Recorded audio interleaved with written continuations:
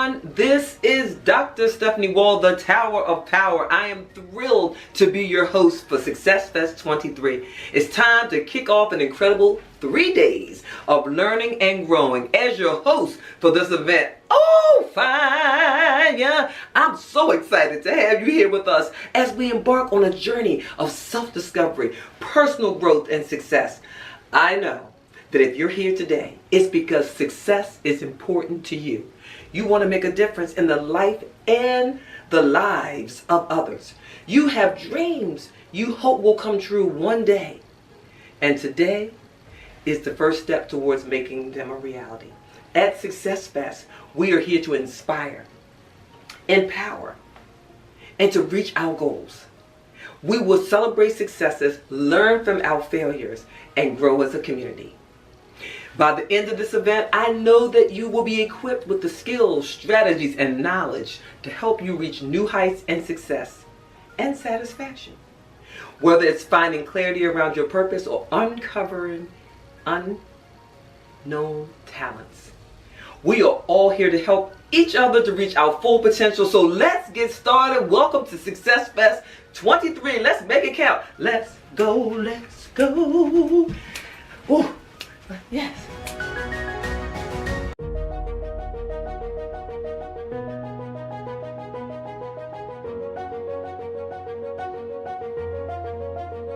All right. Now listen, y'all. I got somebody even more special in here. Oh my God, I'm excited. Y'all see that on her screen? What does it say? I didn't come to play. I came to win. We must know who this person is. Who did not come to play? Who came only to win, right? So I need you to introduce yourself, who you are, and let us know that you came to win. That's it. Thank you, beautiful. Thank you so much. I am the Nicole Johnson. I am the founder and CEO of Girl Your Money Matters. And it's affectionately known as the gym, where we have all sorts of exercises to help you get financially fit. And so this dream, this passion, this desire flourishes out of my hope to help women get their money and their finances in order so that they don't have to stay in detrimental situations because they can't afford to leave, right? Ooh. We have some women who are, he controls the money. We may have some men out there where she controls the money. Just flip the script and come on and take the message. Because the goal is, in this day and time, is so much money to be made working from home, creating streams of income from home. And my goal is to make sure that you understand how to do it, because I did not come to play with you. I came to help you win. Oh my goodness. That was like a mic drop. That's all I can say. But you touched on a point that is it's a very touchy subject. Why? Because, even for so many women, we live with these stories, right? Of, in a way, us being in bondage, right? Kind of being trapped.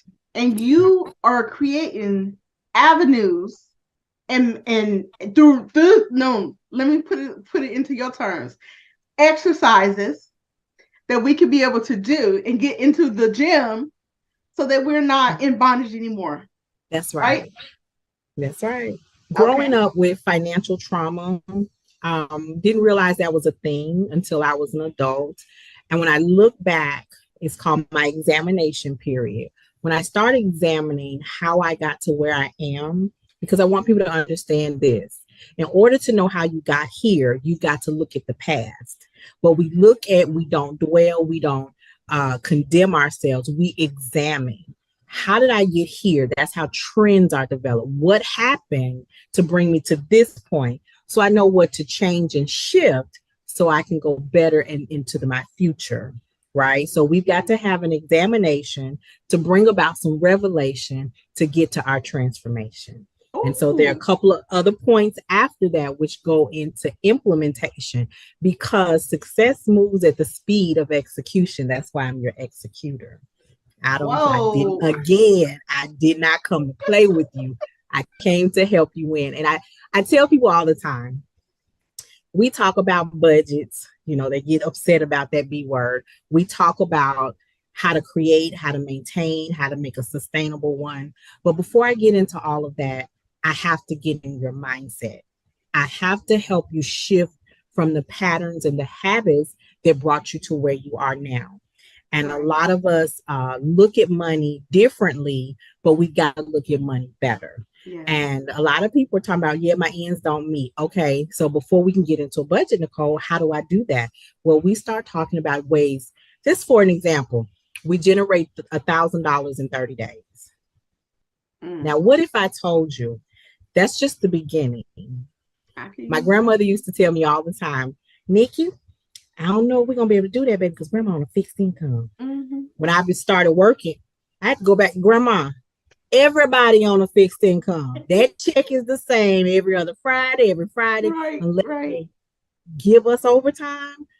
But what I like about working from home, I don't have a cap on the money that I make. Wow. Now, what job can you go to and not have a cap on the money that you make? So for those ladies who, have decided to be a stay-at-home mom, and now you're in a situation where you're being controlled because you don't have a means of generating income, baby, you do now. What? And you do not have to stay there in bondage anymore. See, I told y'all, she did not come to play. She came to win. It might be somewhat of a sweet and sour situation that you may have experienced, but Nicole is telling you and providing you those exercises inside the gym, right? That's to be able to learn. So share with them just quickly, what's your title of your talk, right? Your presentation, and what can they expect from it? So we're not going to play around with numbers just because we're talking about your budget. So my talk is 3 successful money tips. And we're going to talk about, and it's just the beginning, because the goal is to help you shift your mindset. So I don't want you to come in thinking, oh, I got to deal with numbers. I got to look it up. I came to motivate you. As a matter of fact, I don't know if they can see my shirt. It says she motivates, inspires, empowers. She is the Nicole Johnson. I am she. I think once people understand that when I shift my mindset and create a new relationship with my money, all my things start to change. And this is the one important thing that you have to understand, is that life hits differently when our finances are in order. And if you don't believe me, I need you to follow me at girlyourmoneymatters.com and give me a chance to help you understand exactly what that means. All right, y'all. Now listen, the thing is though, I need y'all to follow her into this gym, and listen in on what Nicole has to say. And actually, I want y'all to actually participate in these exercises. So thank you so much, Nicole, for sharing, for dropping those gems, for rolling out the mats that we need to be getting on into these exercises financially, right? To get things so that we have more control over our life, especially as women. So thank you so much for joining. I'm bringing the towel. I'm bringing the towel. We're going to wipe the sweat off, but we're going to give a full workout so that you can understand how you can win. All right, y'all. See y'all in the gym.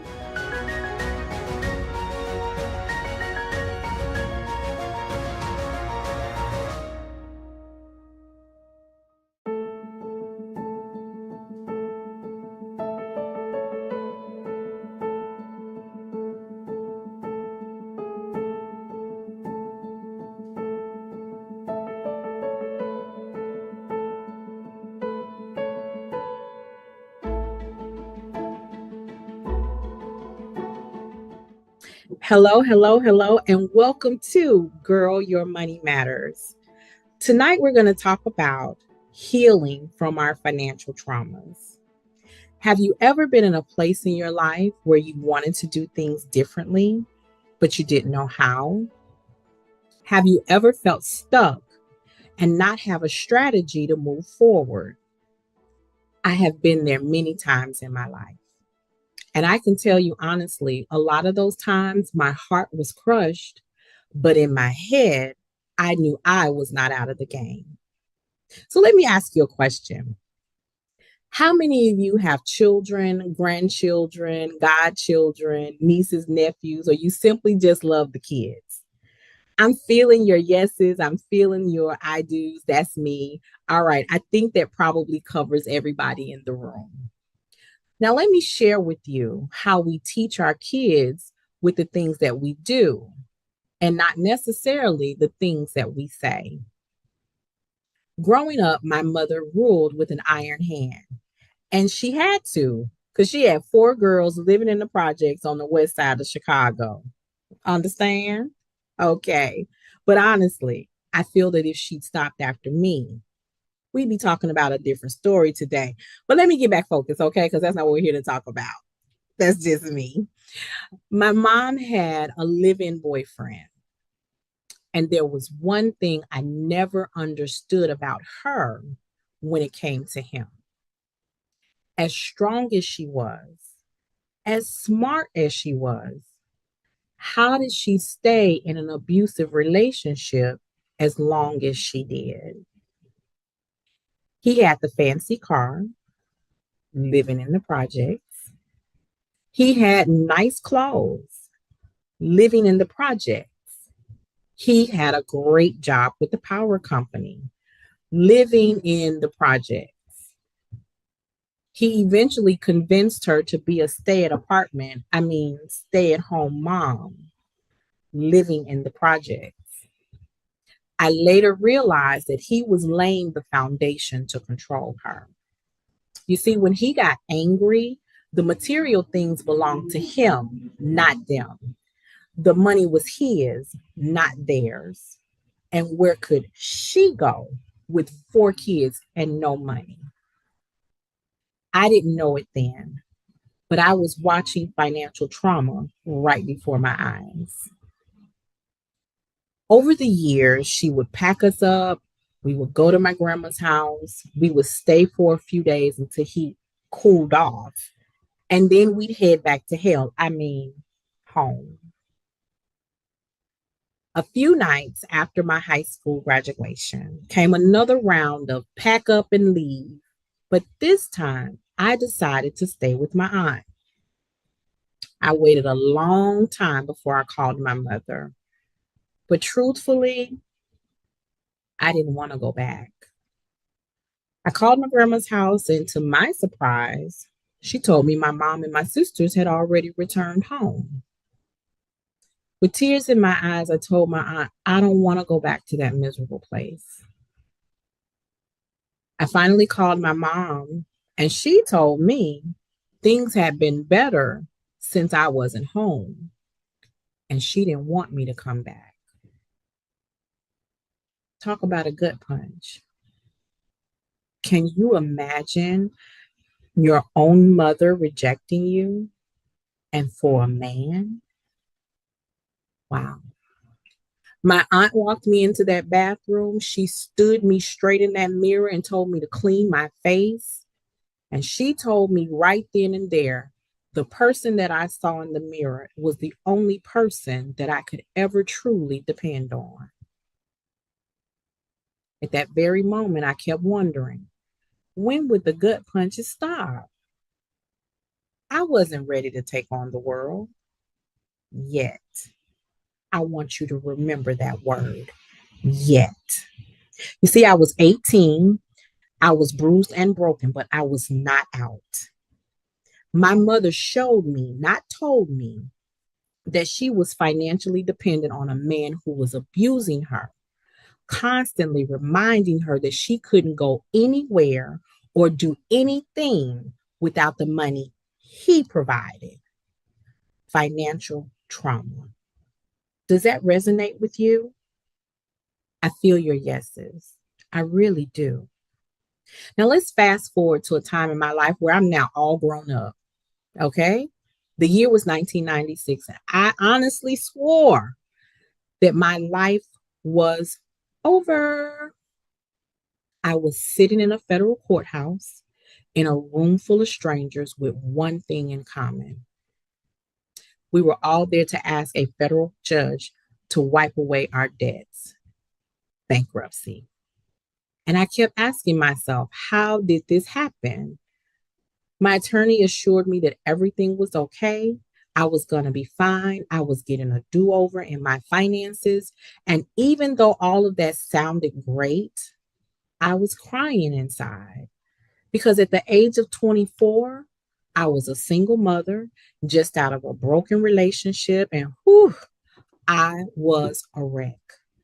And here I am again, stuck with no strategy on how to move forward. I was emotionally broken. I was mentally broken, and to add injury to the insult, I was now bankrupt. Okay, so come forward with me. Now we're in 2008.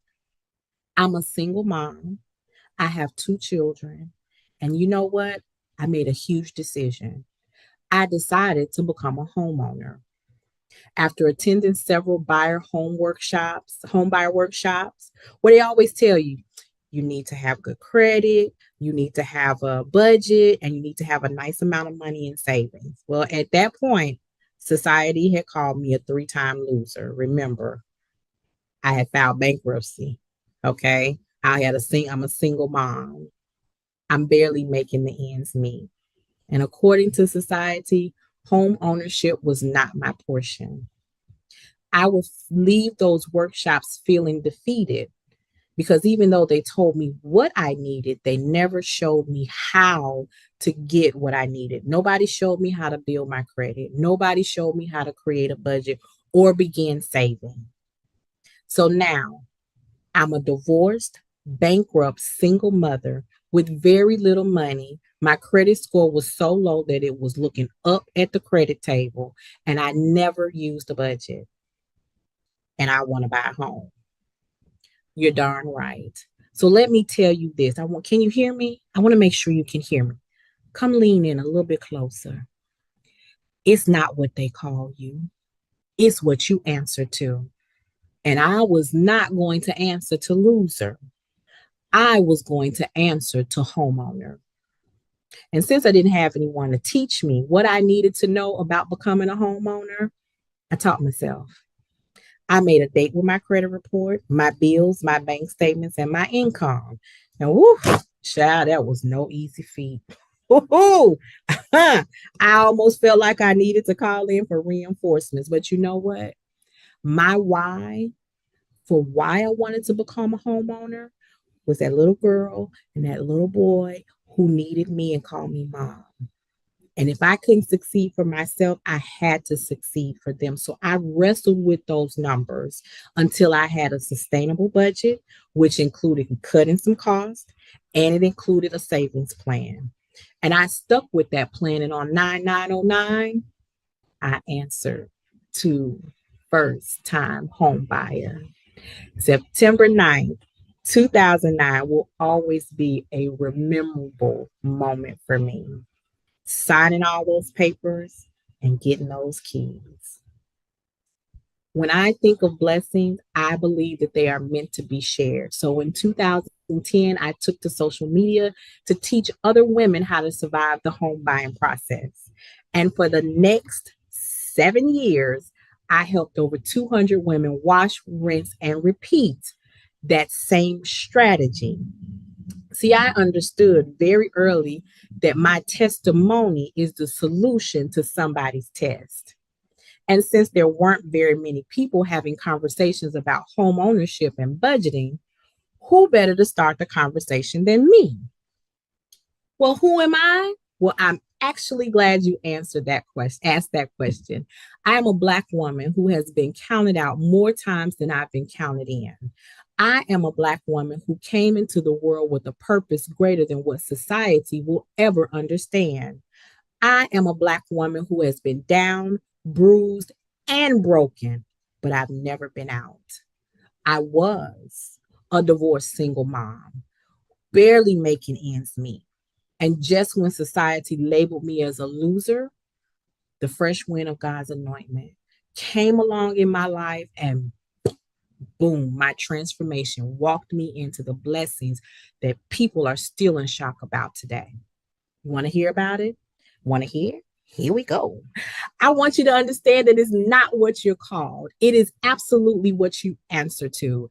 I am a college graduate. I completed my master's and my law degree at the same time. Nobody taught me that. I taught that to myself. I am a successful business owner who has helped over 200 women not only wash, rinse, and repeat, but I've built other business owners. But wait, there's more. When I purchased my home, I spent less than $2,000 in out of pocket expenses. I only needed $602 and some change at the closing table, and I locked in a 2.25% interest rate. There's some people that are still asking me over 10 years later, how you do that, Nicole? The financial trauma that I endured as a child became the foundation of why I help women create streams of income from home so that they don't have to stay in abusive relationships because they can't afford to leave. Today, I am the Nicole Johnson, founder of Girl Your Money Matters, and it's affectionately known as the gym where we have all sorts of exercises to help you get financially fit. And today, I am going on a journey with you to start your full and complete transformation of healing from financial trauma and breaking financial dependence so you can have the financial freedom that you desire and have the financial life that you deserve. Now, listen, here's some things that I want you to do because I have a free gift for you. Let me make sure I get all my ducks in a row before we wrap this up. I want you to go to girlyourmoneymatters.com and download my free guide, How to Decrease Your Expenses and Increase Your Savings. See, when nobody told me how, I created tools and resources to help the next woman know how to do exactly what I didn't know how to do.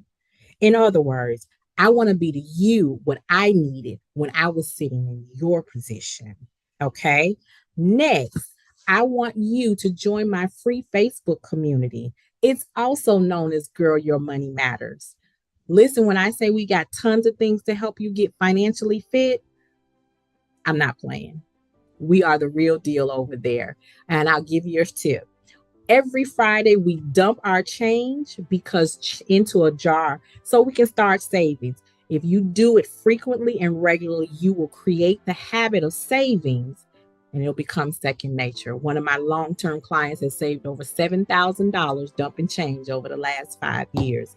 It is her daughter's college fund. Now listen, I'm going to go get ready to meet you in the gym. But on this short break, I want you to do something. I want you to think about this. What would you do for yourself and your family if money was not a factor? That's deep, but that's just the beginning. And I'm going to leave you with this. I did not come to play with you. I came to help you win. Now go get ready and meet me in the gym.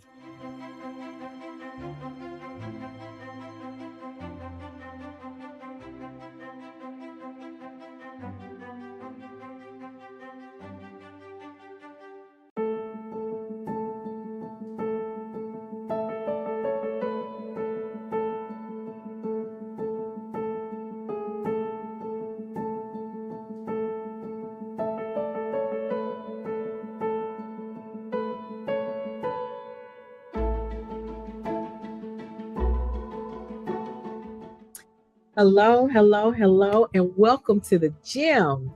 We are here at Girl Your Money Matters, affectionately known as the gym, where we have all sorts of exercises to help you get financially fit. So listen, I had to get some things together for you because our next section is a whole workshop where I'm going to talk to you about how to start your full and complete transformation on healing from financial traumas.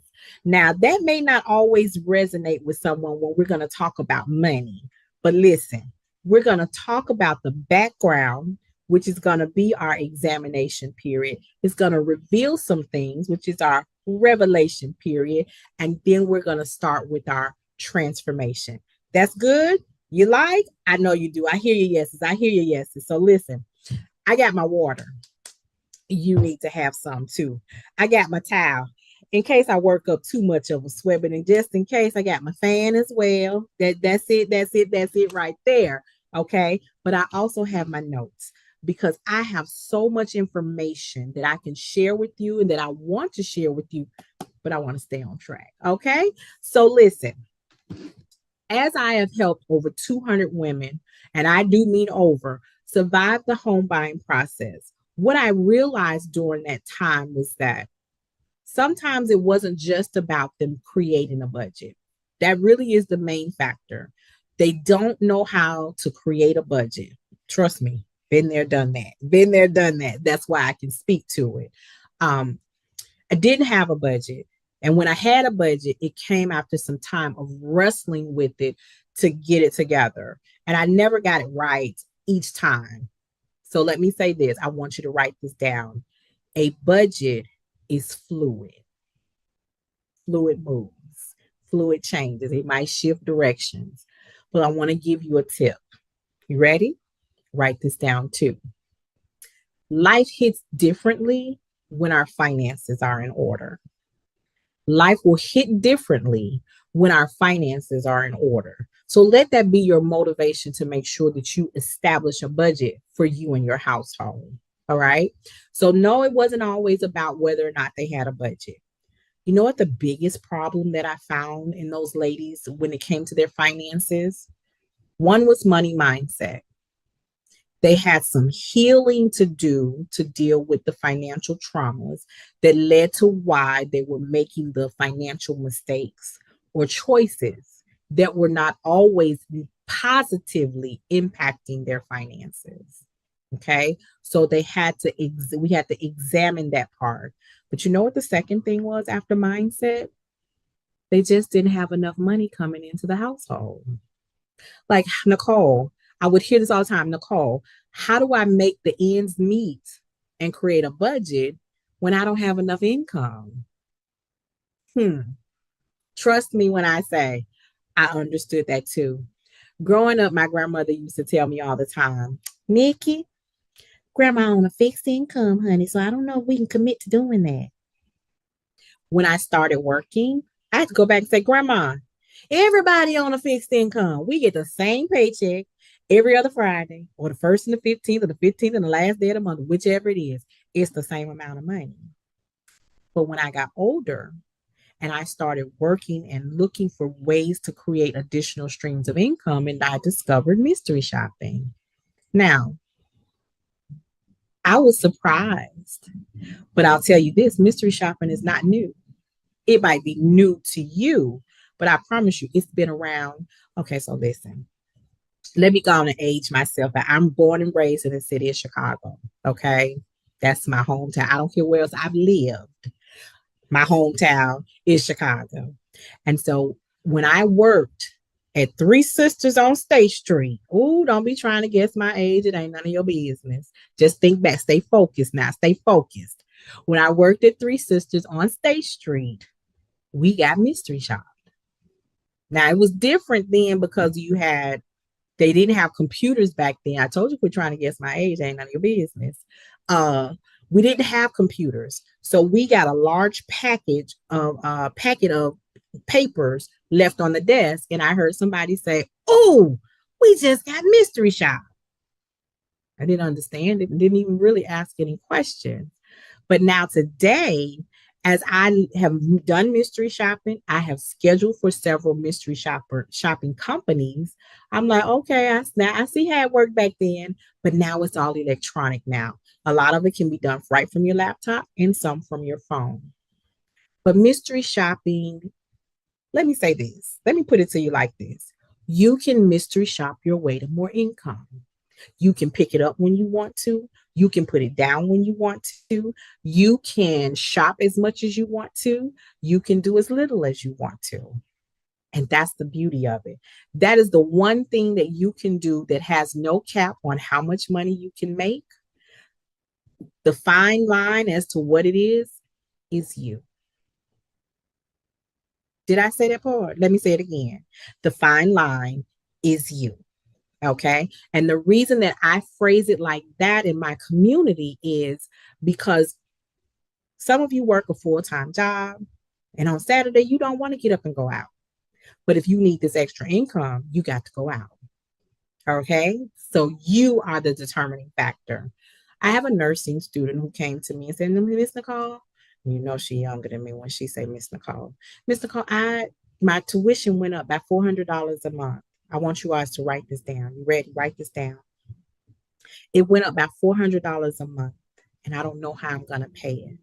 I had her jump in a meeting room with me. I shared some screens with her. I showed her some resources and showed her how to make $400 a week.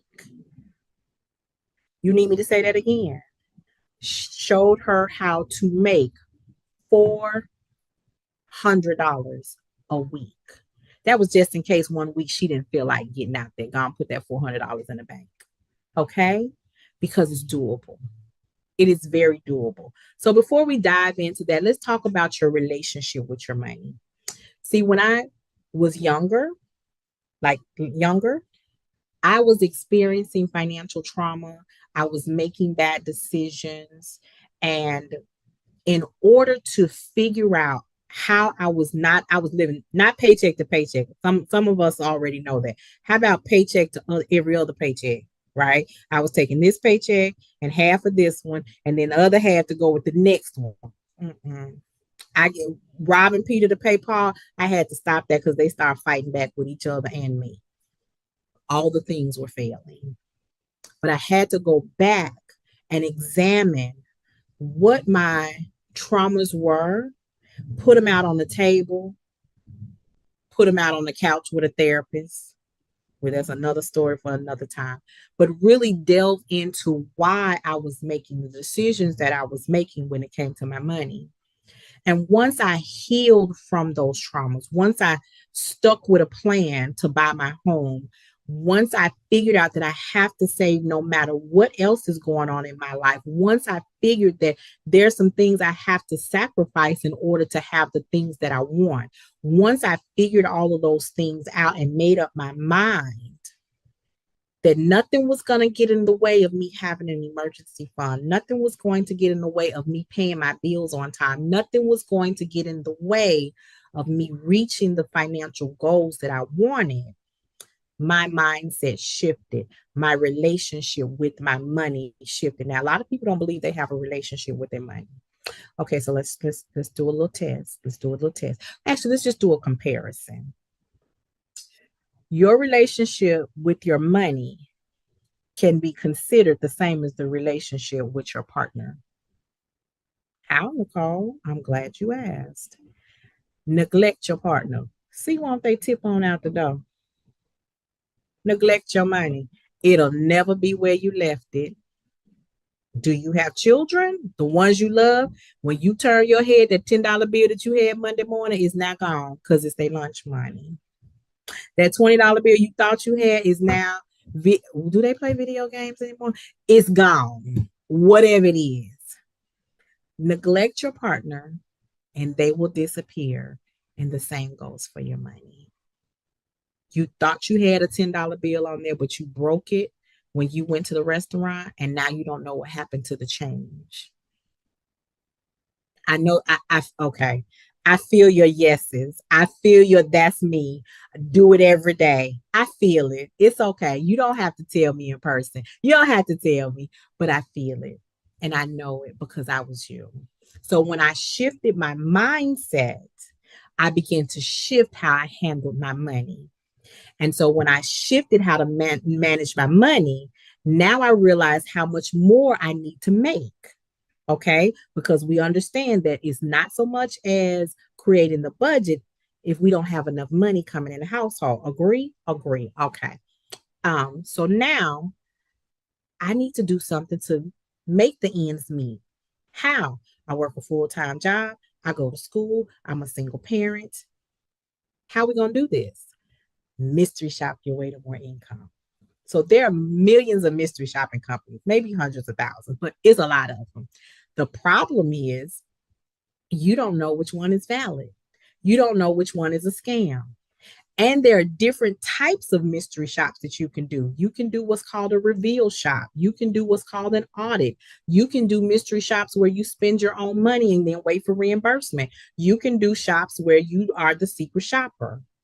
There is a ton of stuff. And I do mean a ton. So let's kind of talk about that. Let's delve into that real quick. All right. So, mystery shop, mystery shoppers are hired by corporations. Let's talk about what it is. Hired by corporations to go in to see if the staff is doing what the employees are trained to do. You might think of it as undercover boss. Same thing, but you got one boss who's going into an establishment, whereas you have major corporations who contract with companies who contract with people like me and you to go into multiple facilities all over the country. What kind of mystery shops have I done? So I've done what's called bar shops. I've done restaurant shops. I've done audits.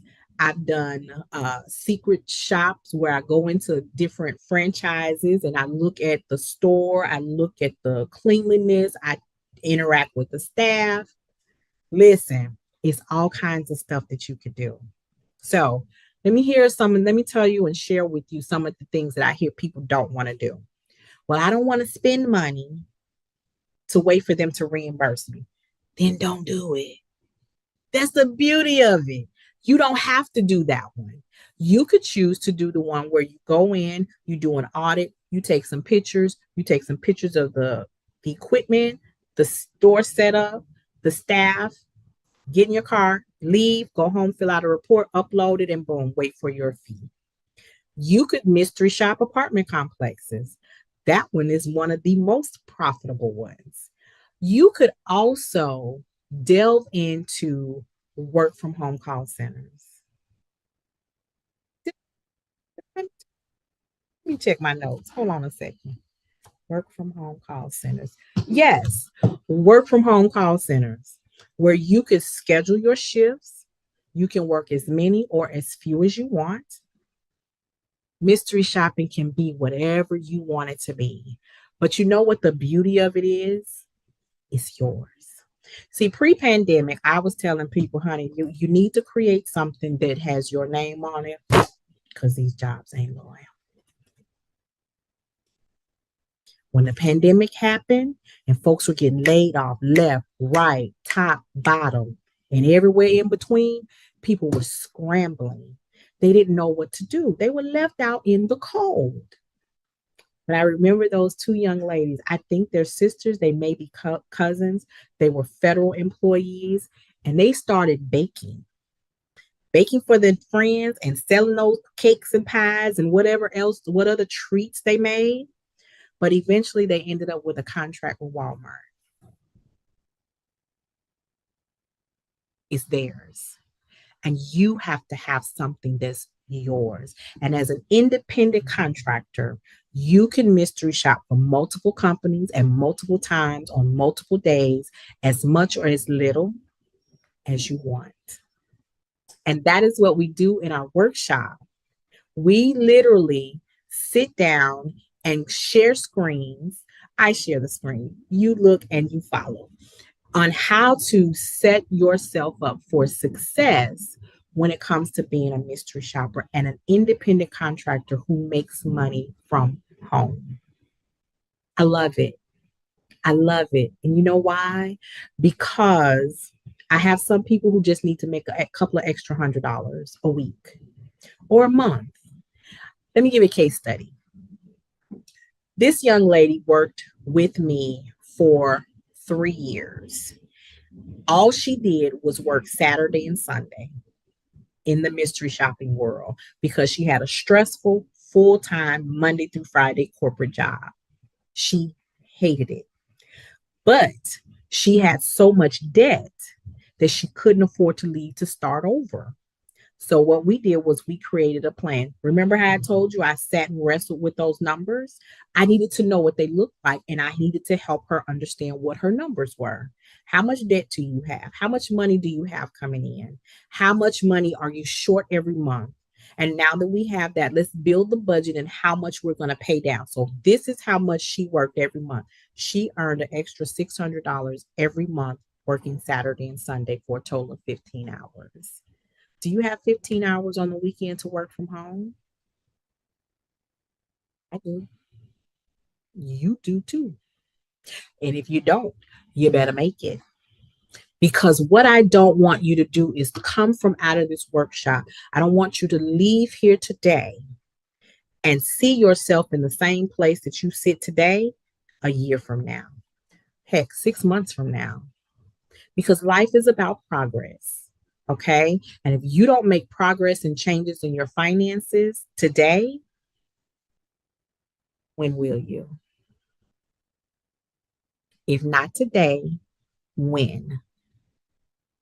Because they say there's a recession coming.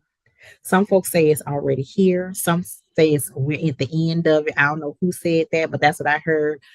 But regardless to whatever, if you need to make extra money, you need to start now, because what I've done is help people during the holiday season create income and not debts. And what I want to see you do as of today going forward is to create income and not debts, right? I want you counting deposits, not bills. Now, that's a money mindset shift, which I made a long time ago. And I need to know that you're on board to do the same. I feel your yeses. I honestly feel your yeses, okay? So let me make sure I'm on point. We talked about money mindset reset. You have to reset your money mindset when it comes to how you handle your finances, right? We get off in the gym, honey, and we get deep with it. Now that you know that you need to mindset shift when it comes to your money, now we working on your money relationship, how you handle your money. What are some of the things that I could do, Nicole, to handle my money differently? Well, I'm glad you asked. I sure do appreciate it. You start by labeling your money, right? What does that mean? I'm glad you asked that question. Y'all been asking some good questions. Y'all was good. Ooh, y'all made me drop my fan. You're such a good audience. I want you to label your money. So if you got $500 in your checking account, you need $200 to pay the bills out of the checking account.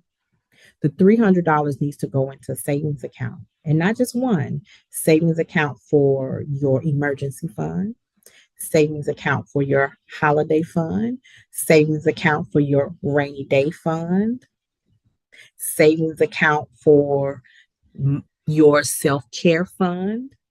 Whatever those funds are, you need to label them differently.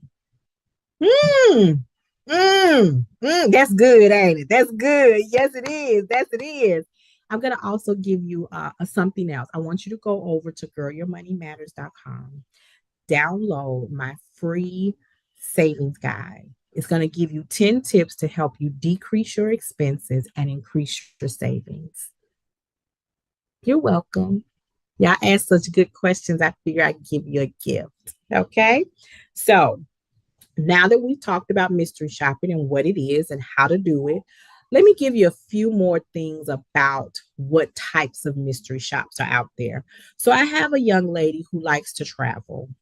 And so she tends to like to go to exotic places. Well, pre-pandemic, and I do expect it that they will return, there were some places where if she was going through the airport, she could do a mystery shop for some of the stores that were in the airport.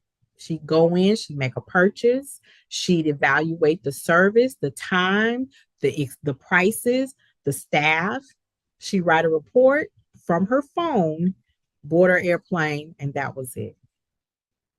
Simple enough, right? Can you do that? There's another type of shop when I told you about a bar shop. Well, yes, I have to spend my money. Okay, so let me help you make sense of this. But this may not be for everyone, but it works for me. All right. And there are quite a few people who like to go to the bars. What kind of bars? I told you y'all asked some good questions. You generally it's a bar shop that's associated with a hotel, the Marriott, one of the major chains. Okay. And what you do is you have a spending allowance. You're going to go sit at the bar. You're going to talk to the bartender. You're going to rate his customer service or hers. You're going to see how they interact with you. And if you order, you're supposed to order a basic drink. Chad, don't start me to calling out no basic drinks. Don't do that. Y'all taking me away. Okay. All right. A basic drink. And then the goal is to see if they offer you top shelf. Okay. Now that's okay. So they offer you top shelf. And now how do they measure it? Do they pour it directly from the bottle? Do they put it in a jogger? What do they do? You got to notate that. Okay, you pay with cash. Part of the role. How do they handle the cash? Do you get change back? Is it exact change? Do they keep the change and only give you the dollars? Rate the transaction. Okay. Now, not only can I go to the bar shop and get a drink, I also have enough to bring a friend. That sounds like happy hour, right? You was going to spend the money anyway. Now you done spent the money and somebody's going to give you the money back plus a little bit more. It's a win-win situation. So you go and have you a few recreational spirits. Okay. Have a good time. Have some laughs with a friend. You go home and you write a report. That's the fun part. What else can you do? I could spend an hour and a half. Okay, so let me give you some strategy. Y'all ready for some strategy? I think you've earned some strategy because you guys have asked great questions and I love it. I love your interaction with me. All right. So, my nursing student who needed to make an extra $400 a month, I sat her down. I showed her how to apartment shop. Okay. Apartment shop. And I showed her 3 different locations in which between the 3 of them, she made $375 in a week. She could have added one more, which would have taken her over the top of $400. So that's 1, 2, 3.5. So let's just roughly say about 4 hours for the week to make $400. You got 4 hours to get $400? You don't. So how's that bill gonna get paid? How you gonna buy those? What the song say? Baby need a new pair of shoes. Plus you got light bill due. Come on now. Come on. Come on. I got my purple towel over here. I got my purple towel over here. How you gonna pay the rent? All your money spent. Mystery shopping. Mystery shopping. And the beautiful thing about it is that you can do it Monday through Friday. There are some restrictions that you can't do on the weekend, but there are plenty that you can. And that is what I want to teach. I want to make sure you understand that you can mystery shop your way to more income. Inside the workshop, which I definitely hope that you all will take, join me in there where we focus on creating and generating $1,000 in 30 days. Did you? Yeah. You still there? You okay? You can get up off the floor. Yes, you can. From the comfort of your own home, you can generate $1,000 in 30 days with mystery shopping. I told you I did not come to play with you. I came to help you win. Let me tell you what the strategies have helped people do. So one of the young ladies who started, she saved enough money in a 6-month time to help increase her down payment to buy her first home. Another young lady was out of work for 3 months. She had been saving change every Friday for multiple years, that when her son got sick and she had to take a leave of absence, she was able to keep her job, but she wasn't getting paid for that time off. She turned in that change. It paid her bills for 3 months. When I tell you that what I teach you will change your life, for the better. It will change your finances. It will help you develop new strategies so that you can pay down debt. My favorite, well, I can't say I have a favorite. One of my favorites, very seasoned lady, Miss Cynthia. Love her dearly. She came to me 2 years before she was ready to retire from the federal government. She stopped me in the hall and said, "Hey, I need to talk to you. I've been following you for some time." I was like, "What's your name?"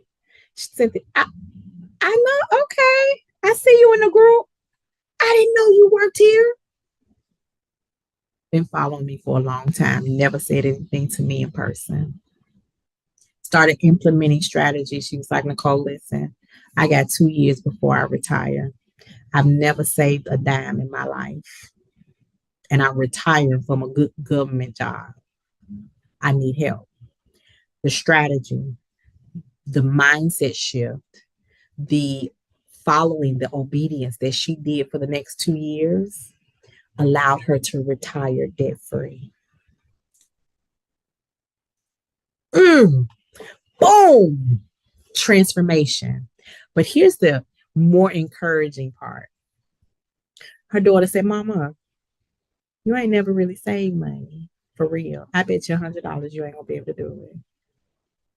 Say it be your own kind." But you know what? That was her motivation. So not only am I debt free, I got some money in the bank and I got your extra $100. Perspective. Mystery shopping is so versatile. Listen, I live in Dallas. When I travel to Chicago, I can mystery shop from the same account in Chicago. Listen, I don't want to pay all that money for that extra stuff up there. Let me do a few mystery shops while I'm there, make a few coins, get paid for these shops. That money will be back in my account by the time I get home. Perspective. Mystery shopping can change your life. Having the know-how and the strategy will change your life. Okay? So I've given you the money mindset discussion. I'm checking off my notes, right? I'm making a list. I'm checking it 2, 3 times. I've given you the idea of how to create more money. Okay? And I'm going to stop there because I want to talk about some of the things that people have said to me over the years as I've been teaching this. And one of the things most recently said was, "I've known people doing mystery shopping for years. I never dreamed that there was somebody out there teaching them the right way to do it." And that is what I am. I'm your teacher. I'm your online coach. I'm going to make sure that you know how to do it, because when I was trying to get that house and they told me what I needed to do, but they never taught me how to do it, that was a horrible feeling. And I'm not going to let you leave here with a horrible feeling. I want you to leave here inspired and motivated, knowing that if you will trust in yourself enough to do something differently, you can accomplish those goals and dreams. See, I told you, I asked you, if money were not a factor, what would you do for your family? See, when somebody posed that question to me, I wanted to make sure that my grandson never understood what student loan debt was. Because grandma set up a fund for me and my college tuition is paid. Can mystery shopping do that? If you work it right, if you stay dedicated to it, it absolutely can. I have watched people, and as a business owner who paid people to do mystery shopping, I've cut checks with commas in them. Okay, 5,000, 6,000, 8,000. I used to ask them, when do you sleep? I'll sleep when this drive is over. Because see, this money that I make this month is going to carry me for 3 months. That's some perspective for you. So now I'm going to pose another question to you. See, I wanted to know, what would you do for your family? if money were not a factor? Here's my other question. Are you willing to do it? Yes, I'm getting all in your business. I really am. But that's because here in the gym, I told you we get deep with it. See, making more money is one part. Knowing what to do with the money once you make it is the other part. See, I don't want to help you make more money so you can shop more. Uh-uh. I want to help you make more money so that you can start paying off that debt, paying off those cars, buying the home and then paying it off, turning the home into an investment, making sure you get more bang for your buck, making sure that every time you decide you want to go on a vacation, you're not leaving the light bill unpaid or the car note unpaid, and you got to deal with that when you come back. I want you to be in a position to be able to take 10 people on vacation and you foot the bill. That's what I said. So that's a money mindset, not just about making more money, because we can all do that at one point or not. Are you willing to do what it takes? That means somebody looked at me and told me, Nicole, I see that you are willing to do things differently. Yes, I am. And not just do things differently. I'm here to give a hand up to help other people do things differently. Because there was a time when somebody said what I can't have. Whitney Houston song, Tell Me No. Oh, baby, that is my theme song. Tell me no, and I'll show you I can. But blessings are meant to be shared. I want to talk about some mindset again, and then we'll talk some more about how you mystery shop your way to more income. But let's get to the mindset. I tell my community members all the time, I want to be Warren Buffett and Oprah Winfrey rich. Not just the rich in the dollars. Like Oprah walks in a room and Warren Buffett could be in that same room. And she'll wave and say hey, and he wave and say hey. And guess what? They both rich at the top. It's plenty of room. Nothing he does impacts her. Nothing she does impacts him. They share space. They say hello, and they both go on with their riches. It's enough room at the top for you, and me to all eat. But it's the bottom that's crowded. Down here at the bottom, oh, I'm getting up. Oh, no, you ain't. Oh, she getting up. No, she ain't. The bottom. I'm not trying to stay there. And once I go up, I'm going to reach back and pull somebody else up. Those 200 women, I brought them up. I don't look for accolades or anything. When they get their keys, when they got those keys, a lot of them, Nicole, I need you to FaceTime me. I need you to turn your camera on so you could see me walk through this door because I couldn't have bought this house without you. That's what I want. That's what I want for you.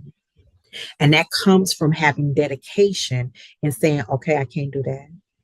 I got to let this go. I can't do that. Girl, I can't go out with y'all. I can't spend $80 on Taco Tuesday for them 2 drinks and some tacos that don't even taste good. Now I can spend $30 and we can get together at my house, and you spend $30 and we get together and we make some that because my tacos taste better anyway. That's money mindset shifting. And if you want to make more money, you got to make more mindset issues disappear. You got to figure out in your mind how you're going to handle your money, because if you can't handle money, making more won't help you.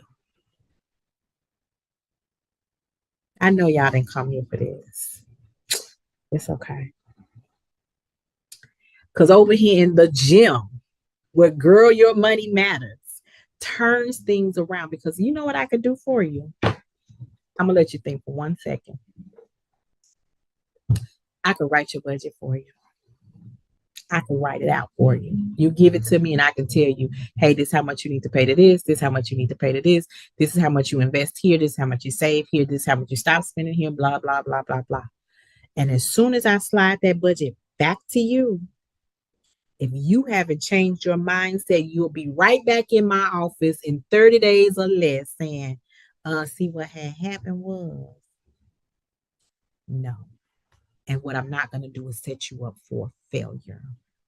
So we teach you how to make more income to give you some relief in the budget, the one that don't exist, but that's okay. Step one is to make more money. And then once you make more money, then we start working on how to budget better. And then once you start budgeting better, now we're looking at money success. And that's the goal we're all on. So, mystery shopping your way to more income will change your life. The boot camp will change your life. What I have to know from you, or better yet, what you have to know from you. When you schedule yourself to work 4 hours on a Friday night and your girl called, girl, I'm so mad. They done ticked me off. You want to go to the club? You want to go out to eat? Will you say, forget the shifts you scheduled for and go eat, spend money that you was already tight with? Or you going to sit there and make money because that's going to get you 10 steps closer to your goal? It's all up to you. This is the one thing that when it comes to how much money you can make, it sits on your shoulders. The choice is yours. I'm here to walk with you. You know, I'm fluffy, so I don't do too much running, but I skip to Malou with you. I'll trot along with you, but I'm not going to drag you to your destiny. I will never drag a person to their destiny. But here, Girl, Your Money Matters, we will celebrate all the small steps that lead to the big steps that lead to the major changes. So mystery shop your way to more income. A 30-day boot camp is a tool to help you really change your money mindset, your relationship with money, how you generate more money, how you then start budgeting better, and then how you start getting on the road to a complete and full transformation in your money relationship, your money goals, and all the things that you need to live a financially free life.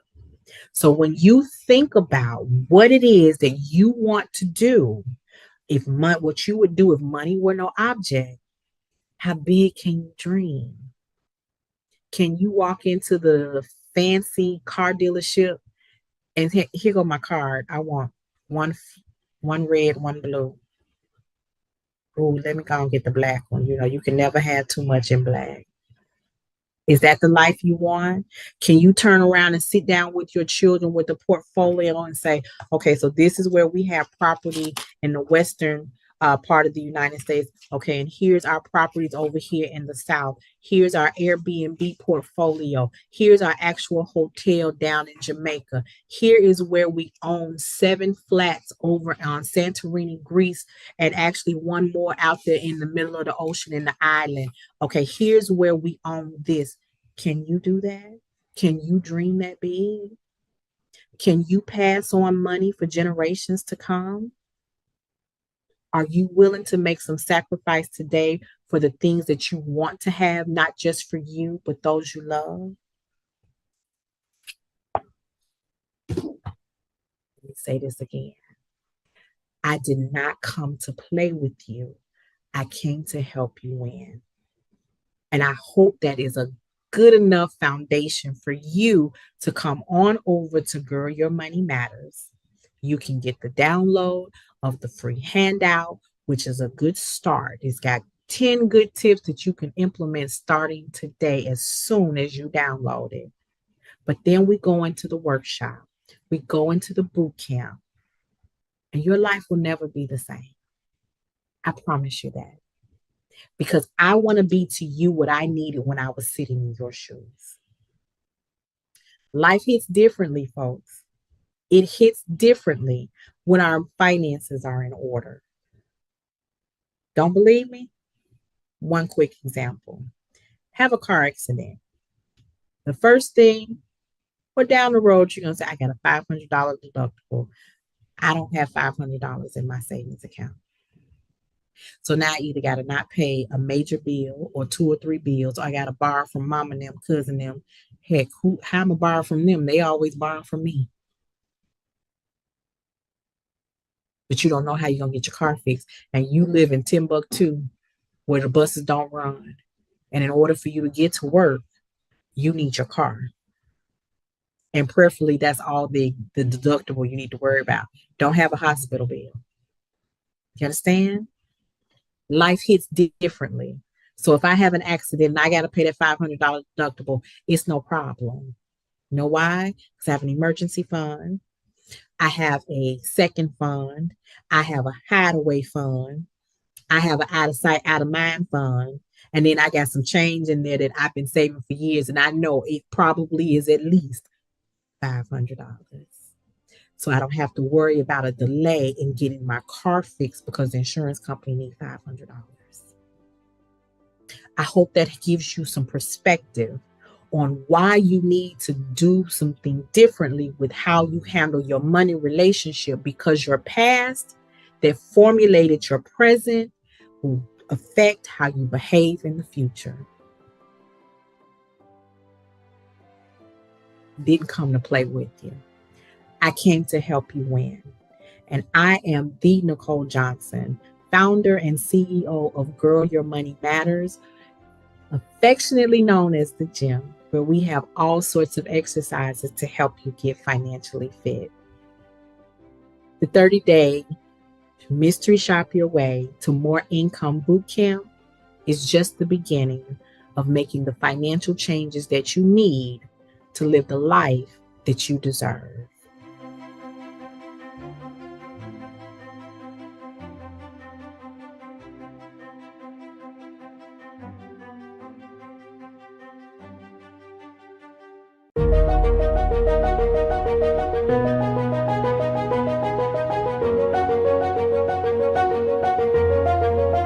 All right, it's Dr. Stephanie Wall here with Dana D. But look, she's going to tell you Danielle to others, but for you all, DD. All right, so Danny, tell the people how you serve the world. Like, how do you serve up success? I like to say, for me, I know the premise is I've made a lot of mistakes in life. So part of the way that I help serve is just to be transparent about certain mistakes that I've made. And hopefully something that I say can touch my audience to where they don't make those same mistakes, or either know how to come out of those same mistakes or similar mistakes. That's how I pretty much see it. I love that. I love that. What is the title of your keynote? Because you all, the next voice you're going to be hearing is going to be Danny D. So Dan, what is your title? Ready, set, go. 4 ways to revitalizing your life today. Ready, set, go. 4 ways to revitalizing your life today. Now, I'm loving this. That's it. All right, so give us now, don't give away all the meat and potatoes, but tell us like kind of what the people that's going to be coming into your workshop and your keynote, what can they expect to leave with? First, leaving with 4 ways to revitalize your life today. I'm hopeful they can do that. And as I said, transparency, letting the audience know that we're the same. We're humans. We go through some of the same challenges, some with more extreme than the others. But at the end of the day, there is a way out. There is a way out. And hopefully something that I'm saying today can change their perspective to see that there's light at the end of the tunnel. And lastly, so everybody, you know, and even I like to say on my show that I talk about what is the thing that propels you to doing and serving the way that you serve? What is your why? Man, it was tough. As I kind of say in my speech, you know, I come up from single parent household, having a child early out of wedlock while in college. I know about that, and just the climb to just live day to day can be just challenging, you know? And as you've seen in the news, people are succumbing to that. Some people are feeling like there isn't a way out. This is the end. And that's what, you know, my creator laid on my heart to talk about, is that there is a way out. And I just named 4. There's several, but I just named 4. And hopefully those 4, the audience will be able to cling to and get to the other side, because there is a positive other side. I love that, Danny D. So listen, you have heard it here. You better come up in there and get those 4 ways. She said it's going to be, there's more than 4. But listen, she's going to give you, you know you're going to leave there with 4. And right now, if you have none, no ways, you're going to leave with 4. 0 With 4 4. 0 4. Come on, let's do the math, folks. Yes. Let's see you in the room right now, and tell us that title one more time. Ready, set, go. 4 ways to revitalizing your life today. Get in the room, people. Get in Come the on, room. see y'all in there. What's what you see?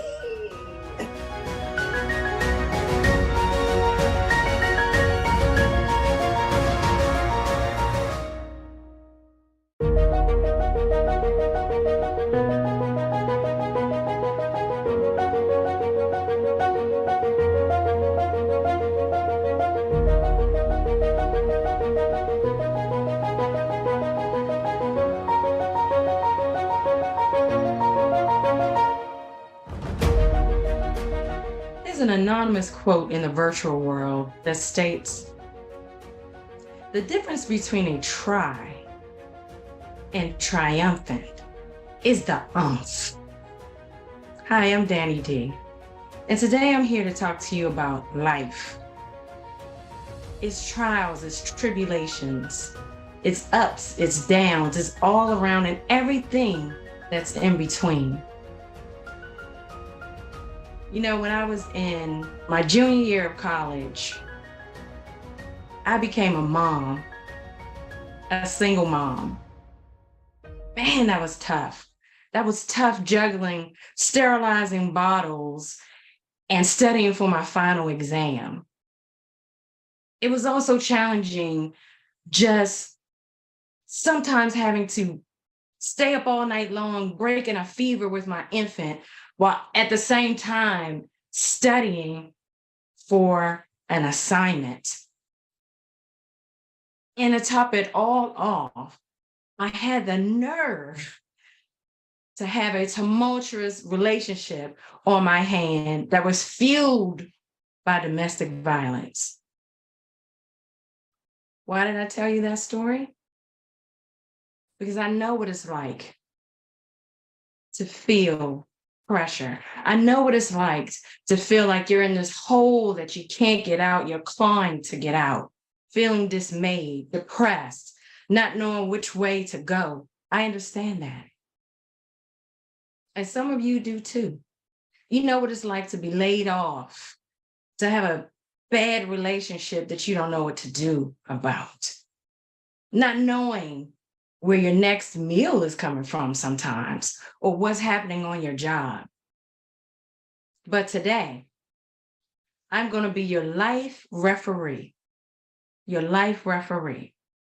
I'm going to show you 4 steps to revitalizing your life today. You can do this. Step 1 is to faith it. To faith it. There are plenty of self-help books and plenty of life coaches. You see a life coach for everything: relationship coach, sex coach, math coach, relationship coach, life coach, every type of coach you can think of. But there's nothing like having a coach in your faith. For me, one of the great books that I like to read has a chapter called Genesis. And my favorite chapter is chapter 1, verse 28, where it says, "We were created to rule and to reign on this earth."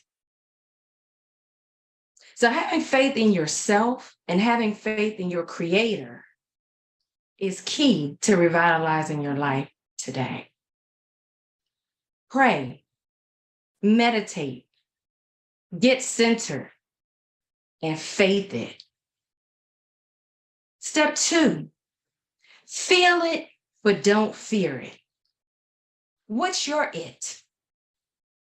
Is it a job interview? Is it a pending court case? Maybe a divorce?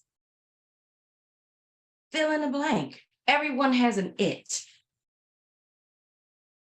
But as a flag on the play, even though we have our it, you can have negative feelings about negative situations, but feelings are only an indicator of where you are emotionally. It should not be a regulator of your actions.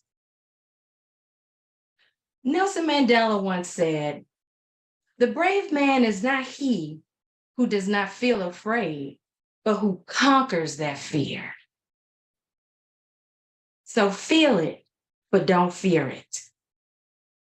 Step 3, fuel it. Use your why to ignite your smoldering and buried dreams. For me, my daughter was my fuel. Again, I think back to being in college and what a time that was for me. Very challenging, but I knew I couldn't quit. I had someone waiting for me to feed them, to take care of them, to nurture them. And I knew I had to make a life for she and I. I had to keep going, no matter what it felt like, through all the court case battles, domestic violence situations. I had to overcome that. I had to overcome that. I had to keep pressing, keep studying, keep going to class, keep doing what I needed to do, because I knew at the end of all of that, between my try and the triumph, I had to have the umph.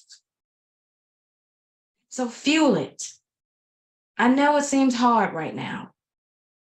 Seems like you can't make it, but use that negative situation to propel yourself forward. And step 4, finish it. Finish it. Distractions are a ploy to get us off track. I want you to imagine a train headed towards its destination, going 155 miles per hour. And all of a sudden, it derails or gets off track, distracted. And what normally happens with that is people are injured or even killed. That's a tragedy, isn't it? It's also a tragedy when we allow our negative circumstances to distract us. And sometimes it's not negative. Maybe it's social media. So I ask you today, what's your distraction? What is distracting you from what your Creator has called you to do in this life on earth? Is it social media? Is it an addiction? Is it fear? Is it insecurities? Is it the opinions of others? Is it unpreparedness? What is your distraction? And when you think about that distraction, I'm calling you to remove that distraction, because we've got to finish. You have to remove all distractions in order to finish the assignment your Creator has given you. So again, I am telling you the 4 steps that not only I feel are vital, these are actually 4 steps that I have used to revitalize my own life. And I say them again. Step 1, faith it.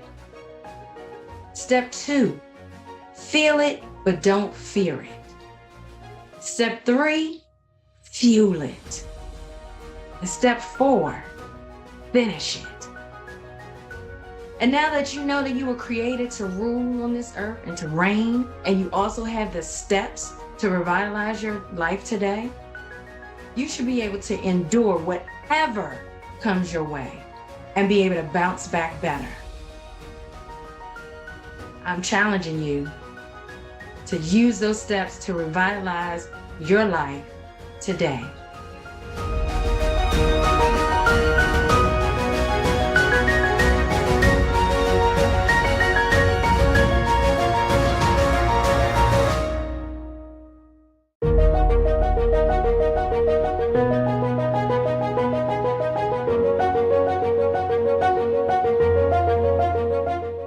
It is Dr. Stephanie Wall here with Jacqueline Claude. Hi. I told her all I had. Jacqueline, tell the people what you got for us in French, Jacqueline. Oui, oui, monsieur. Yeah, oui, monsieur. And all I got is bonjour. So the 2 of us together sound like we got it together. Yes. OMG. Well, Jacqueline Claude, tell the people how you serve, who you serve, and how you help people to succeed.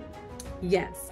Well, my name is Jacqueline Claude. I have been a registered nurse for 20 years. So that right there should tell you who I am and what I do. I'm a servant leader. I've currently been in nursing leadership for the last 12 years. And I also have a desire to serve those that are in need of being healed, in need of being, I would say, delivered from themselves.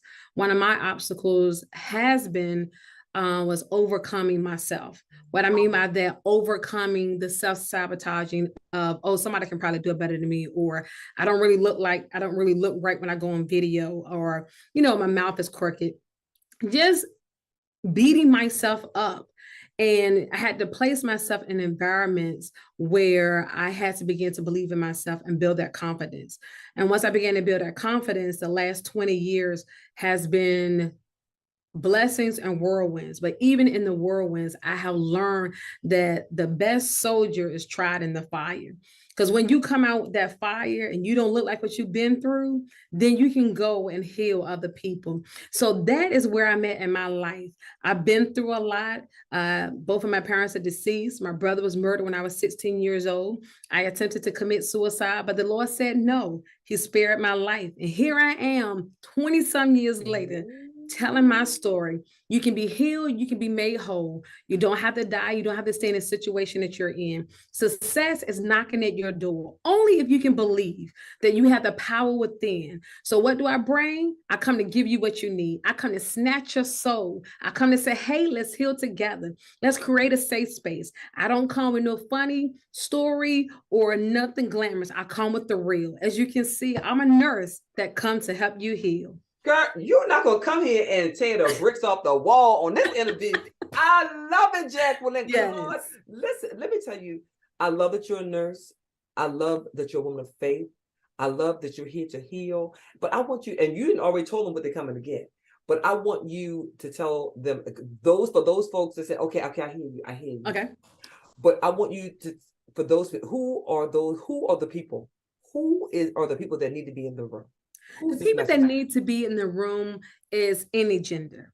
It's not just, we always focus on the women, but we leave the men out. And they crying on the inside, trying to be this strong man. You wonder why he running the house acting crazy, because he haven't released his pain or released his hurt. Those are the people that I'm looking for. I'm looking for the broken people that have potential, but that potential just haven't been tapped in. What do I provide? I provide one-on-one coaching sessions. I have my consulting business, which is Serenity Nursing Consultant. I also have a nonprofit called Faith That Heals. I'm in the process of rebranding myself under Jackie Inc., under one incorporation, bridging two together. I recently released a book with my sister. It's called Prayer Time, The Chronicles of a Mother Devotions Towards the Inner Life. We actually took my mother's devotions and recreated a book out of it. Also in the process of developing websites. So those are the people I want in the room. I want to help you heal before you start on your success journey, because you can't be a true leader if you haven't been broken. You don't know how to interact with your clients. So you should be able to know how to interact with your clients regardless of the income, because you want to build those lasting relationships. So those are the people that I want in the room, the broken hearted and the ones that have the potential, because I'm here, like I said before, to give you what you need so you can be transformed into a servant leader like myself. I love that. Okay, and final question. What is the title of your talk?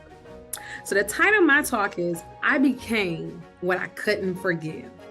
And the workshop is I Am Healed and I Am Restored. So I hope you join me and learn more about what I couldn't forgive and how I healed after that.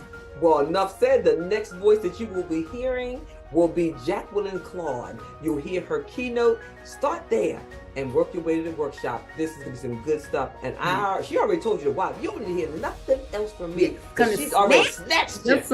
She done snatched you in. All right. So, Jacqueline, I see you in your keynote. I see you in the workshop. You guys, it's been amazing. Check it out. You don't want to miss this. Thank you.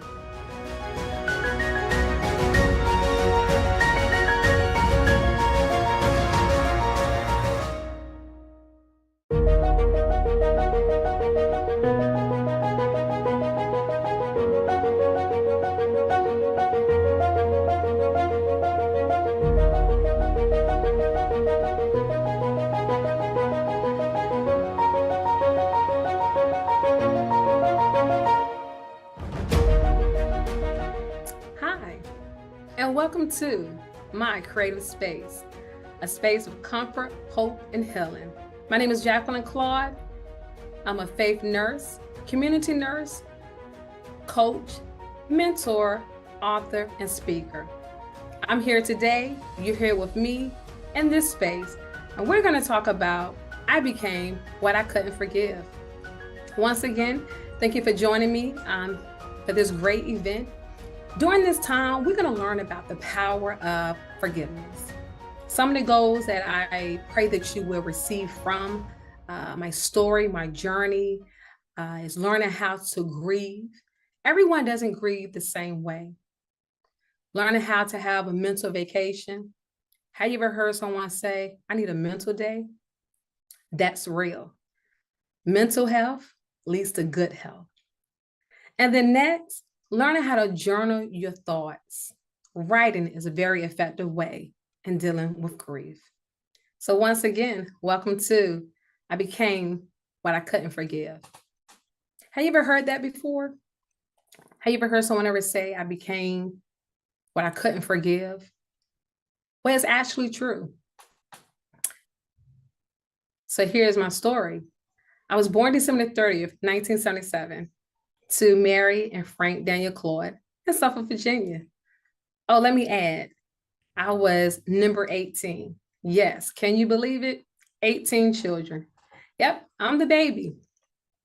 I was born to them, a bouncing bundle of joy. Well, as I came into life, I came behind my brother who had a twin sister who died at birth. Then later on in life, led us to just 17. After my brother got killed, led us to 16 children living. I'm still the baby, which I don't like that saying because I'm older now, but I'm the baby. Even though I was that bundle of joy, that bundle of joy began to grow up in life. At the age of 10 years old, my father passed. There was no more a bundle of joy because at that moment, I felt like what I was going to do. I didn't have my protector here with me anymore. How could he leave me? You know, I never had the opportunity to go to the hospital to visit him because they told us being little, oh no, it's not a place for you. Wait, you'll see him when he come home.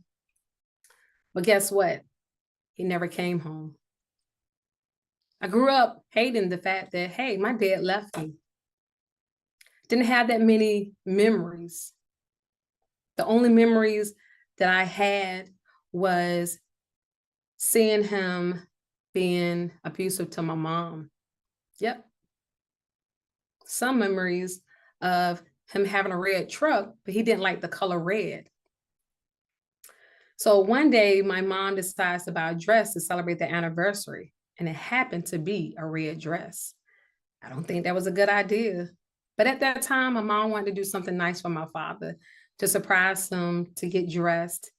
But when he came home from work, a long day of work, it was only but 4 children living at the house at a particular time, because I know some are thinking, wow, that's a lot of children. You're right, it was. My father was a hard worker, he was a provider. And my mom was an amazing mother, an amazing housewife. So he comes home and my mom is getting ready, thinking, hey, we're going to have a great dinner. We're going to celebrate our anniversary. That color red did something to my father. It turned him into a different man. He became out of this angry man. Started hollering at my mother, started fussing. And I'm standing there as a little child looking up at him, like thinking to myself, Dad, really? How could you be upset? Because mom wanted to do something nice for you? Oh, but I forgot. It was a red dress. He didn't like the color red, but he had a red truck. Needless to say, that was just one of many occasions that he was verbally abusive to my mom. And there were times that he was physical abusive. So when he passed and at his funeral, I told myself, I'm not going to cry. He left me. And not only did he leave me, he left me with the hurt of seeing how he treated my mother. So I didn't cry. So I grew up in life hating my father. Yep. And I know some of you might be able to relate. There might be someone that you hate, and maybe you've gotten over it. But I actually hated my father. It wasn't later into life, as I developed a relationship with God, that I really found out I hate my father. How did I find that out?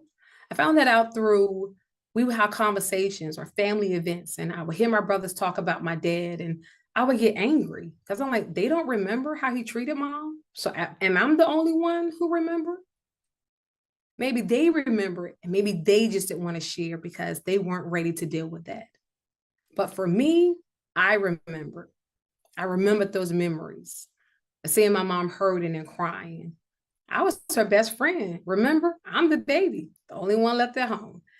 Whenever my mom would walk around the house, I'd be there with her. I became her confidant, like her friend. So those moments stuck with me. So as I grew up later on in life and having gone through failed relationships and not realizing that what I went through as a child was trauma, it was traumatic. So I became what I didn't have anymore. I didn't have that protection.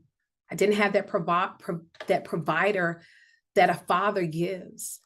I became that angry person when my mom bought that red dress and my father seen that color red and it turned him into a different person. I became that.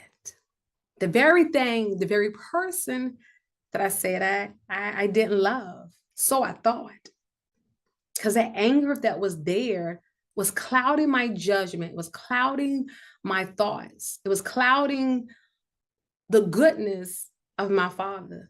I only had him for 10 years, whereas the majority of my brothers and sisters, they had my father for the entire adulthood of their life. They had my father for the entire adulthood of their children. That is something that I would never have growing up. I'm now 44 years old. So as I look back on that time, you might ask, but do you still hate your father? Glad you asked and glad you thought that. So one of the objectives was learning how to grieve. I didn't really learn how to grieve until I really developed a relationship with God. And one day while I was on a travel assignment in Rochester, New York, it was about 17 years later, I think it was about 27. And I was sitting on my bed and I heard the Lord speak to me that I needed to forgive my father. Of course, I'm having this conversation. I'm like, Lord, how do I forgive my father? He's deceased. Like, how do you do that? Because I never heard that conversation. I never heard that action being done. And the Lord said, just ask me to release you from that hurt, from that anger, from that bitterness. Don't you know at that moment when I asked God to forgive me for hating my father, me even saying, Dad, I forgive you how you treated my mother, how you treated your wife. Do you know at that moment, I was released from the anger, the hurt, the bitterness. Do you also know that at that moment, I realized why I had failed relationships? Because I became what I couldn't forgive. In relationships, I became what you would say the man in the relationship, meaning the go-getter, being assertive, always taking the initiative. Oh, I can make the appointment for the date, or I can buy this, and not allowing the man to, as we would say, growing up in traditional way of taking the lead, because I took that. And I was very aggressive, not realizing I was aggressive because I was still grieving the loss of my father, but I wasn't grieving effectively and correctly because I hadn't dealt with the anger and the hurt. But when the Lord allowed me to realize I needed to forgive my father so that I could move forward, that is when I released the hurt. And I began to, as you would say, have a mental vacation. I took time to myself. I took time to reflect. And I began to write down my thoughts. And over time, journaling, it really helped me to house my thoughts, collect my thoughts together. And that became my safe space where I could write my thoughts. Whatever it was, I would journal my thoughts. So looking back now, so when we had family get-togethers, When I hear different ones talk about my father, I don't become angry. I don't become upset. I smile, and I also inject the memories that I didn't realize that I had. One of my fondest memories is my father promising to take me to McDonald's for my birthday. After he had taken my mom to the grocery store, he did just that. I remember where we sat. He took me to the McDonald's on Holland Road in Suffolk, Virginia. I sat towards the back. My dad sat in front of me. The table was to the back of the store, towards the left, and he always sat facing the door because why? He was my protector. And I remember he sat there and we laughed and we talked. I didn't realize that would be the last time that I would have that moment. Oh, did I also tell you that I never really told my father that I love him? So remember I said I became what I couldn't forgive.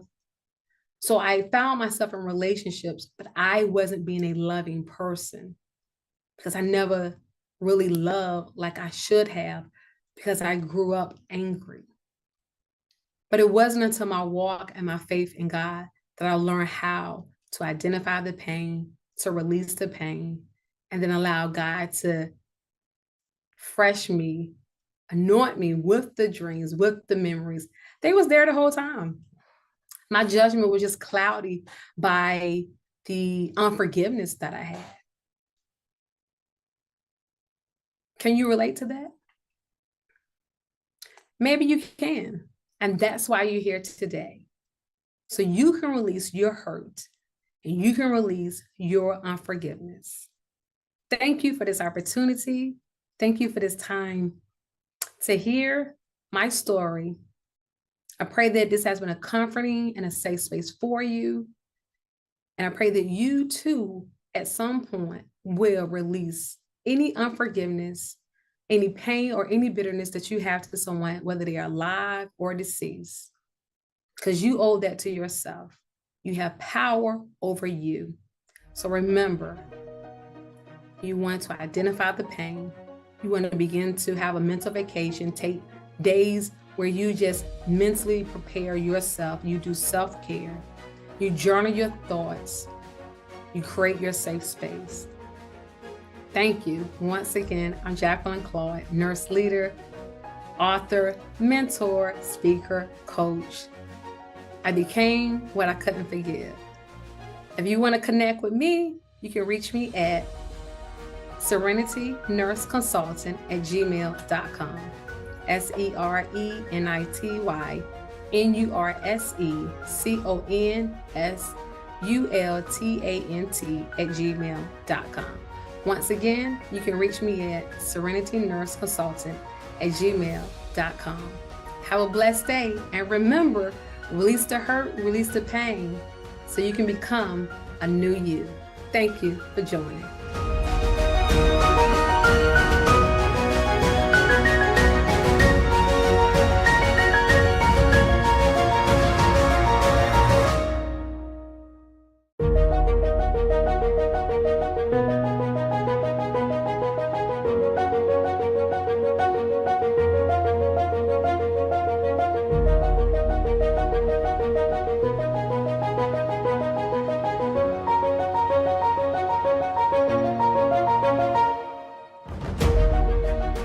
Hello, and welcome to today's workshop titled, I Am Healed, I Am Restored.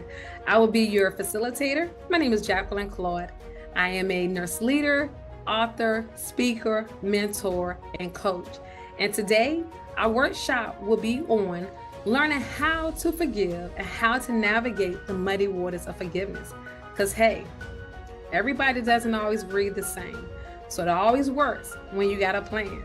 So let's get started in our safe space of comfort, hope, and healing. So welcome to I Am Restored. So are you ready to unlock your role of forgiveness? Are you ready to be healed? Wherever you are, you're in the right place. I am healed. I am restored. As an interactive workshop that will show you how to use the power of forgiveness to free yourself from pain, anger, and resentment. So remember, are you ready to unlock the power of forgiveness? So can you imagine yourself being that giant that's sleeping, and you're standing there and you're looking, how do I unlock the power of forgiveness? Well, you come to the right place. So as we delve into this, like I said before, the workshop is going to focus on using the healing power of forgiveness to free yourself from pain, anger, and resentment. The workshop is going to take on an intimate journey towards self-acceptance and peace of mind through carefully activities that we will have immersed in this workshop, and to help you to understand how you can forgive yourself and how it can lead to a more meaningful life. So remember, you can forgive yourself and you can forgive others, even if that person is not in your immediate space, or if that person is deceased, you can still forgive. So you're going to learn practical tools for living in the present moment, while also gaining insight into understanding why it's important to forgive those who have hurt you in the past. Because when you can't forgive those who have hurted you, you're actually blocking your blessings. So when you release those burdens, you can live with greater compassion for yourselves and those around you. So, hey, let's get started. So our first section, we're going to talk about beauty for ashes. In the Bible, the Lord speaks to us and it reminds us that to give him a sacrifice, to give him an altar where you lay your pain down and you're trusting God as you lay your pain down at his feet. He then takes that pain and he turns it into beauty. Exactly how does that happen? So if you can write in the chat, what does ashes for beauty means to you? Whatever word comes to your mind, just write it down. So remember, this is an interactive workshop. So the more you put in, the more you're going to get out. Because journaling and writing your thoughts helps you, because we want to take away from the workshop tools that you can use. All right, so I see some answers are being written down and different thoughts are coming to your mind, and freedom, feeling whole. Those are great answers. And I want you to keep that in mind, because those feelings of freedom and wholeness are now going to become your safe space. So when you're creating a safe space, it can be mentally, it can be in a physical space. Like for me in my house, I have a safe space. I call it my blue room. Do you know blue is a relaxing color? Just like I have one today. And just like it says, sometimes dreams are wiser than being awake. So those are those mental vacations that we can take, that we can provide ourselves, because the mind needs to power down. It needs to reset. It needs to be recharged. So you can begin to process your day-to-day actions. So as we move on and we think about the mental vacation, what does it mean to you to forgive? All right, so we're just going to take some time. So if you could just write it in the chat, what does it mean to forgive? And while you write your answers down in the chat, I'm just going to go on. To forgive someone basically is releasing, like I said before, whatever burden, whatever hurt it is. And sometimes you don't even realize that you haven't forgiven someone. A way that you can realize that you haven't forgiven someone is maybe you're in a conversation and that person names come up, or you're around that person and it's difficult for you to look at them. Or if you hear their name, you might become angry or might become resentful or become disengaged. Do you know that you could be in a setting and not even be engaged? They always teach us, to give good eye contact, have good posture when you're sitting up, because those are all signs of being engaged. Someone says something that you enjoy and it resonates with you, you begin to nod your head. But have you ever been in a space where you felt so out of place? Like, why am I here? Because that thing or that thought or that person is there that you haven't forgiven. It could be years. And that person come back around you and you realize, I haven't forgiven this person. You know exactly why. So that's why we're here today to process through learning how to be forgiven. Because sometimes we need to forgive ourselves. A lot of times in life, we all make mistakes. We're human. That's life. But sometimes we might make, I don't know, obstacles or tragedies per se. And you go on in life and you never forgive yourself. And the way that you know that you haven't forgiven yourself is you will avoid that thing that has caused you some type of grief. So remember I said before, when you haven't forgiven someone, you will avoid that person. Or if you are in their environment, you become disengaged. Same thing with yourself. The same type of action, same type of emotions. Do you realize that those actions, even though you're not outright doing something, but they're verbal, your nonverbal actions, do you realize that that is affecting your mental health? That's affecting, so say it with me again. It is affecting my mental health. To have good health, you have to be mentally sound. What does that mean? Meaning that the brain releases different type of what we call hormones. If you're feeling happy, you have different hormones. You're feeling sad. So think about it if you're feeling angry, or you're upset, or you stress. Well, guess what?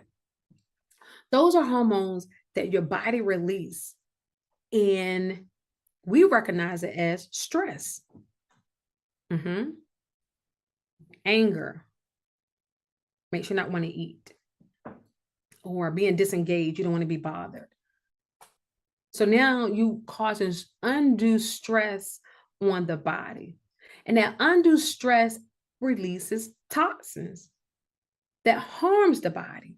So you ever heard someone say, oh, I just don't feel like eating, or they might say they have like an ulcer. Now, some ulcers, do come from medicine, but you do have ulcers that come from stress.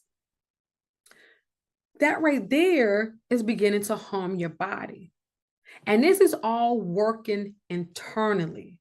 And so if we back it on up, because we haven't forgiven someone or yourself or that thing, it is now causing harm to you. Not so much to that other person or to that thing, but it's causing harm to you. Now, is that a way that you want to live your life?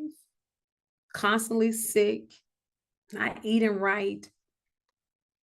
Is that a way that you will want to live? So that's why we're here today, giving those ashes unto God for beauty, because he then in turn takes those ashes and give them back to you as beauty. He gives you the mindset and the understanding to know, I have a situation before me. No, I don't like it. So you take it in prayer, or as I say, a mental vacation, because we all deserve a mental day or a mental two. Sometimes you might find yourself just drifting off and just pondering and thinking about something. That's probably good to just walk away so you can get your thoughts together, so you can gather your mind.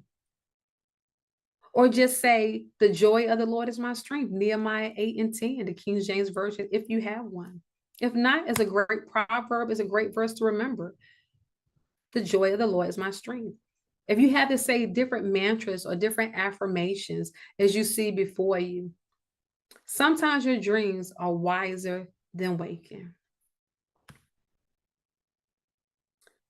So is this resonating with you? Have you found or realized that you haven't forgiven someone, or maybe you haven't forgiven yourself? So as we go throughout this presentation, I want you to think about, What ashes can I give unto God so that I may receive beauty? So this is a great quote that I love from Gustave Hardebut, as a French novelist. And it says, there's not a particle of life which does not bear poetry within it. Poetry is like music to the soul. It's like music to the body. You know, if you ever think about, if you play a song that you really like, you really enjoy, you start to bob in your head, you're like, oh, that's my song. And guess what? At that moment, you don't forget about what made you upset. You ever notice sometimes you get upset or you don't want to be bothered, I want to go out, or you want to put on music. Music therapy is excellent because guess why? It's helping the brain to reset.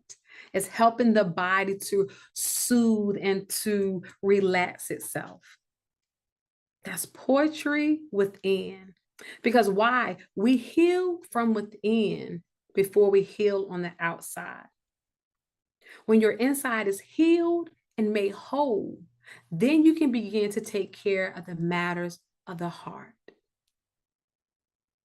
So whatever song that you might like, create now that we have phones, iTunes playlist, create that. I know that's what I do, certain moments, or even if you're just feeling sad, it might not even have anything to do with being unforgiven.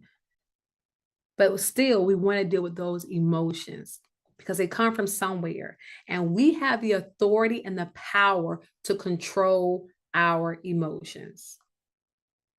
When you allow what someone else do to you, that means that they have control over you because you're the captain of your ship. You control that.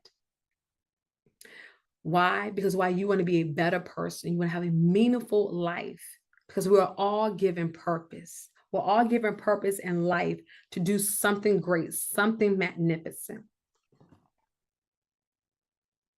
And so we look back and we investigate how to make peace with our past, how to free ourselves from guilt and the shame, and create a more positive future for ourselves.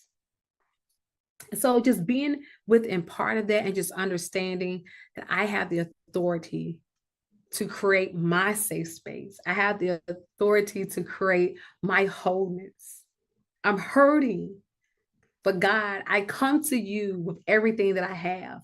Help to show me how to navigate these murky waters, because I want to give my ashes unto you, because I don't want to keep carrying them, because I want to be a positive example unto others. And so as we get ready to wrap up our first session, y'all get a 5-minute break. I just want you to remember, before we go into section 2, we're going to pause right here. I'm just going to wrap up. But I just want you to take away from section 1 is giving God your ashes for beauty. First, knowing what is forgiveness. What does that mean to you? And also looking back, what does ashes for beauty mean to you? So I pray that throughout this first section of the workshop, you have written down some of your thoughts, because those thoughts later are going to help to build your story. Yeah. So you came to this workshop, not just to hear me, but you came to this workshop to be transformed by the renewing of your mind. You came to this workshop to be healed and to be restored. So as we get ready to pause for a 5-minute break, I look forward to y'all coming back as we resume with section 2 on acceptance. We're going to explore those feelings of anger. We're going to explore those feelings of fear and hurt. Because we're going to talk about fear, because we talk about anger, we talk about hurt. But a lot of times when you're fearful, you would do certain things. That fight or flight, that's a real common syndrome. And so our last takeaway from section 1 is we want to manage those feelings, because if those feelings are left uncontrolled, it causes stress on the body, which causes harm to the body, which impacts the mental state. And remember, in order to have good health, you have to have a good mental state. So thank you for joining me for the first part of this section. I am healed, I am restored. See you back in 5 minutes. Thank you.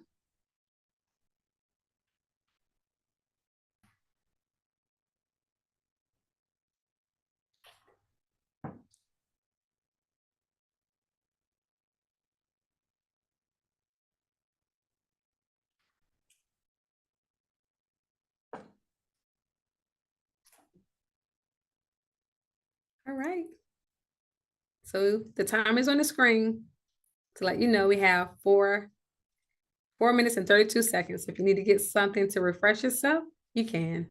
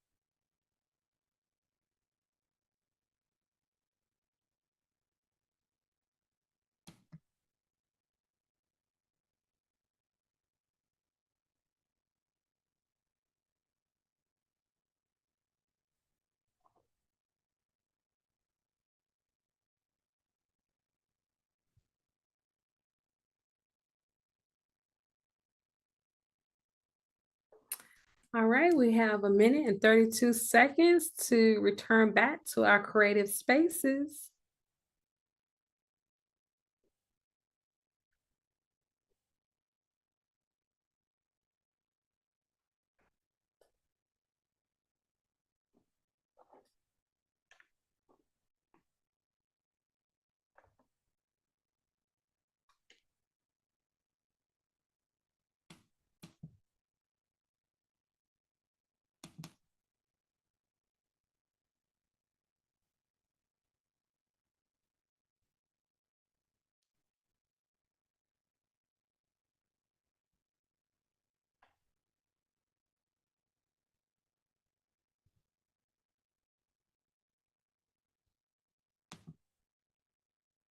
All right, we winding down. Got 35 more seconds.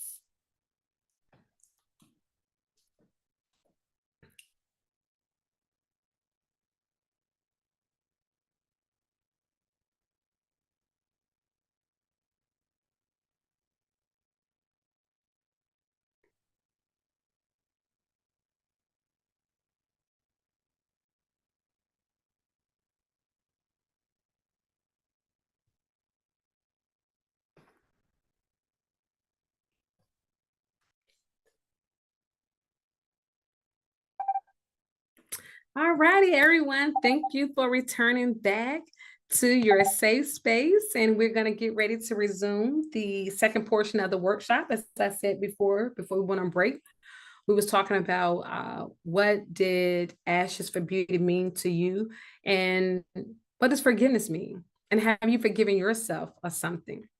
So I hope that you have been writing notes down. Thank you for the comments so far in the chat. Thank you for those that said it's a great presentation. So I'm glad that you're enjoying this. So next we coming into the acceptance phase, as we learning how to forgive ourselves as we forgive others. And we want to explore our feelings of anger, fear, and hurt.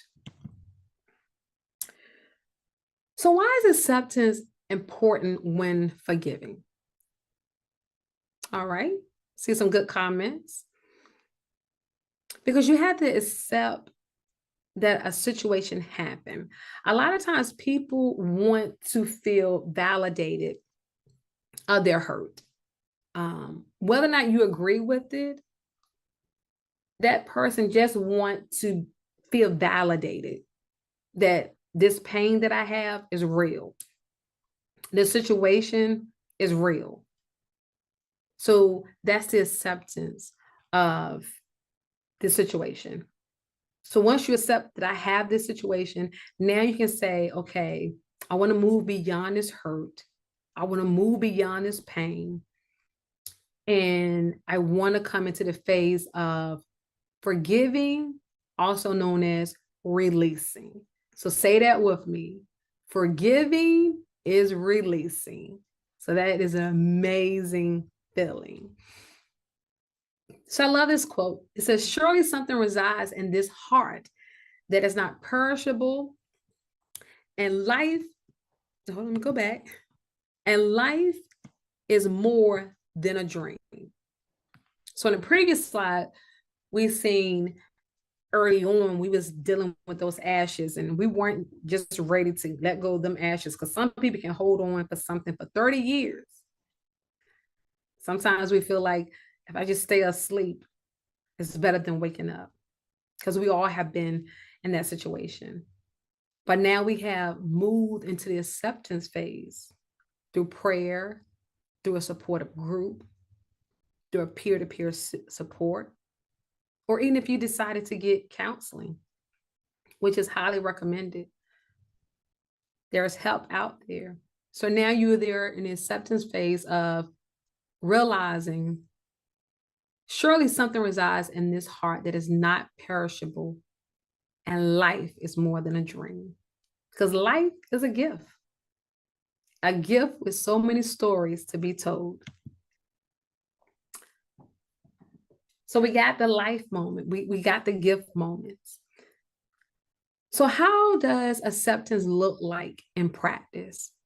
So if I'm accepting a situation, how does that actually look in my practice? That's a reflection thought. I would like for you, those that are still with us, if you can write those down. Because now that we know what forgiveness means, we know what ashes for beauty mean, meaning that we're giving our hurt and our pain to God to heal us, to deliver us through whatever faith that you may have. Now we have begun to move into the acceptance phase, knowing that we now want to apply this practice to our life. And as Maya Angelou shared with us, letting us know that if you're always trying to be normal, you will never know how amazing you can be. And I love that, because just to hear someone say to you, you're amazing, or have an amazing day, that right there just gets you bubbling on the inside. It makes you feel good. So remember I told you those hormones, those happy hormones. When somebody say those positive affirmations, it really does something to the body, to the heart. You never know how amazing you can be if you choose not to forgive. You would never know how amazing you can be if you choose to intentionally hold on to hurt. You would never know how amazing you can be if you never forgive yourself. So just like amazing, You want to be powerful.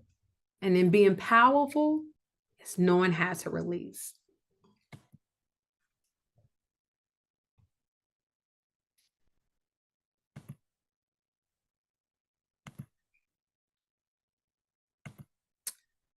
So now we going through the acceptance phase.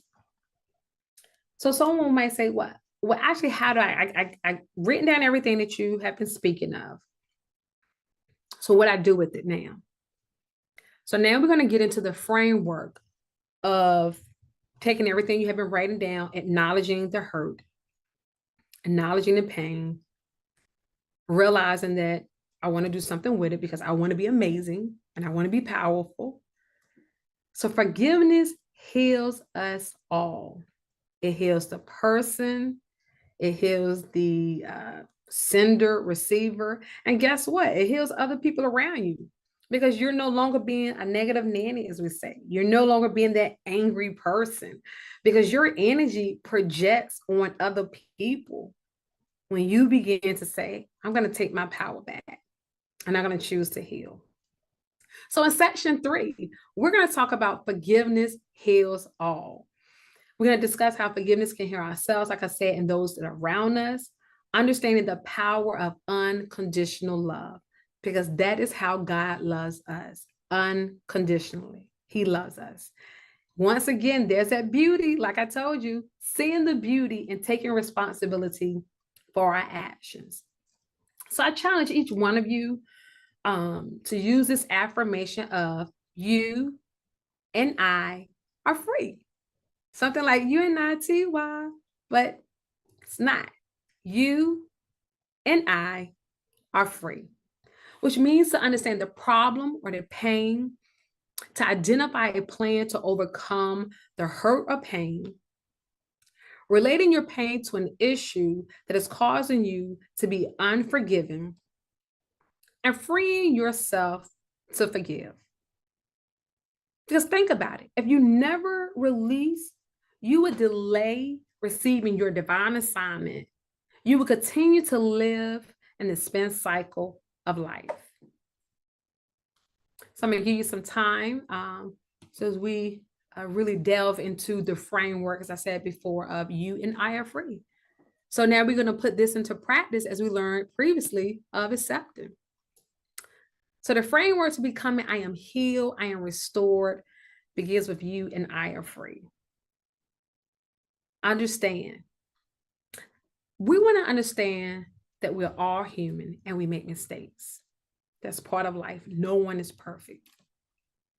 When you begin to understand that we make mistakes, you won't be so hard on yourself or be so hard on others. Because sometimes somebody can make a mistake and it's not intentional.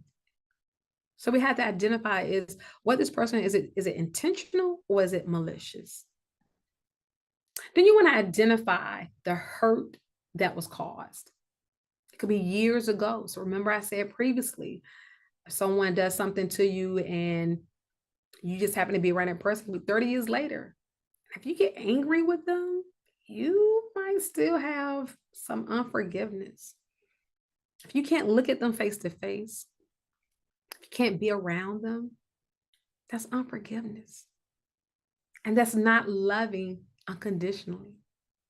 Because why? God is love. He's all powerful and all knowing. Relate to the person who caused a hurt by putting yourself in their shoes. Sometimes that seems hard to do, but that's the better person. That's that maturity setting in. When you can put yourself in somebody else's shoes and understand, maybe once again, maybe they didn't mean it. Maybe it was a mistake, or maybe it was malicious. But you still have that right to forgive them, to release yourself from those burdens. Because bitterness can lead to heart problems. There's research out there. That's why, once again, good health means that I have a good, stable, and I'm mentally sound. Because love flows. It's just like watering a plant. If you put water, the plant will grow. If you don't give water, the plant won't grow. That's just like life. And then once you have understood that we're all humans, once you have identified the hurt was caused, and once you can relate to the person who caused the hurt, now you're free to forgive. So free to forgive means letting go of anger, resentment, and bitterness. Because like I said, they house other irrational components of life that causes harm to the body internally and then externally and to those that are around us. We want to be change agents. We want to transform our lives for the better, for the greater good, to fulfill our purpose and our mission in life. You want to begin to express your own feelings honestly and compassionately. You want to accept that you are both worthy of healing and restoration. You want to maximize the potential for a positive outcome by being patient, understanding, open-minded. Because how you treat someone else is going to come back to you. And you owe that to yourself, to be amazing and to be powerful. Because why? You and I are free. You want to embrace that each person has a unique journey to go through in order to heal and restore themselves. You want to let go of expectations. You want to focus on healing yourself while offering support and encouragement to the other party involved. Heal any trauma associated with the hurtful incident so you can move forward with the peace and positivity in your heart. Allow yourself to feel safe again as you slowly rebuild the trust with those that are around you. And remember, stay focused on what matters most, your well-being and growth. So as we begin to wrap up our workshop, what we learn becomes part of who we are. That is that acceptance phase. So remember, be gentle with yourself during this journey, as it is not always easy to move forward after hurtful experiences have taken place. Make sure to seek out support from friends, family, or professionals if needed. Allow time for healing and give yourself permission to take the necessary steps towards becoming I am healed, I am restored ultimately. So thank you for joining. Thank you for being a part of I Am Healed, I Am Restored workshop, The Power of Forgiveness. I am Jacqueline Cloyd, your speaker, your author, your motivator, your nurse leader. Thank you for joining. And so before I leave, I just want to say thank you for joining this workshop. Thank you for joining our journey towards healing and wholeness. Together, we can open the door to lasting transformation. And as part of attending the presentation, I would like for you to download your free gift under dotcom. I can forgive.com. As you can see to the right, you want to make sure you download on that. Also, I'd like to share, I would like for you to get your copy of Prayer Time. As I said before, I'm an author. My sister and I have co-authored a book together. It's titled Chronicles of a Mother's Devotion Towards the End of Life. You can purchase your book of Prayer Time on Amazon or Barnes & Nobles. And also, don't forget, download your free gift of Endure the Process. The outcome is far greater than pain on www.icanforgive.com. And if you want to keep in contact with me, I hope you will, so we can build further and develop other lasting professional relationships. You can contact the speaker at serenitynurseconsultant@gmail.com. Also visit website at www.faiththatheals.org. Once again, Jacqueline Claude, thank you for joining. I am healed, I am restored. Remember, you and I are free to forgive. Thank you.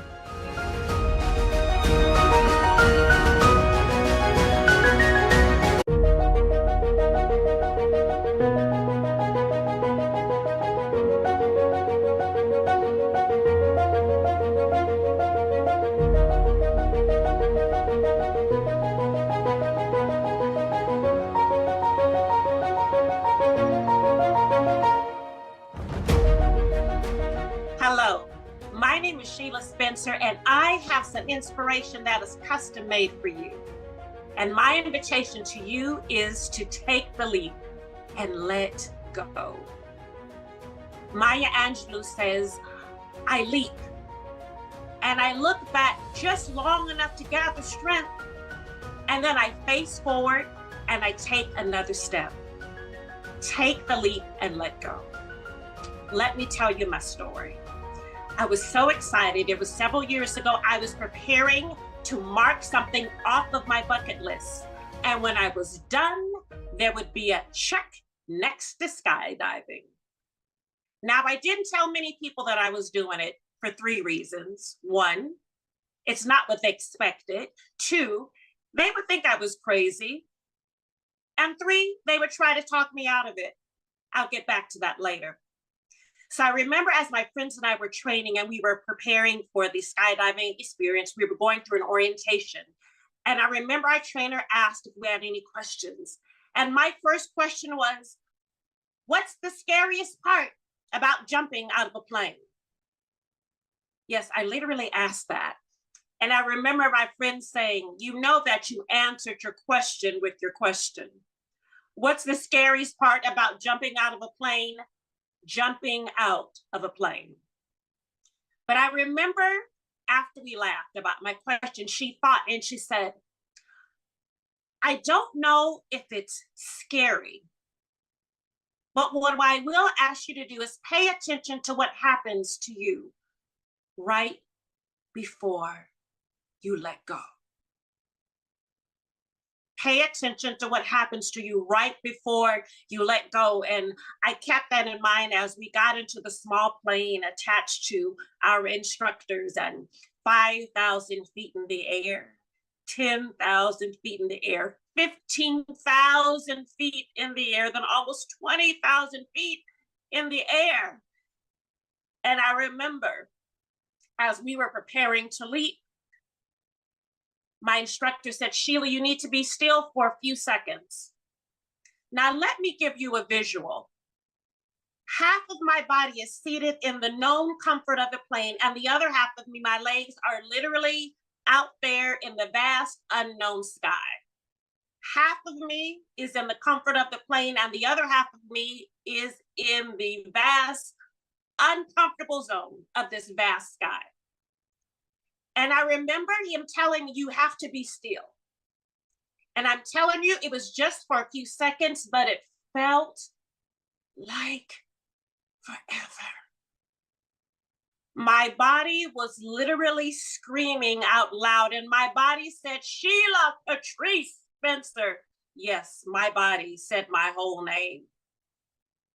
You have to make a decision. Either you fall back in the comfort of this plane or you take a leap. But I was not meant to be confined between the comfort of the known and the discomfort of being outside of the comfort zone. I can't be stuck between 2 places. I was not created to do this. And my body was literally screaming, I don't care what you do, but you need to make a decision, because you can't stand in this in between comfort and discomfort. And I remember at that moment when I thought I couldn't take it any longer, my instructor said, Sheila, are you ready to leave? And I absolutely was not ready to leave. I was terrified. Everything in me said, just fall back in the comfort of the plane and take the ride down. But despite the fact that I was terrified, despite the fact that I had no idea what was in the other side of my leap, I said, let's do this. And I leaped. At first, I could hear my instructor say as I catapulted out of the plane, Sheila, let go of your straps so you can enjoy the experience. And I took a deep breath and I let go. And it was amazing. I know how eagles feel when they soar through the air. I saw the world in a beautiful new viewpoint, a wonderful perspective, and it was amazing. It was amazing. And I could say through the air to my instructor, I am really doing this. This is amazing. It was amazing. And I landed on the ground. And I realized I could have stayed in the plane and landed on the ground, but I would have missed the joy of the journey of taking the leap. And as I reflected on that experience, I learned 3 very valuable lessons that I want to share with you when it comes to taking the leap. Number 1, taking the leap takes courage, but that doesn't mean you don't do it afraid. Taking the leap takes courage, but it doesn't mean that you don't do it afraid. I've learned that courage is not defined by doing something without fear. Courage is defined as doing it even though your voice shakes, even though you're afraid. Courage is when we push through the fear. So, even though I eventually did take that leap, I was completely terrified. But the risk was worth the reward. It takes courage to do the things that we need to do to step out of our comfort zone. It takes courage to shift the new. It takes courage to embrace the unknown and to walk into the new. I remember someone saying, if your vision doesn't scare you a little bit, it's not big enough for you. One of the things that we learned about letting go, taking courage, but it doesn't mean that we don't do it afraid, was this past few years with the pandemic, when people experiencing quarantine and all the shifts that we experienced all over the world. One of the great phenomenons that happened was the Great Resignation. The Great Resignation was when people, millions of people all across the world, resigned from their jobs because they reached a point where they realized that, am I doing something that fits my life journey? Am I doing something that fits with what I've been called to do? We know that there are so many people that took the courageous step to step out of a comfortable job, to step out of a setting that they thought they would be in forever, but they knew that they had to take that step, that courageous step.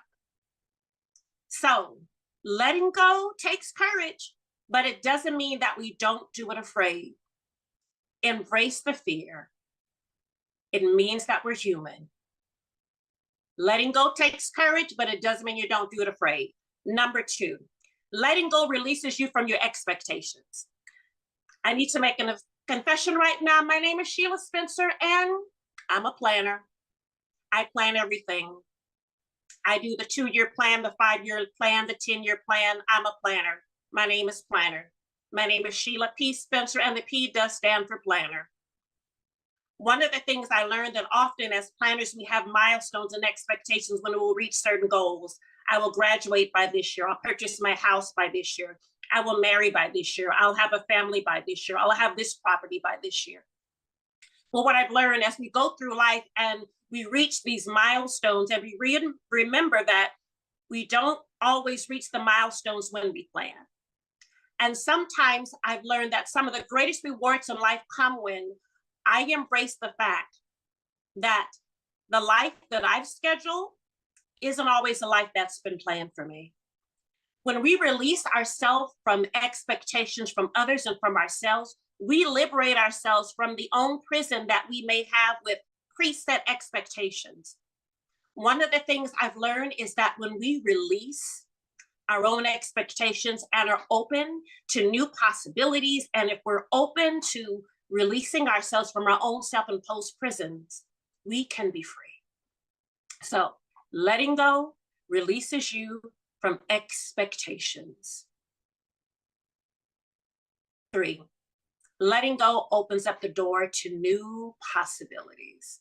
Once I realize that I can do this afraid, once I realize I can be released from expectations, letting go opens up to so many possibilities.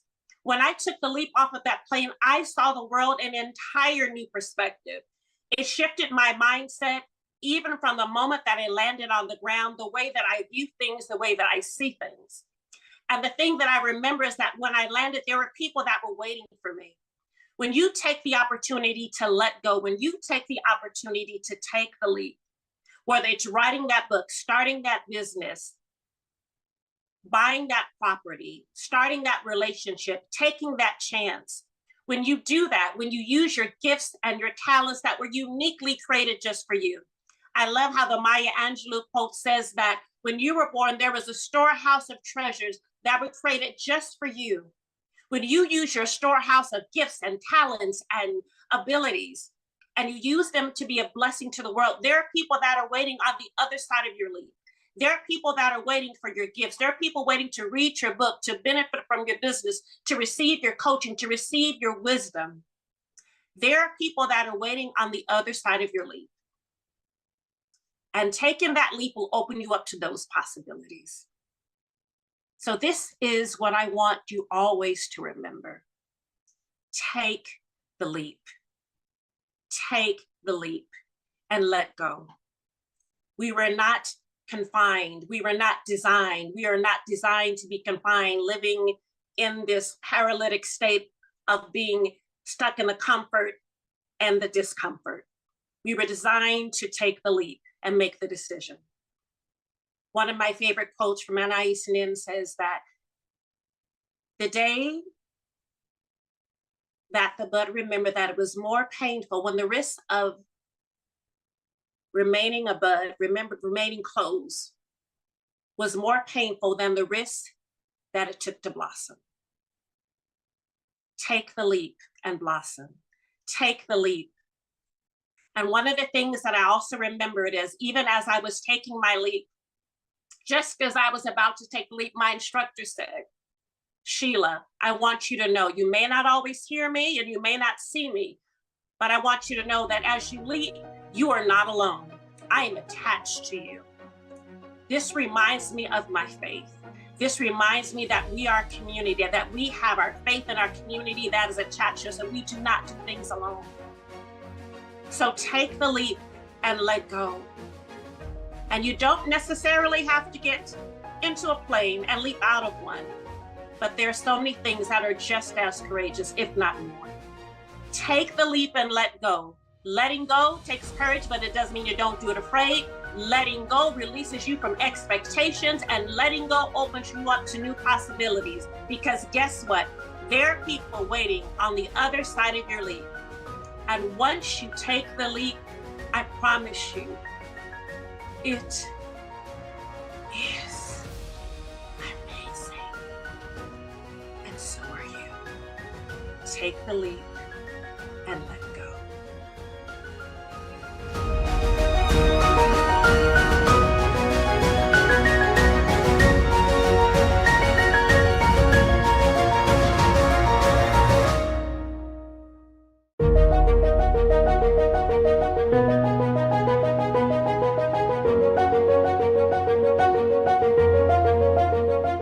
Success Fest family, we're at it again, and we've got Miss Tabitha Howard. She is one of our Success Fest speakers, and we're excited to have her here. Hello, Tabitha, how are you?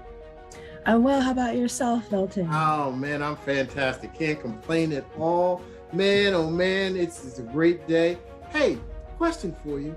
Now you're coming to Success Fest to talk about your passion. What's been your biggest obstacle in discovering your passion and bringing it to the world for the world to hear? So the biggest obstacle in my life, I would say, would be myself. I can't blame anybody or anything. I'm always going to be my biggest obstacle and my harshest critic. But the good thing about that is that means there's only room for improvement. There's only up from here. And there's always going to be, as long as I have self-motivation, as long as I have belief in myself and my efforts and the Lord, it's nothing but up. The sky is not the limit. There is no limit. There is no ceiling. There is no obstacle that can keep me down and keep me from being who I'm meant to be and serving my purpose in the world. So of discovering that your biggest obstacle is you, how can you help others who may be suffering from the same issue recognize it and overcome it? Well, I can help them recognize it and overcome it by helping them identify, learn, accept, and remove those obstacles. That's been my philosophy for a long time. You have to know what those obstacles are first, learn them inside and out, accept that they exist. If you don't accept they exist, then you'll never actually be willing to get rid of them or to manage them better, and then remove those obstacles. And it's not an overnight process, But the thing is, we have a whole lifetime. We want this overnight instant gratification type thing. And we have to live in the reality that that's just simply not a case when it comes to self-improvement, when it comes to removing the obstacles or managing them better in our lives. So I would encourage people to say, live in reality. Live in reality, be real with yourself, and have the willingness for that self-improvement. So if someone is to work with you and or have an encounter with you, what's the biggest thing that you hope they take away from that experience? That's a great question. The biggest thing that I hope they take away from that experience is that I'm an example of someone who has been able to make it through so many challenges, through so many obstacles, through so much struggle, through so much pain, trauma, that I've been able to come out on the other side of that better, stronger, more focused, happier, more sure of myself, more confident in who I am and what my purpose is, and that they take away that they can do the same thing. Their path is going to be different.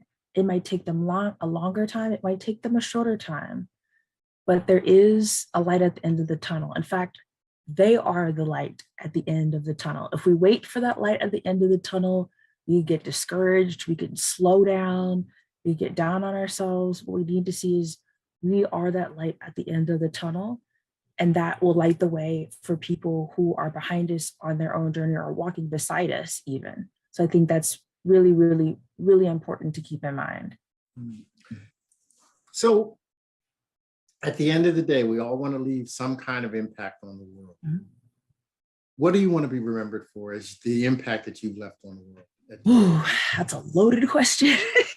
That's a loaded question. But to put it in a nutshell, right? But to put it in a nutshell, what I want to be remembered for and the impact is that I want to be remembered for someone who operated with purpose. I know that's been a common word, but it's so true. She operated with purpose.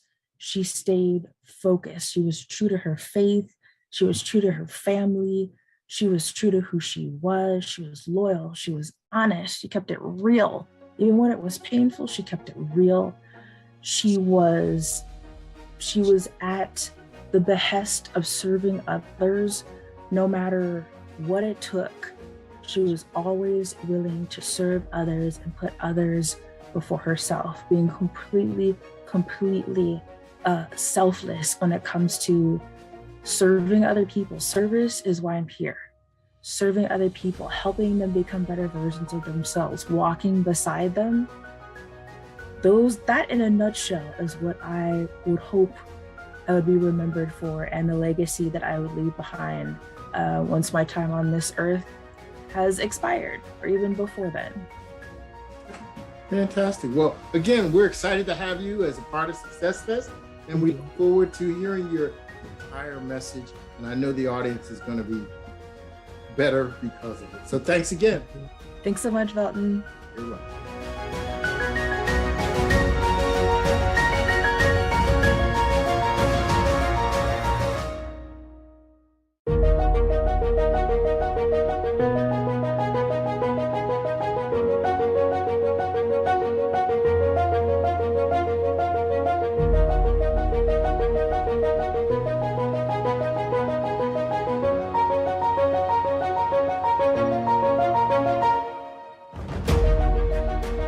Hello, everyone. My name is Tabitha, and I am a certified nutritionist, Christian wellness influencer, author, and speaker. It is truly an honor to be before you today.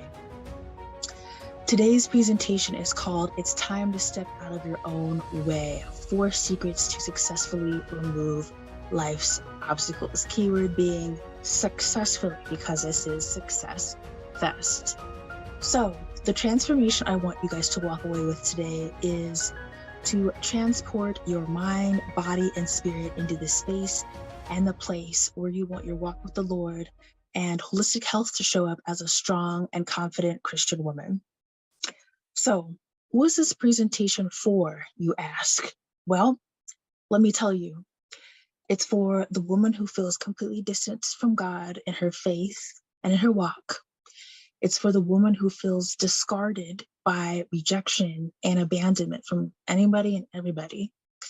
It's for the woman who feels stuck from all these internal and external roadblocks. It is for the woman whose mental health is suffering daily from being a people pleaser instead of an inner peace seeker.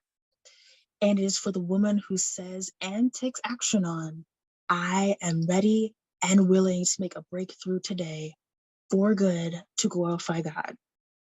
So why I care and why I'm here? Because I've absolutely and wholeheartedly been you, sis, several times over. All those things you're feeling, I have felt them. And I just want you to know that I give you full, unadulterated permission to feel everything, in case no one ever told you. You are valid. Your pain is valid. Your exhaustion is valid. But so is your triumph, and so is your hero story. You know why? Well, I have great news for you. There is a simple solution for finding and keeping your freedom from these obstacles. However, here's the caveat. It's a big one. It will only be effective if you are willing to do the work on yourself. On yourself. Not your mama, not your daddy, not your auntie, on yourself. Improving and maintaining your overall health requires a stable foundation to build upon. Not just any foundation, a stable foundation. So, here are 4 secrets to overcoming obstacles by God's grace and your authentic efforts. So let's dive in. Number 1, identify your obstacles.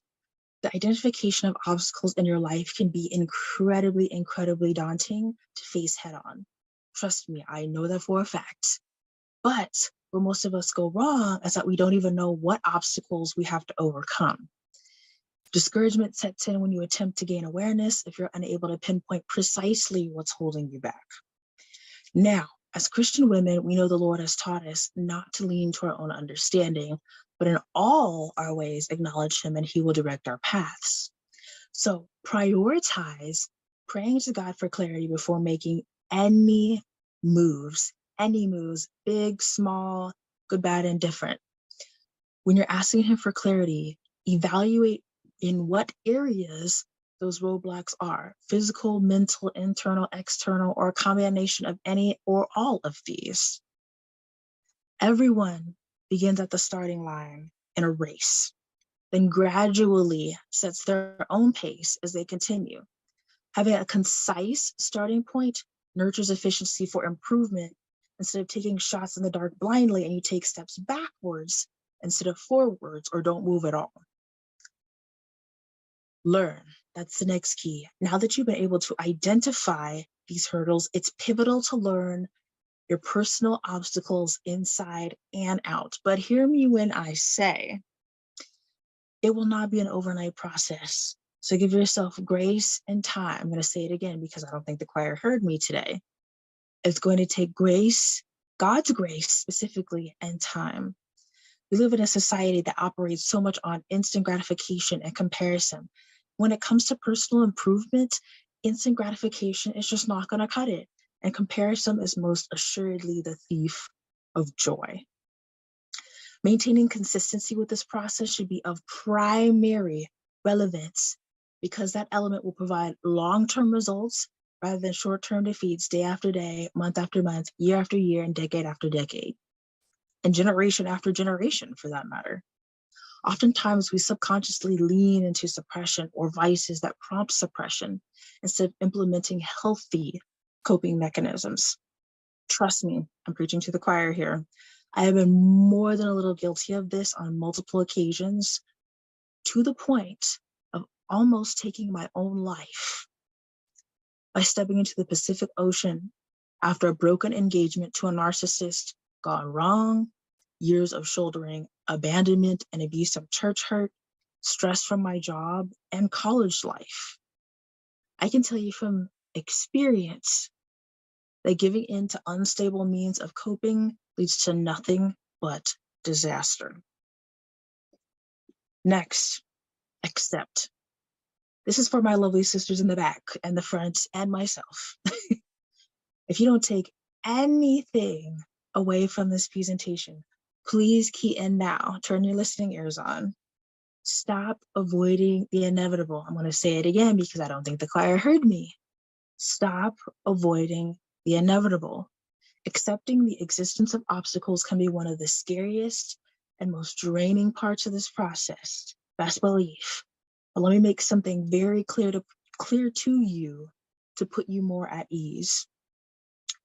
There is a difference between accepting that something simply exists with no initiative to dig deeper versus accepting something as detrimental to you with the intention to get rid of it, or at the very least, managing it. Let me say that again. Let me say it again. Write this down, even. Write this down. There is a huge cavernous difference between accepting that something simply exists with no initiative to dig deeper versus accepting something detrimental to you with the intention of getting rid of it, or at the very least, managing it. Difficulty in the level of management can arise when these barriers are ignored, can actually worsen the burden instead of casting it over to God in faith. As my dad always says, he's a minister, genuine faith is tested faith. The real $64,000 question is, will you pass this test? I can tell you confidently, with 100% confidence, that you are more likely to take action with authentic acceptance than not, but truly comprehend that you need to develop realistic goals with this. For example, use the SMART method of goal setting. SMART is an acronym for specific, measurable, achievable, relevant, and time-bound. The simplification of goal setting is more than half the battle. I promise you. And last but not least, remove. Guess what? You made it. I promise you, this will become unbelievably easy once the other steps have been accomplished and maintained. However, on that note, do be aware that this is not a one and done deal. There's always going to be something or someone in your life that can distract you from being the best and brightest version of yourself. And it starts with the person between your own ears. We will always be our harshest critic. If you think you've arrived, my good friend, God has a way of humbling us very quickly to return back to relying on Him. Successfully overcoming these issues requires consistent work, self-accountability, self-motivation, focus. You could have all the self-help books, therapists, biblical devotionals, pastors, whomever and whatever in the world. But they're entirely useless if you're unable to get out of your own way. Trust me, it took many, many years before I stepped out of my own way. The school of hard knocks, aka life, certainly taught me many lessons over all my 29 years of life. Best believe. But let me tell you, sis, the freedom you will feel down to your very soul by removing these obstacles is going to be like none you've ever felt before. It won't always be easy. In fact, probably most of the time it's not going to be. So give yourself grace during moments of struggle. And know that as a Christian, the Lord is always with you and encourages you to come to His throne boldly, making your requests, not demands, known to Him. Seek first His kingdom and His righteousness, and all these things will be added to you. Delight yourself in Him, and He will give you the desires of your heart. Now, in conclusion, now that you have these 4 steps to successfully conquering obstacles, here are some questions for you to ask yourself and take action on. And notice, I'm always saying take action on. Write these answers down, pencil to paper, and put them in a place where you can see them every day. Putting pencils or pen to paper cements these concepts into your mind, allowing you to see a panoramic view of your progress. First, what obstacles do I need to identify today? Be 120% honest with yourself. Don't sugarcoat, don't hide from them anymore. Own them today. Am I willing to learn what those obstacles are? Humble yourself enough to learn and grow from these hurdles in your life. No longer walk around afraid and consumed by them as you cope by continuing to ignore them. What obstacles have I not accepted yet?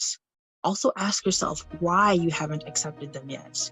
As twisted as it may seem, oftentimes we become comfortable in discomfort, which leads to desensitization and complacency.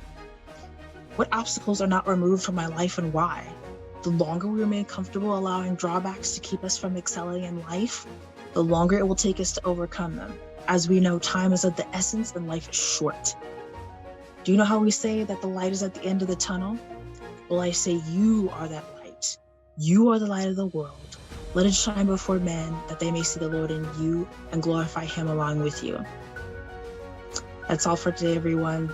You can connect with me on Facebook, Instagram, LinkedIn, all the things, YouTube as well, under Tabitha Howard or at Tabitha the Holistic.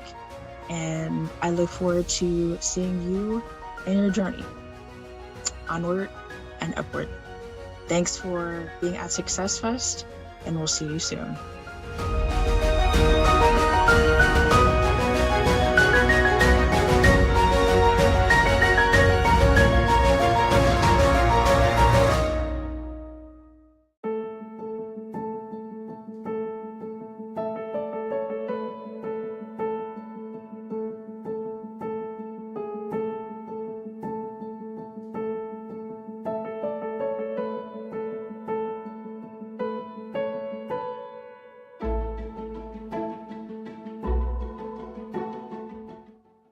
Black girls rock, now more than ever, and girl, all I can say is rock on.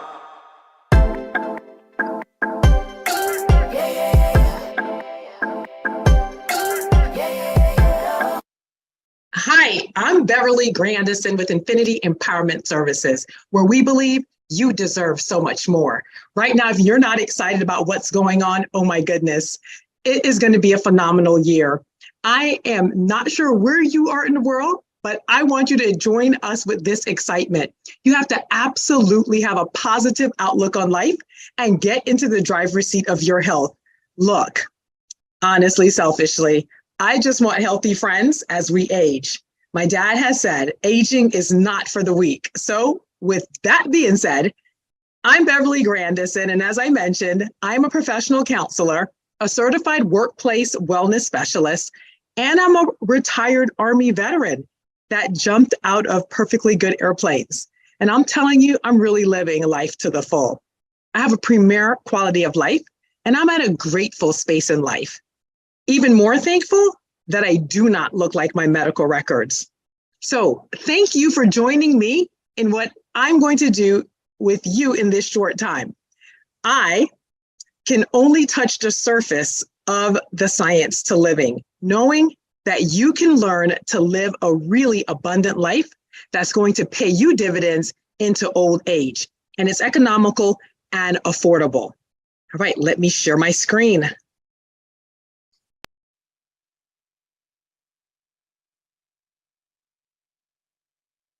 There we go. Black girls rock. So who is this for? You might be wondering that if you stopped here and you're checking this session out. If you are a person that's on information overload, then this is for you. We've been bombarded from every angle, social media, you name it, and it's just too much. If you're out there and you are tired of taking pills and more pills to correct what the first set of pills were doing, then this session is for you. You want to stay with me. Well, maybe you're just thinking, we got over the pandemic and I really need to lose this weight because I am sick and tired of not being able to fit into my clothes. And you need a healthy system that's going to work for you, right?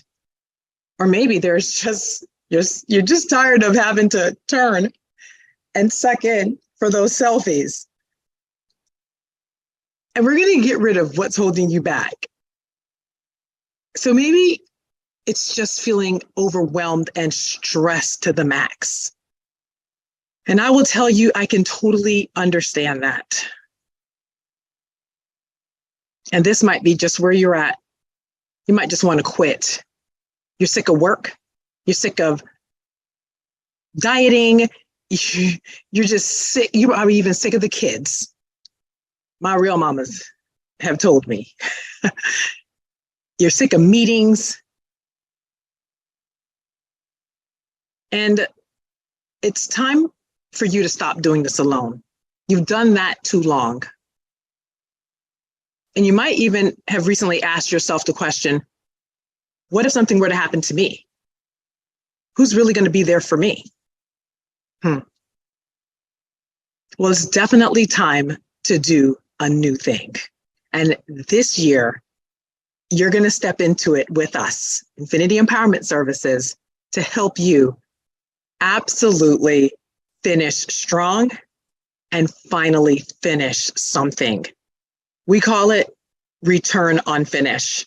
And if you're like me, you want to get to the end of self. So no more procrastinating, okay? And we're going to get into alignment.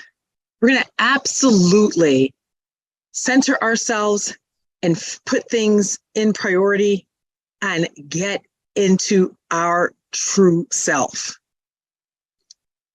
I will tell you, I so understand where you are. I've been there. We have been there. And at times it wasn't fun.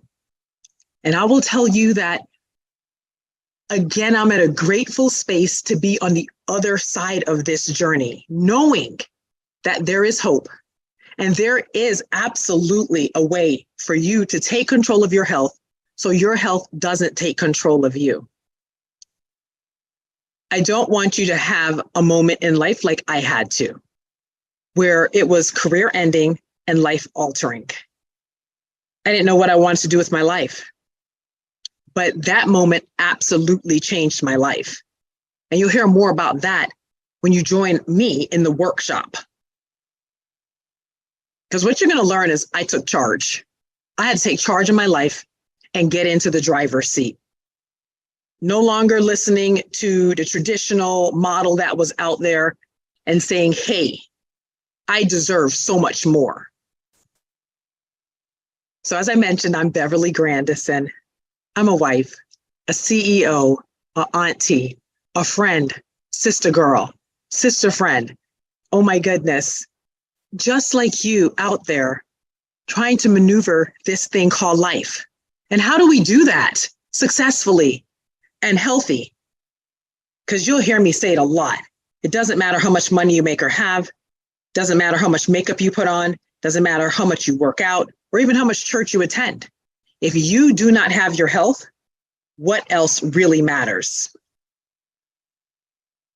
I am fabulous 52 and feeling good, looking good, and having fun. And I have become one of the world-renowned health and wellness experts out there. I've been doing this for about 20 years now, and I've had global success with sustainable and lasting results. So I really am here to come alongside you on this journey called health. This is not a sprint, it's a marathon, and we're going to run it together. Because my mission is absolutely to empower you and educate you to enjoy the life that you deserve. And you might be asking, what is that? What is the life I deserve? Well, I want you to take hold of that, because our motto is exactly that. You deserve so much more. I want you to embrace that. I want you to feel that to the core. I want you to understand that there's so much life out there for you to live, healthy, wealthy, and wise. So there are 7 secrets to the science of living, okay? And in the workshop, I'm going to unpack it and go a little bit deeper. I don't have a lot of time with you here, so I can only name the 7. And then again, we'll go deeper into the workshop. So join me in the workshop. Secret number 1. If you do not understand the difference between balance and alignment because they're not the same, then you're probably not in balance and probably not in alignment. Okay. And we really want you to be there. Second, disease is absolutely not hereditary. 75% of disease is preventable. It's lifestyle choices. We're going to show you that, and we're going to have fun.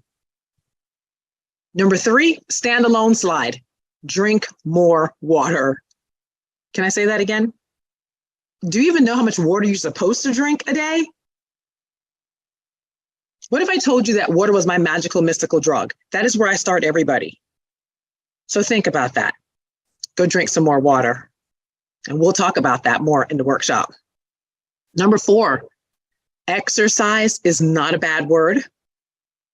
It's actually a really good word that I want you to embrace for this year, knowing that making one simple change at a time can significantly transform your life and that you can actually have fun.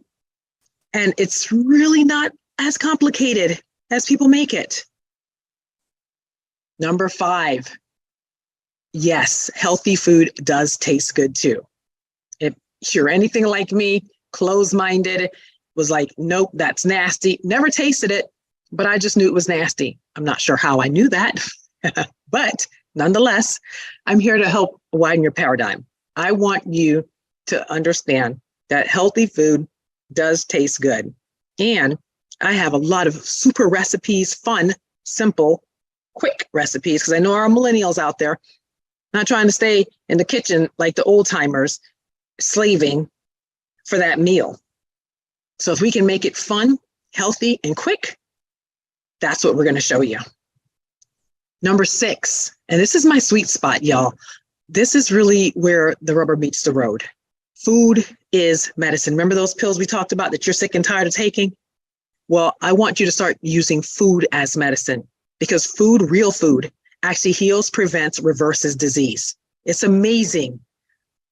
You have a headache, backache, knees ache, drink more water, eat more real food, and it's amazing the transformation that will happen in your life this year if you just embrace it with me. And then the last one, number 7. You're not alone on this journey, and we don't want you to do it alone. You have to be in a healthy community of people. I am so grateful for the tribes that I am a part of. They build, they edify, they encourage, they lift, they correct when necessary. But I will tell you, in the workshop, you'll learn how to connect with our amazing community, like minds, like hearts that are on a bigger vision to really inspire healthy living around the world and to make an impact for generations to come. So you're probably asking, okay, how is she going to do all of this, right? I know, it sounds like a lot, right, to unpack. And of course, I'm not going to be able to unpack it all in the workshop. There will be follow-on things for you to stay connected with me and for us to enjoy and have the life we deserve. But I do want us to really take time to get to know ourselves. I think that is so important, to take the scales off, to really look in the mirror and to decide, you know what? I want to be a better me. And so the question is, what's really holding you back? This is the year. If there has ever been a better time, this is the year to make that a reality in your life. The stars, the moon, the sun are all coming into alignment. No matter what the chaos is going on around you, we're here. I've heard it said before, the past is depression. The future is anxiety. The present is where peace is at. And that's where we're going to stay together, right? In the present, and only take one simple change at a time. So what are you willing to do about it to make that change in your life? because you're either going to invest in your health or you're going to subsidize your illness. I would prefer that we together invest in our health. So again, we can have an awesome quality of life as we age. I think I mentioned, right? I just selfishly want fun people on the boat, shaking our booties in our 80s and 90s, looking back at the quality of life and the lives we've been able to impact. That's what this journey is about. And I hope you're going to join us. So if you're looking for absolute clarity, okay, to live the life that you deserve, and whatever that is for you, it's obtainable. I want you to give us a chance to help you to build that inner confidence, to really experience joy at another level. Because it really is time to feel better, look better, be better, and absolutely have fun. If we're not having fun, I'm gonna tell you right now, we're not doing it, okay? So you can start with two things. One, join me with the workshop. And then you can also go to sciencetoliving.com and take the quick assessment there and get connected. And I want you to embrace, you deserve so much more. There's so much life out there for you to live. Wow, this is a new year, a new you, new beginnings. You better believe you're at the right place at the right time. And I want you to remember always that you deserve so much more. So if you're interested in learning about how to even take control of your food source by growing, see what I do? I grow, and I grow without soil year round. So I'm taking control of my food source, and I'm using food as medicine. And if you want to take control of your health so that your health doesn't take control of you, join me in the workshop. Go to sciencetoliving.com, take the quick assessment, stay connected with me, and know that you deserve so much more. I'm Beverly Grandison with Infinity Empowerment Services. I cannot wait to come alongside you on your health journey. Black girls rock. Now more than ever. And girl, all I can say is rock, Rock on.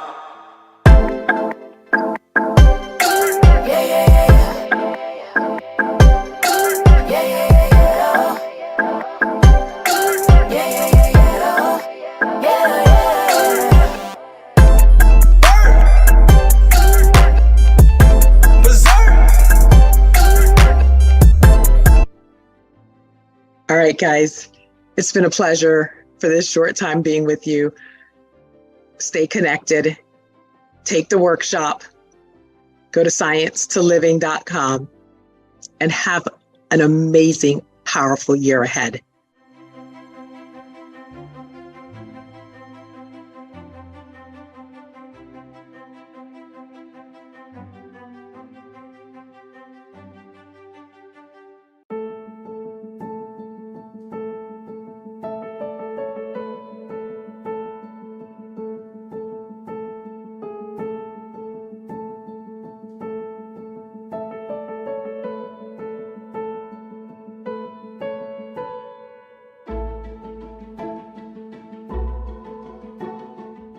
Hi, everybody.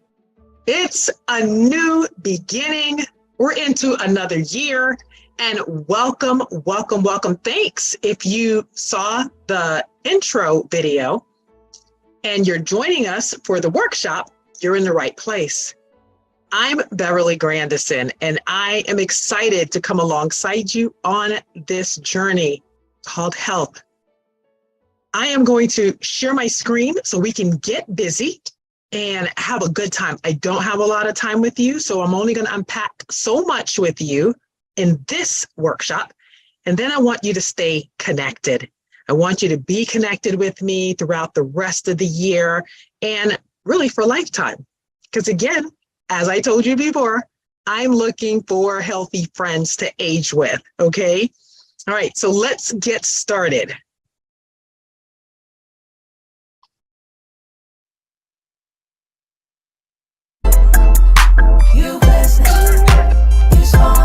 Yes.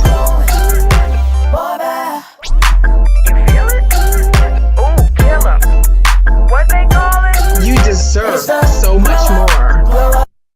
All right, so who is this for again? And I touched upon this in the earlier little short session, and I want to challenge you right now, because if you are someone who's thinking about the future and being around for their grandchildren, you're in the right place. Or if you're someone who really wants to foster a healthy relationship with the people you love, you're in the right place. Or maybe you're on information overload and it's just been too much being bombarded our way through social media, through the news channels, through everything that you hear, Dr. Google, Dr. TikTok now. It's just too much. And you're a person that is on pill overload. You just are taking too many, and you're having to take these pills to then fix what the other pills are doing. You're in the right place. Again, it's a new beginning. It's another year, whenever you're watching this. And maybe you want to lose that weight. Stay connected.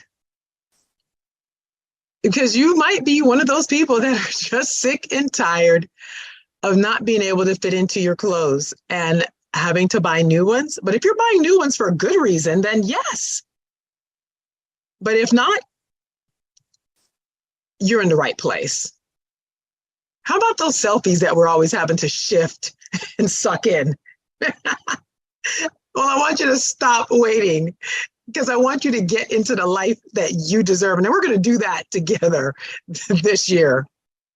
How about those feeling overwhelmed and stressed out? Yeah, I can relate. Trust me. And it's not a great feeling. But while you're with me, I just want you to exhale and really have fun on this journey, educating and empowering yourself to take control so that you are in the driver's seat. Or maybe you're just a person who just is fed up and you just want to quit. Been there, done it. I have that t-shirt too. Oh my goodness. The kids are stressing you out. Work is stressing you out. The bills. If someone talks about another diet, I think, yes, me too. Elderly parents. What are you going to cook for dinner? It can get complicated. I agree.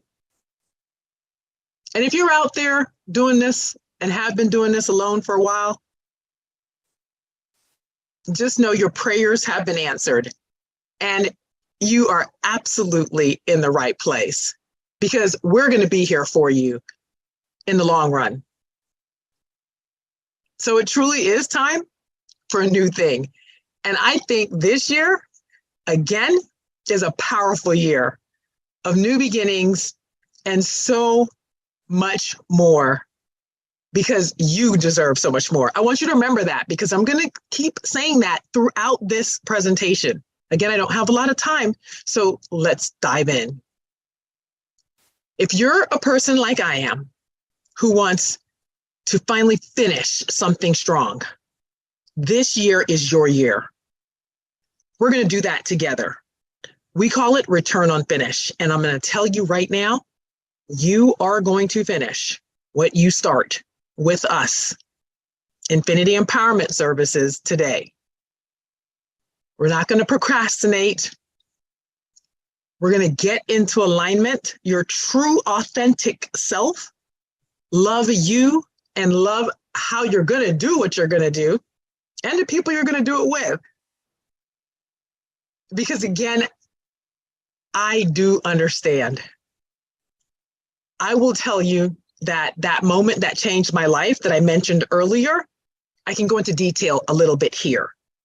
But I used to be in the military, jumping out of perfectly good airplanes, running 4 or 5 miles a day, thought I was Bionic Woman or Wonder Woman for those of you who are young. And it was a moment that changed my life. Chronic fatigue after my Afghanistan tour set in, back and forth to the doctors running tests. They couldn't figure it out for 2 years. When finally half my face goes numb, half my taste sensories disappear, and I can't lift anything with my right hand. Well, they finally ruled out a whole bunch of different stuff and landed on an autoimmune disease. That was absolutely life-altering, career-ending. I had no idea what I wanted to do with my life. Plan A, B, C was the military. But thank God for amazing people in my life, amazing community, people that stepped up and said, hey, we can show you a different way because we've had success on this journey. And that's what they did. They educated us and empowered us about plant powders, whole food nutrition, lifestyle changes that are sustainable and lasting. And today, oh, I didn't even mention my husband. He had another autoimmune disease from earlier on in his life. And we just honestly, again, didn't know any better, thought disease disability doctors would be the rite of passage.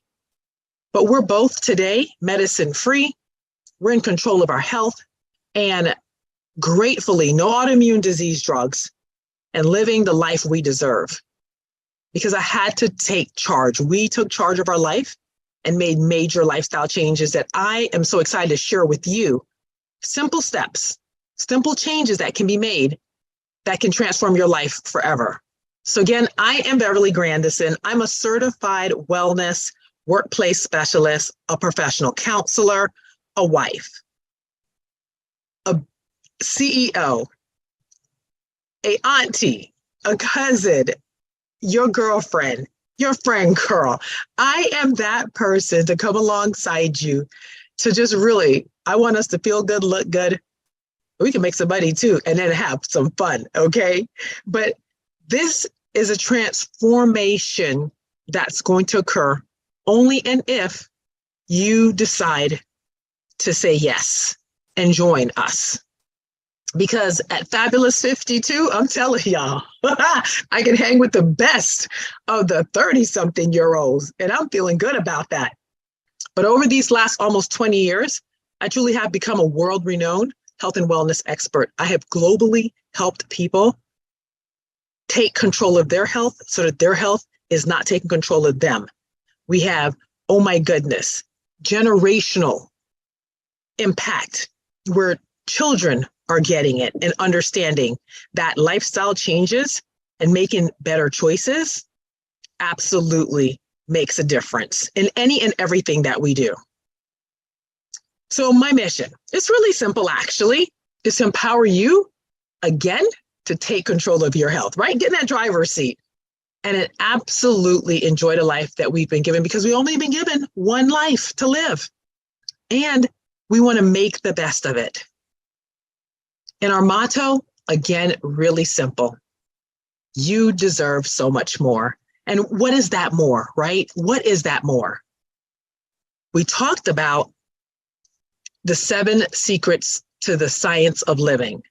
And I told you that I would unpack some of that in this workshop. Again, I only have so much time with you, so I cannot dive deep into all of them. But what I want to do is just touch a little bit on each of them, right? And one more than the others. And then I want you to stay connected with me so that you can absolutely learn more and get a lot more resources and tools that are going to really enable you, again, to live the life you deserve. So remember secret number 1, knowing the difference between balance and alignment. And I think that's the one that I really want to unpack in this session with you, this workshop, because if we're not clear on this one, it's going to be a more difficult journey. So balance, remember, is going to bring us happiness. When you have that mind, body, soul alignment and that balance, it is an amazing space to be at.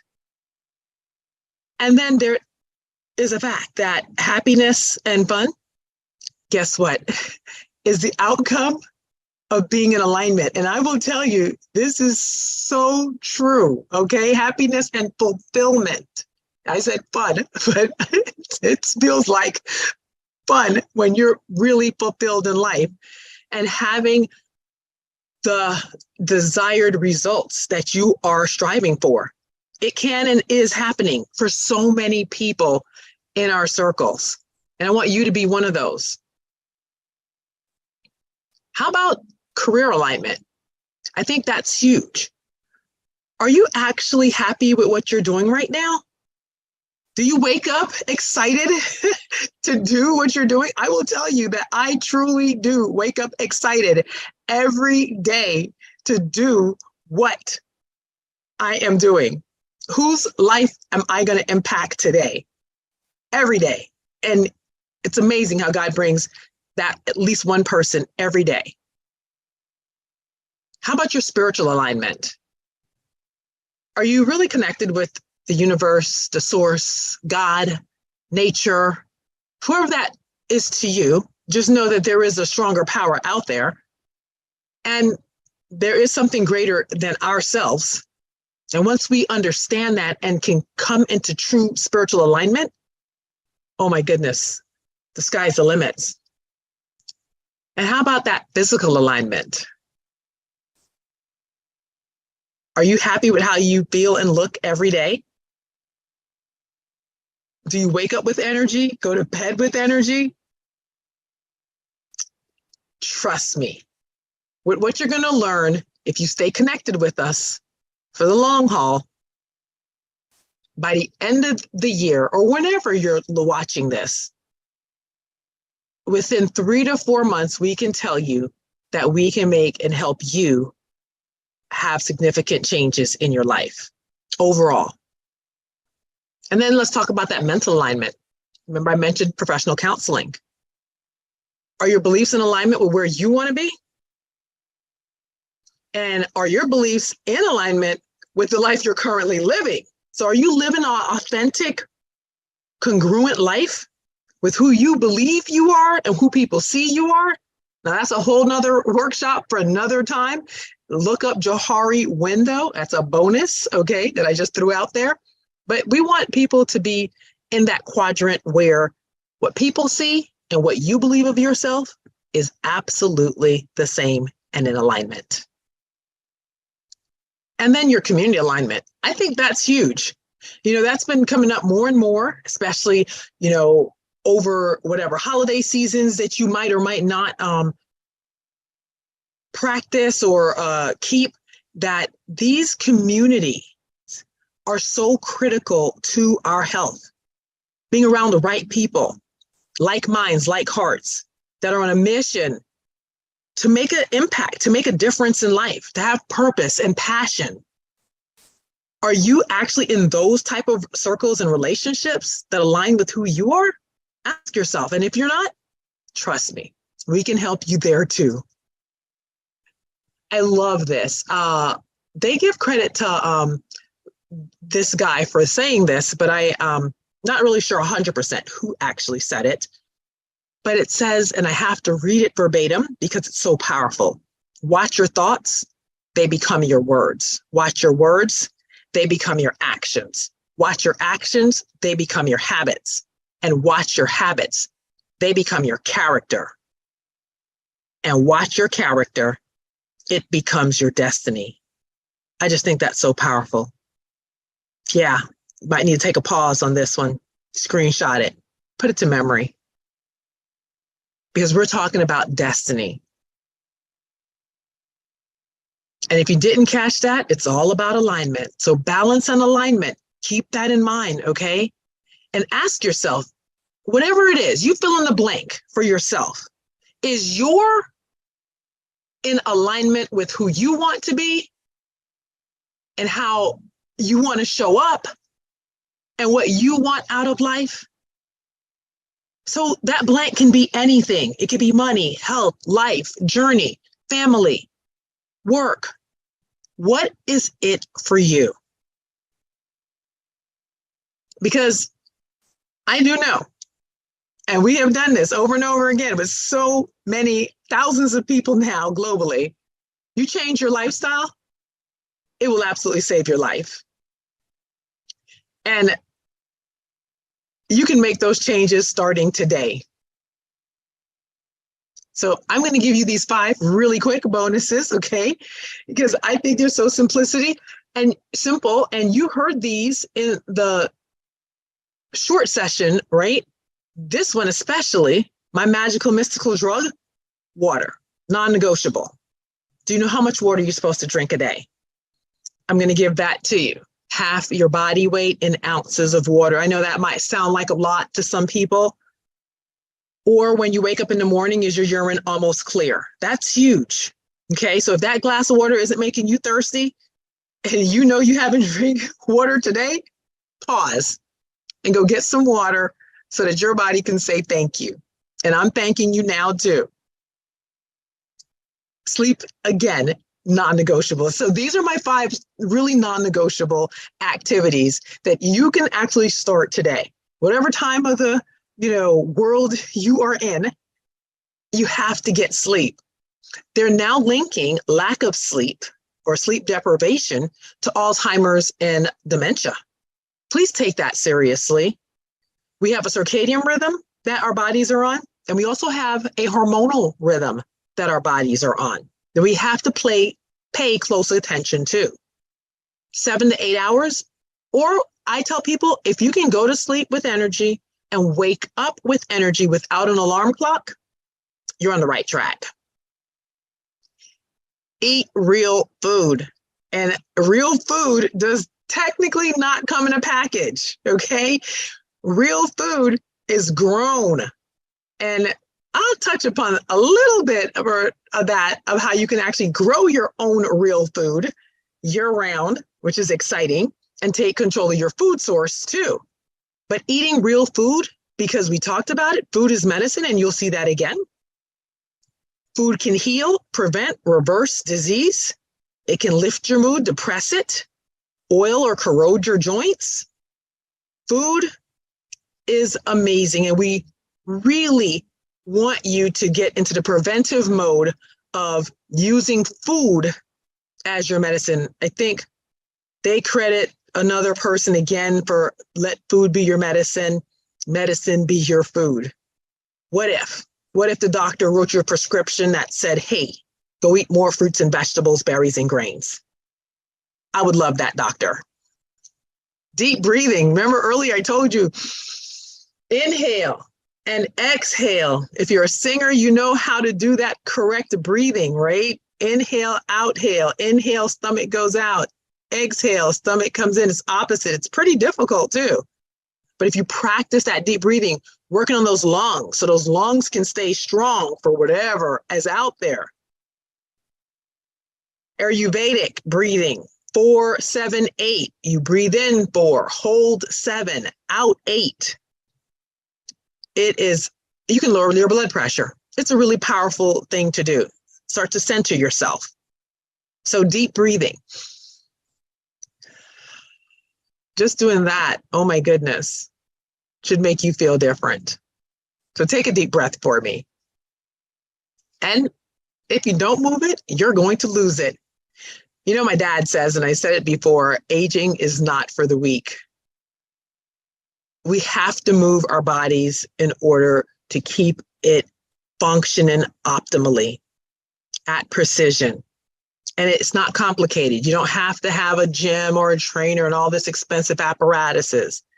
They teach you how to do simple things in the workplace or at home, since many people are working from home, and how you can move it so that you don't lose it.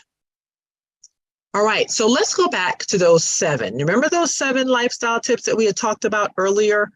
And this number 2, disease is not hereditary. I really wanted to just come in here for a quick second to challenge you. That just because Big Mama, Mama Nanny, your grandmother, your auntie, your uncle, your dad, your mom had this disease, that is your lot in life. That's nothing further from the truth, okay? Because what we do know is that lifestyle changes make a difference in that footprint for you to minimize your disease. And you hear me say this over and over again.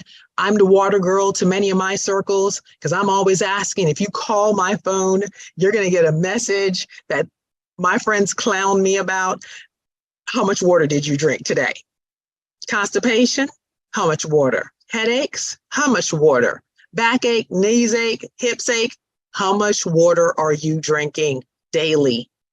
It makes a difference. Try my 7-day water challenge. Again, stay connected with me, learn how to get into my community so that you can, again, take control of your health. Remember, we talked about 4 exercise. You don't move it, you're going to lose it. You're going to hear these things over and over again because I'm your simple chick. I want to simplify life and not complicate it for you. I want to make it as really easy as possible to live this life, again, in balance and alignment, right? Congruent with who you want to be and who people see you as. And exercise is not a dirty word. I want you to embrace it at this stage of life, wherever you are. Healthy food does taste good, and we teach you that too. We have massive resources. Oh my goodness. Cookbooks, recipes, fun things that we do. And I'm going to talk to you about one of them that I really, really, really enjoy a little bit later that I want replicated all around the world. Simple, economical, affordable. We show you how to do the healthy, and that healthy food really does taste good. We open up your paradigm so that you can actually taste new things and understand it's not about taking away things. It's about even adding more options and opportunity to your life. Food is medicine. I said it before. I'm going to say it again and again and again. And I hope you're hearing it. I hope it's resonating. I hope it's making sense to you that food is medicine. Food is medicine. Can I say that again? These colors, all of these colors mean something. And it's funny, yeah, plant powders. We have plant powders and capsules also that I'll be sharing with you at a later time. But yes, colors are there for a reason. They have a frequency, right, that our bodies know. It's like puzzle pieces that you put together and your body knows exactly what to do with it. Food has thousands of nutrients, vitamins, minerals that your body has to have in order, again, to function. And I really want you just to have fun. Like maybe you just start putting more colors on your plate at every meal. Every time you eat, you think about Beverly. I want you to think about, she said I need to put more colors on my plate. And I'm not talking about Skittles or M&Ms, okay? Those are not the colors. And then just to add note, those colors are very detrimental actually. But these real food, those colors, medicine to the body. And I mentioned don't do it alone, okay? You want to go slow. There's an ancient, I think, African proverbs. You want to go slow, do it alone. You want to go fast, do it with community. And it works and it happens. You want to have success. You want to go a long way in life. You do it with community. I mean, I think biblical principles have their place. I think they are very powerful in work. And Jesus even had 12 disciples around him. Not all were good, but he had 12 people around him that were like-minded, like hearts, that were on the same mission to spread goodness around the world. So you're wondering, okay, I know I've unpacked quite a bit of things in a short period of time, and I don't have a lot more time with you, but I want you to know that this is a really great question. So how are we going to do all of this? I want you to get to know yourself. Again, that alignment, that balance, which is so key and critical. I want you to ask yourself, what really is holding you back? What is stopping you from today committing to join us to really take control and get in the driver's seat of your life? And then my question is, what are you willing to do about it? You heard me say it before. You're either going to invest in your health or you're going to subsidize your illness. I would prefer that you invest in your health with us so that you have that quality of life to be around for grandchildren, if that's where you're going to be, able to run up and down with them and them not having to push you in a wheelchair, or that because of your health, that is not impeding the relationships in your life. And that you feel good, look good. And again, I said, make money and have fun on this journey with us. I do want you to have absolute clarity. I want you to make an informed decision to truly decide to live the life you deserve. You will only join forces with us if you are ready to make a change. If you're not ready to make a change, hey, we're going to be here for you when you're ready. Just know that, okay? And I want you to develop your inner confidence, because that is going to be true fulfillment, purpose, passion, happiness, joy. All of that happens when you are in true alignment with the universe, with where God wants to take you. Don't fight it. Go with us and have fun on this journey. Because I think, yes, it is really time for you to feel better, look better, and be better. Not only just for yourself, but for the people you love and for those generations to come behind you. Now, I mentioned earlier this concept of using real food, growing your food, all that good stuff to get in the driver's seat of your health. The salad in a jar has been revolutionary, truly. We have done this in churches, offices, universities, anywhere, clubs. We have done salad jars everywhere. We do it in our home every month. Would love for you to come out, check us out, right? Or replicate that in your area, wherever you are, schools. But salad in a jar can absolutely keep a lot of disease away. The more you eat real food. And people say, oh, it's so expensive. Well, no, this is the how. We show you how to do the healthy, economically affordable, and in an awesome community of people that are like-minded, light hearts, to absolutely decrease these top diseases we know that are actually killing so many Americans. These are preventable. These are not hereditary. Yes, I did say that out loud. I want to challenge you. But this is just a quick example of all of these jars that we stacked in a smaller community here to teach the people how to do healthy. And people went home with 3 to 5 meals for less than $10. Where are you going to beat that? And then I talked about growing your good health, right? I love the Tower Garden. And we can show you how to get your Tower Garden so that you can take control, again, of your food source. Help us get Tower Gardens into the school system to teach kids through STEM program on how to grow good health. But you got to stay connected with us, okay? Because there is a hard way and a right way to do things. I'm hoping you're going to choose the right way, which usually is going to be the less difficult way.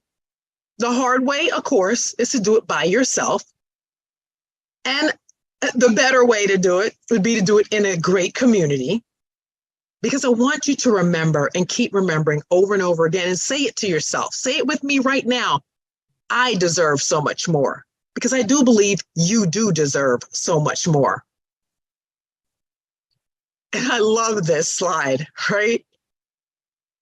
Are you going to start living that facts out? Or are you going to probably try to keep faking it? Well, I think those days are over, right?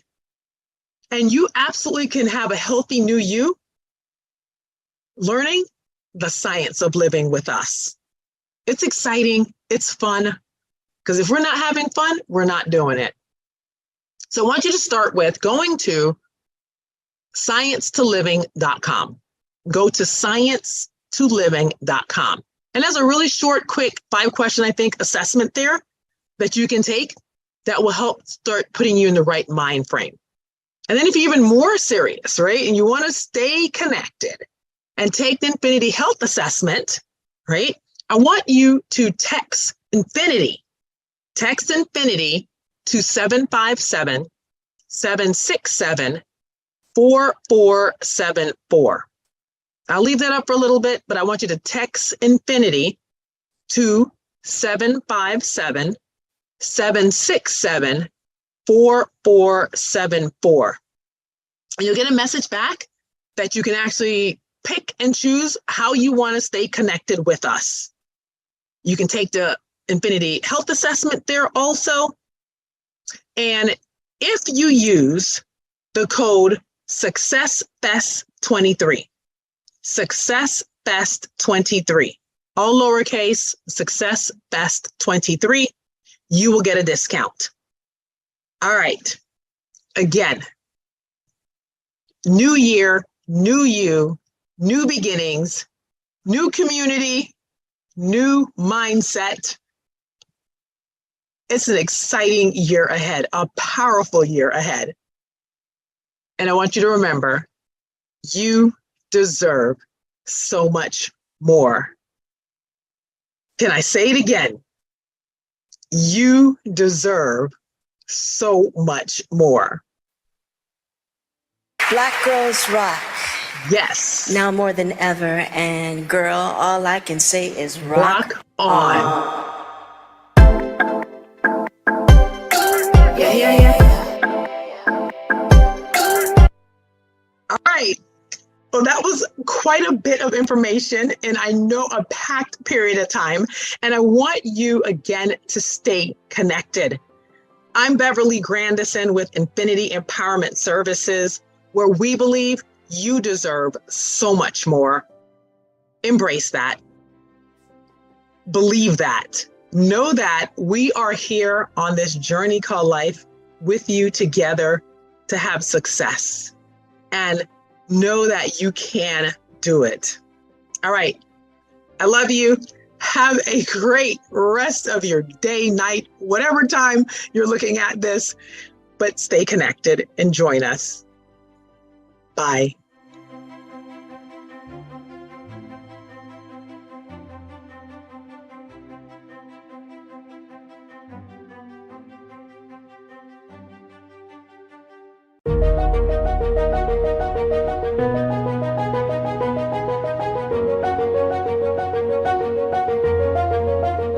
All right. I have another special guest in the room. So, first off, I have to say what I see on your wall. It says, wake up happy, right? Wake up happy, sis. Oh my gosh. Like, that's one thing that a lot of people know about me. They're like, Sonny, you're always happy. And so it's something that I cherish. So I have to know, why is that up on your wall? And what does that mean? And even just, first off, who are you? So I am Leanne Dulce. I am a self-care strategist, and I consider myself your chief self-love officer. Wake Up Happy Sis is a movement that I started, and it's here to help Black women become happy, healed, and whole. So just, I guess, a little bit about me. I'm a longtime student of the wellness arts. So if it's out there, I've either studied it, checked into it, tried it. I'm very much trying to be in touch with who I am as a person. And the older that I get, the more that, I continue to learn, because I think we are all lifelong students, right?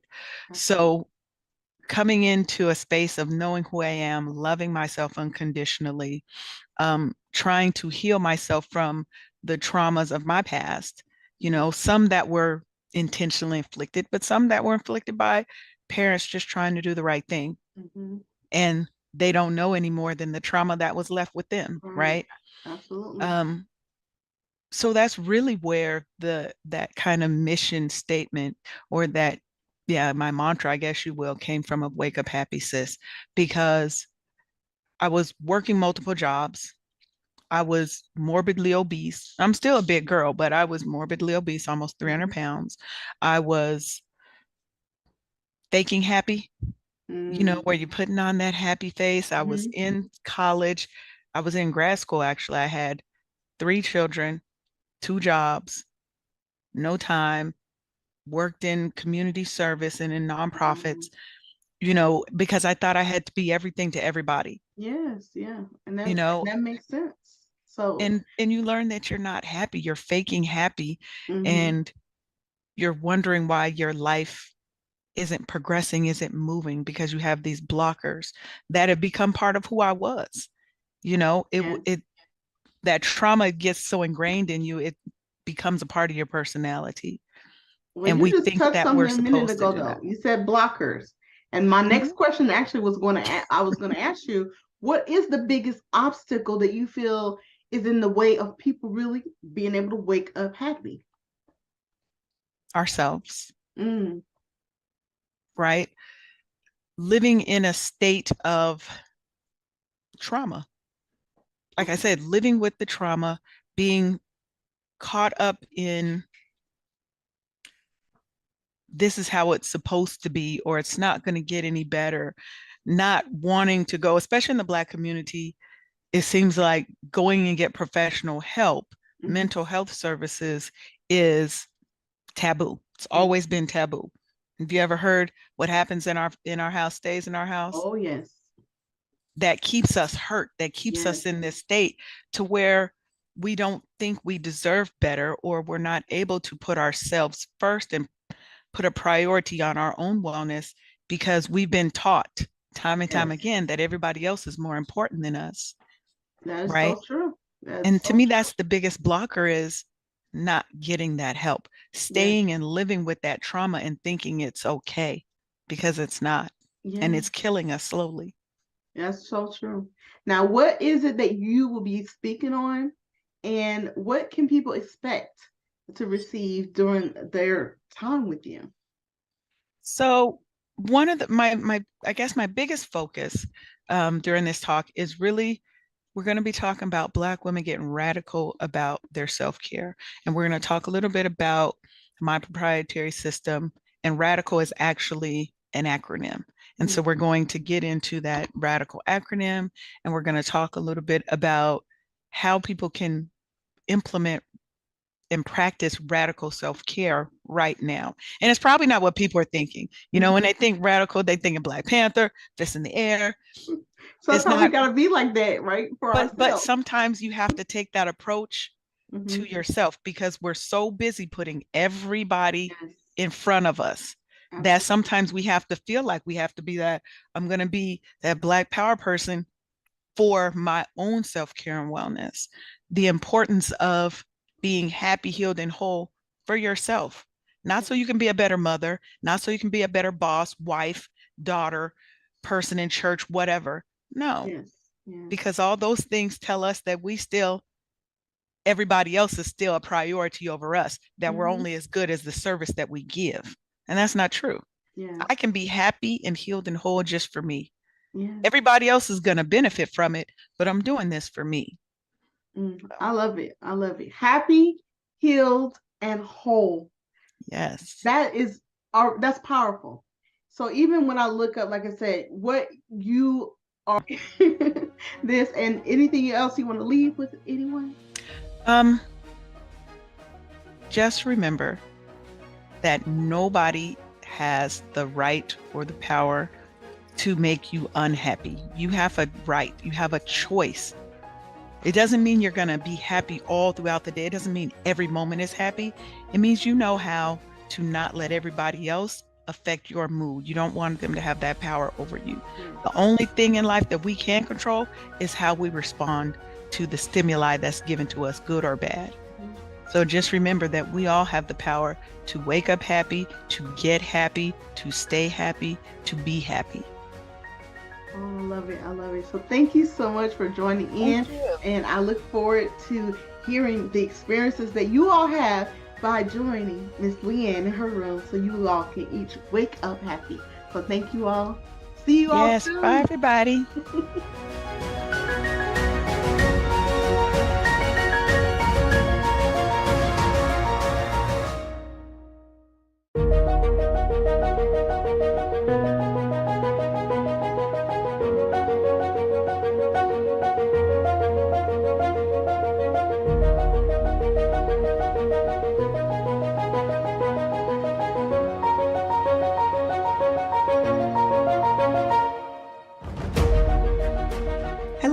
everyone. My name is Leanne Dulce, and I'm a self-care strategist and your Chief Self-Love Officer at Wake Up Happy Sis. Today, I want to talk to you about the importance of Black women getting radical about their self-care and wellness in 2023. But let me back up a second and tell you a little bit about myself. I'm a longtime student of the wellness arts. I'm a certified natural and organic skincare formulator, a publisher, author, and an advocate for Black women's self-care and wellness. My passion is helping Black women get radical about their self-care so they can go from overwhelmed to overjoyed and wake up happy every day. In our chat today, I'm going to show you how to get radical about your self-care. We're going to define the acronym RADICAL as it pertains to your self-care, and then we're going to learn the benefits to Black women.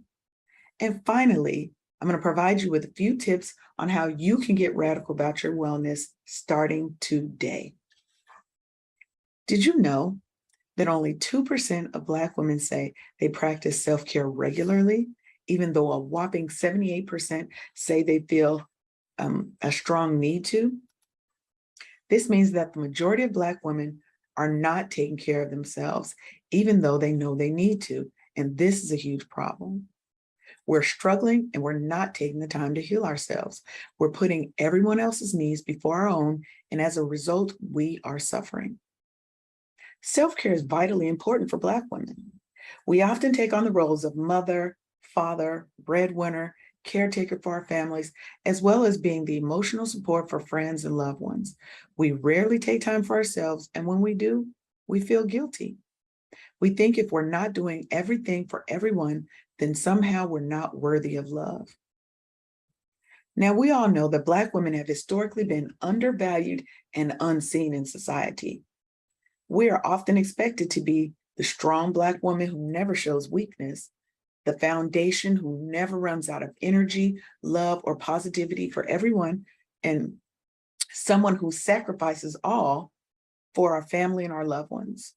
This unrealistic expectation has led us to not taking care of ourselves mentally, emotionally, and sometimes even physically.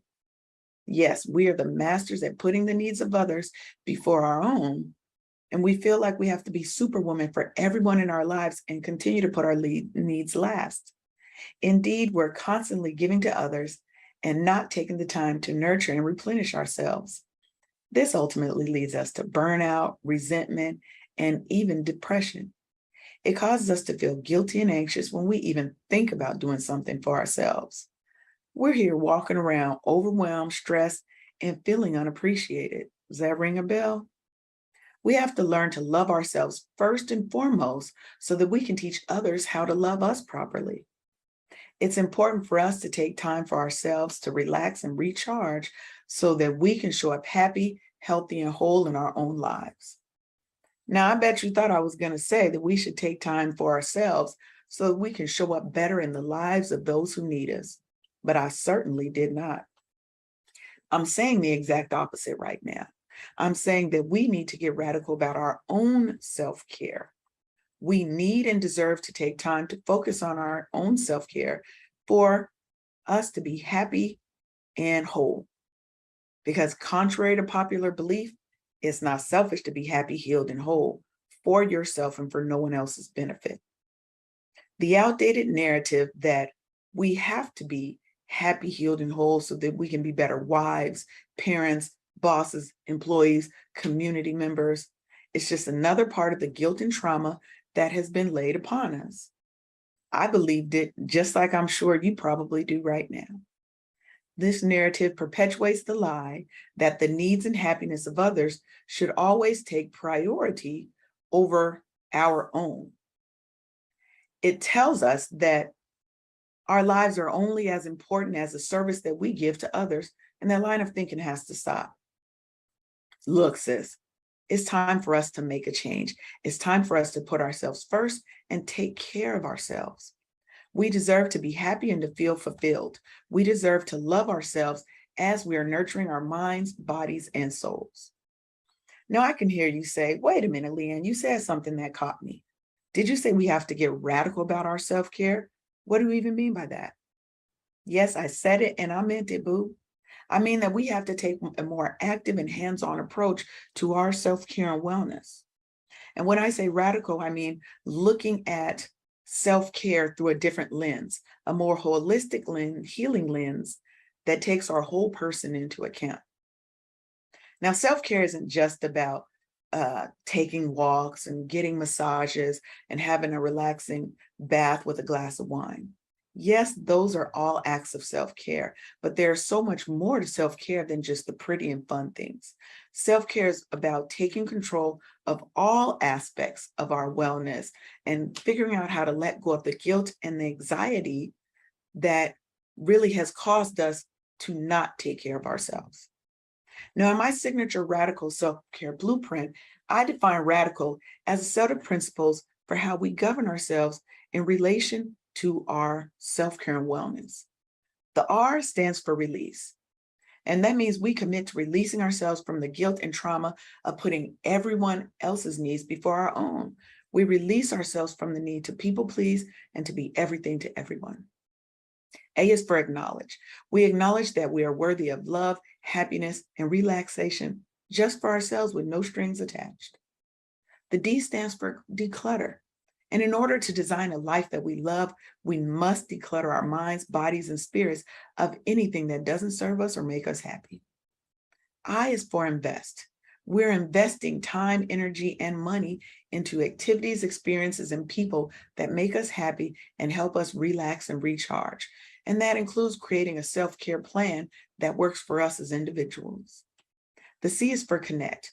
We're going to connect with trustworthy people who hold space for us and help us, whether it be friends, family, therapists, or even a support group. A is for attentive. I want you to be attentive to your needs and make sure that you're scheduling time for yourself. Do a body scan to help you determine what you need in this specific moment. And finally, the L stands for love. We have to love who we are through our healing and growth journey. Now, there's going to be times when it's hard, when it's ugly, when it's painful. But when you make it to that other side and you are happy, healed, and whole, baby, it is so beautiful and it is worth all the effort.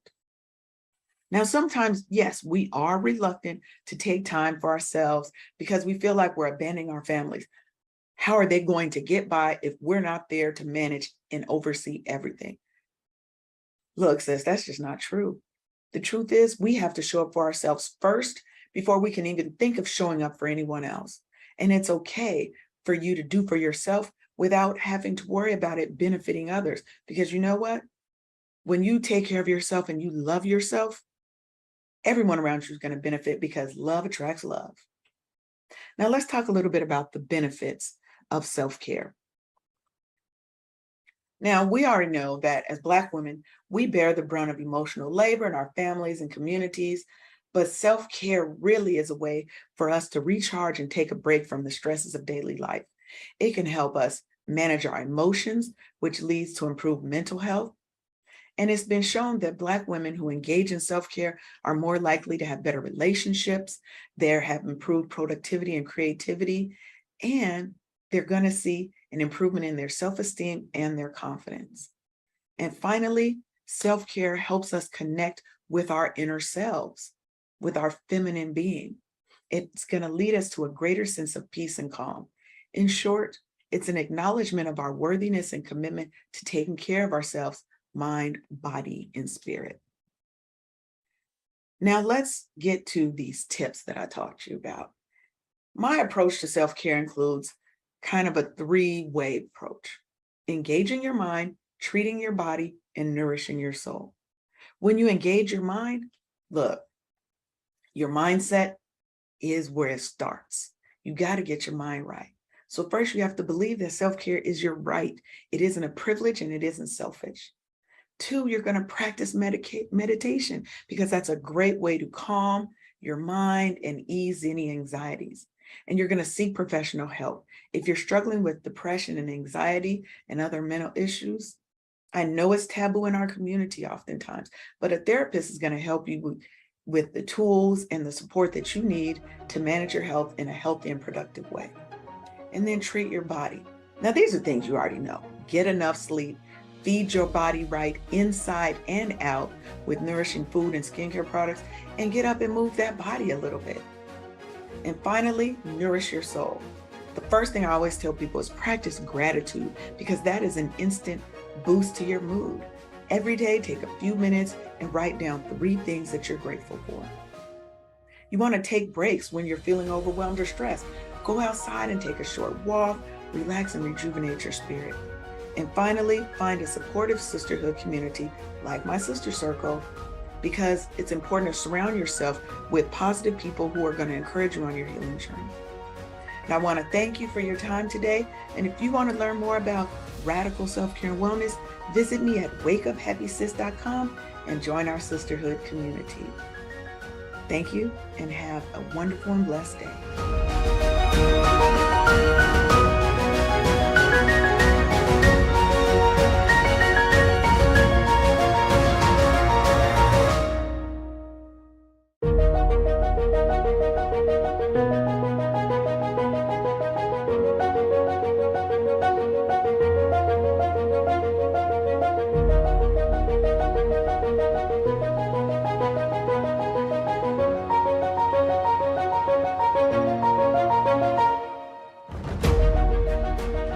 Hello, everybody.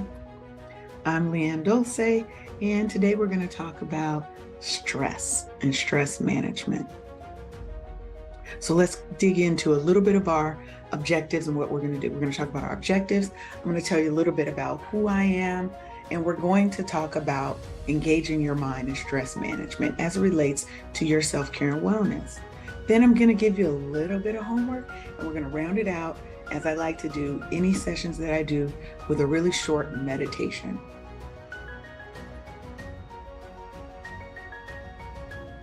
So what are our objectives today? Coming out of this, I want you to be able to start filling your self-care toolkit with first a renewed mindset, but also some tools that are going to help you start from some meaningful self-care routines that fit into your lifestyle. Today, we're going to be talking about stress. So those tools will be around stress management. I want to help you alleviate some of the guilt and stress that's associated with taking time away from your responsibilities to care for yourself, because you should never feel guilty about that. And I want you to understand and implement no as a complete sentence. That is one of our stress relievers. Realize that you do have time for self-care, and I want you to come out with a clear understanding. What are your thoughts and feelings when you think about self-care? I want you to learn what your normal self-care routines are and are not, and what are your stress management practices. Now, just who am I? I'm just your regular, average day self-care advocate, a self-care strategist. I've been a student of the wellness arts for over 15 years, meaning I've either tried it, studied it, taught it. Wellness is just a part of who I am. I was also a publisher. I published the first lifestyle magazine for Black women with natural hair. It was called Natural Roots. And I'm a passionate advocate for women's self-care and wellness. Now, I live what I talk about, what I teach, what I embody, because I used to be that overwhelmed, overworked, overweight, morbidly obese woman, right? Who tried to people please everybody, who just wasn't happy. And I had to figure out what made me happy and how I could heal some of my past traumas. And stress management was a major factor. And I still use these practices today. So first, we're going to talk about mindset. Why is self-care important? And what are some of the challenges surrounding your self-care? Now, when we talk about why self-care is important because it's going to help you put yourself as a priority in your own life. It's what's going to keep you happy. It's what's going to keep you whole. And it's what's going to help you heal. You have to be mindful that in today's society, trying to put a focus on yourself is sometimes looked down on. It's selfish. You're supposed to focus on others before you focus on yourself. That's just not true. If you're not loving and taking care of yourself, how are you expected and supposed to be able to do that for someone else if you can't even do it for yourself. Now, we all have challenges when it comes to our self-care. I've heard and probably said all of them. We don't have time in our busy day. Self-care does not have to take a long time. It can take as little as 5-10 minutes a day. Get up, get out, walk, right? Meditate when you wake up, write a gratitude journal. These are all things that can radically help you improve your self-care.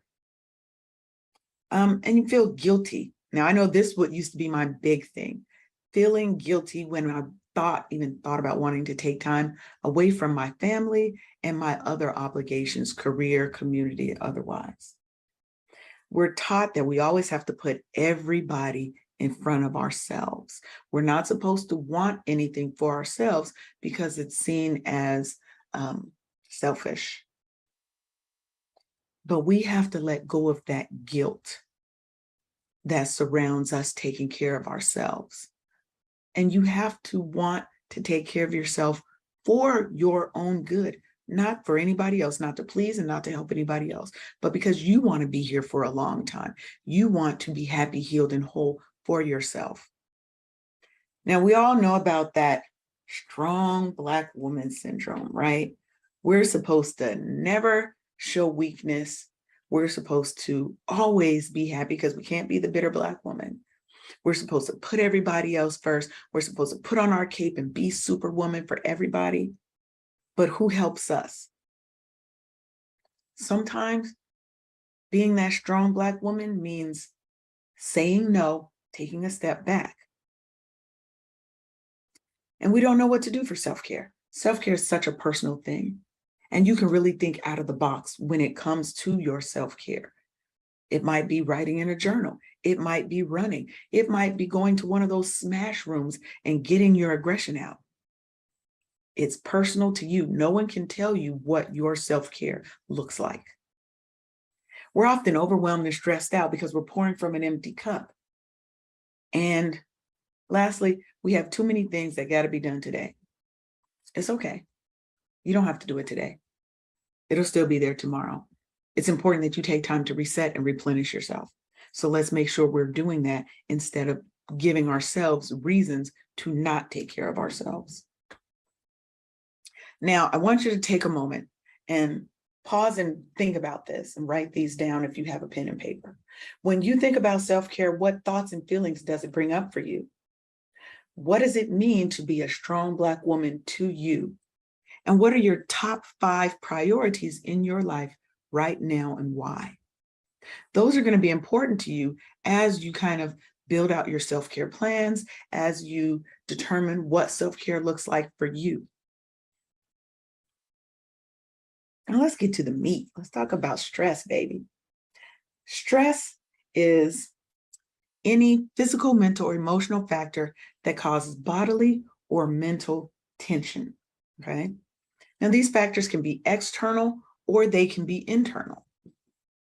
Now, one thing that I want to say that people really don't think about is stress isn't always harmful and it's not even always negative. There's a concept of eustress versus distress, and we'll talk about that on the next slide. Stress also activates, oh, no, we don't. Stress also activates our fight or flight response in our bodies. And the difference in whether it's good stress or bad stress is the resulting energy that's produced by the stimuli that we are given. Now, whether a person experiences distress or eustress in a situation mainly depends on their perception of themselves and what is stressing them. Do I see this as a threat? Do I see this as a negative? Or maybe do I see it as a challenge? Sometimes shifting your mindset and how you see a stimulus that's coming towards you can totally change that stress from bad stress to good stress.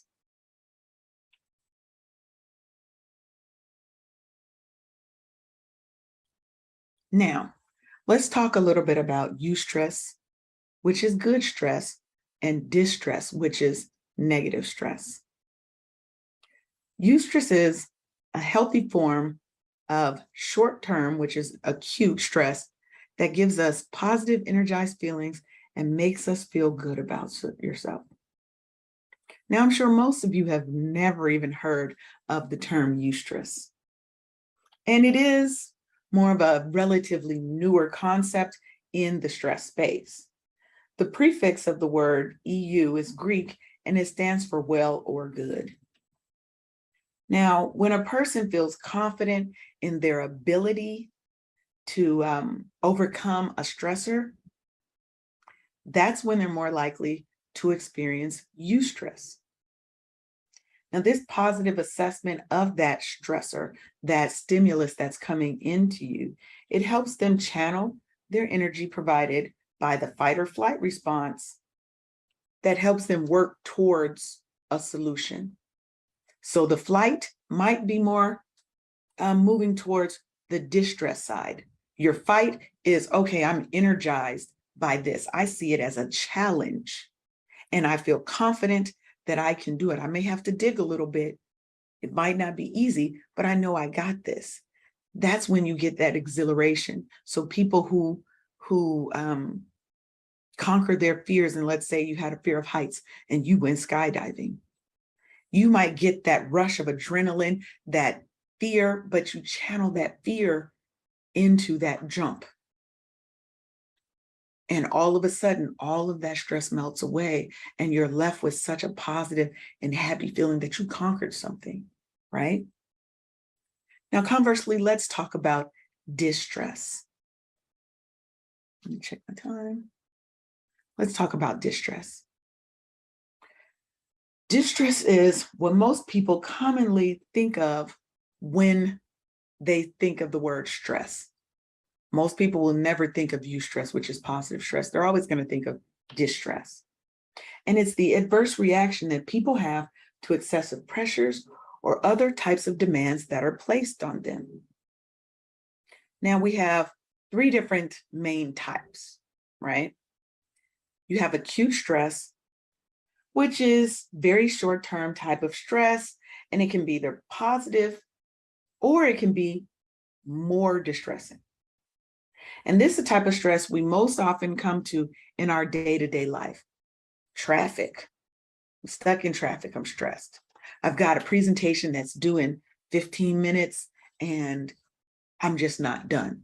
I'm not feeling confident that I'm going to get done. I got this new assignment and I just have some fear that I really don't know what I'm doing. Things are stressing me out. That's going to be followed by chronic stress. Now, chronic stress is a stress that kind of just seems never ending. It's inescapable, like a bad marriage, an extremely taxing job. And I think most of us can relate to the taxing job part, where you've got a manager or coworkers that just seem to make your life miserable. But you can't quit because you need that job. You need that money, right? You need the stability to support yourself and your family. But it can also be things like childhood trauma that is turned into parts of our personality traits. But it just seems like the world is never ending and constantly throwing us a barrage of things, right? A barrage of negativity. Now, then you have episodic acute stress. And think of it like chronic stress on steroids, right? It's when stress just seems to run rampant and it's now a way of life. You literally see no way out, right? And who wants to live in a life of ongoing stress? You just literally feel like there's no way out. With chronic stress, a bad marriage, I can eventually leave that marriage. A bad job, I can leave that job. Childhood trauma, I can talk to a therapist. But when you have that episodic acute stress, it is just a part of your daily existence. You think everything in your world is wrong, is negative, there's never an end, and you don't see a way out. And this is usually where you'll find people who contemplate suicide. The world would be a better place without me because I just have no worth. I have, everything's wrong in my life. I hurt everybody. Those are the kind of things when you have that episodic acute stress. And those require a lot more support and therapy to make sure that you're getting the help that you need. Now let's talk about how do we cope with distress. Now, what I say is we're all very fortunate that we can successfully manage or even banish a lot of these stressful feelings by developing our own repertoire and methods to combat this stress, right? First, you want to start out by asking yourself a few questions whenever you start to feel stressed. One, identify what the stress is. What is that major cause of my stress in this moment? Identify why this specific issue has you feeling stressed, anxious, and/or overwhelmed or worried. Why am I feeling this way? And sometimes you have to dig deep, and this second one may take a little bit of time to get to the root, but you really want to get to the root of why you're feeling stressed and anxious and overwhelmed. And then, where is my focus? Is it on the problem or is it on the solution? I strongly believe, and I practice, that what we focus on is what manifests in our lives. So when you're focusing more on the problem, you're bringing more stress and negativity into your space. Instead, let's try to focus on being solution-oriented. That's going to help us to really understand what's going on, what we can do to resolve the stress. And then determine what the happy, healthy, and lasting resolution would be. And how is that going to feel when you resolve this issue in this situation? We're going to then understand who you can turn to for help, right? Is it family? Is it friends? Or is it professional support? Do not go into this alone. There's always somebody there to reach out. And if your friends and family cannot support you on that level, please seek professional support. They are here to help us. There's no stigma in getting professional help. And figure out what you can do right now in this moment that will help relieve that stress, resolve the underlying issue that's causing the stress, partially or fully, because sometimes you can't resolve everything right now in this moment, but there might be something that you can do to help relieve a little bit of that stress. Can we plan a little bit? Can I talk to somebody? Can I run and figure out a way to get this aggression out of my system?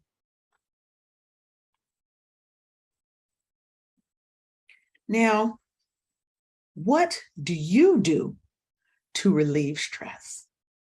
This is my favorite part of the session because we get to talk a little bit about stress relief strategies. Having an arsenal of stress relief practices is an important way to help relieve stress at work, at home.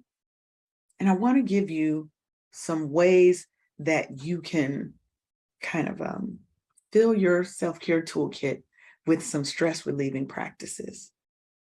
My first thing, and this is for me because I'm a very kind of logical and methodical person. And if you're like me and you need that more methodical approach, then get yourself some stress relief worksheets. And we have some over at wakeuphappysis.com. These things can be very helpful because they help you identify actionable steps to improve that situation. They're going to help you address the root cause of the stress. Now, because again, we have to get down to what the root cause is. A lot of times we're focused on symptoms and we haven't really got down to the root cause of what's giving us stress. And it's going to help you find meaning in difficult and stressful situations and focusing on the positive aspects of the situation that are within your control. Because there's always something positive within our control if we look hard enough. We can't always control every aspect, but we can control how we respond and react to it. And there is something positive in every situation. We just have to dig a little deeper sometimes. Second, it's so important that we show ourselves love and self-compassion. A lot of times we have so much compassion for everybody else, but when it comes to ourselves, we don't give ourselves grace, right? We don't want to give ourselves grace and say, you know what, I've been working really hard. Maybe I need some time to myself, and that's why I'm feeling stressed, because I'm keep taking on more and more and more responsibility, more and more options. I haven't said no. But you know what? Today I need to say no. Now, being our own worst critics, I know I am. Are you? But when you're your own worst critic, you can get really down on ourselves for making a little mistake. But I need you to speak love and light and positivity into yourself at all times. Make sure you're reaching out to your support system or a professional for help. Again, there's no stigma with it. Support groups and support systems. Your support system may be your family, your friends, maybe your church, right? You may go to an actual physical support group and you may have your own therapist. They're all great ways, and you can have all three at the same time. That is the beauty of it. It's not a one size fits all, and they're going to help you work through your problems. You can also use relaxation techniques to help you regulate stress in the moment. Physical activity, we all know that's a great way as an outlet for stress. I love going to those smash rooms because literally you can get out so much anger and aggression and you come out feeling renewed and replenished. And use mindful meditation to get out of your own head. Meditation helps. The practice, even just the practice of meditation, is going to help calm you. It's going to help regulate your mood. And it can also just help quiet the noise that we sometimes have in our head. And that's so important for us. Now let's talk a little bit about mindful meditative breathing, because this is one key relaxation technique that you can always go to and doesn't have to take a lot of time. It can take 1 minute to help center, ground, and bring yourself back from that place of stress, from an unhappy space. Now, mindful breathing is a very basic but powerful meditation practice. The idea is that you're simply going to focus your attention on your breathing, to its natural rhythm and flow, and the way it feels on each inhale and exhale. You can make this meditation a part of your everyday life, so when your stress levels start to rise, you can regain your composure almost effortlessly. And as you practice your meditation techniques, you'll be able to do it without anybody even noticing. You can do it on a bus. You can do it at your desk. You can do it in the middle of Grand Central Station if you want to. And it's going to make you calmer, more focused, and help release stress in any situation. Now, some of the other benefits, it's going to help you manage stress and eliminate anxiety. It's going to enhance your learning and memory retention because it's allowing you to, you're learning to focus on a singular thing and blocking everything out.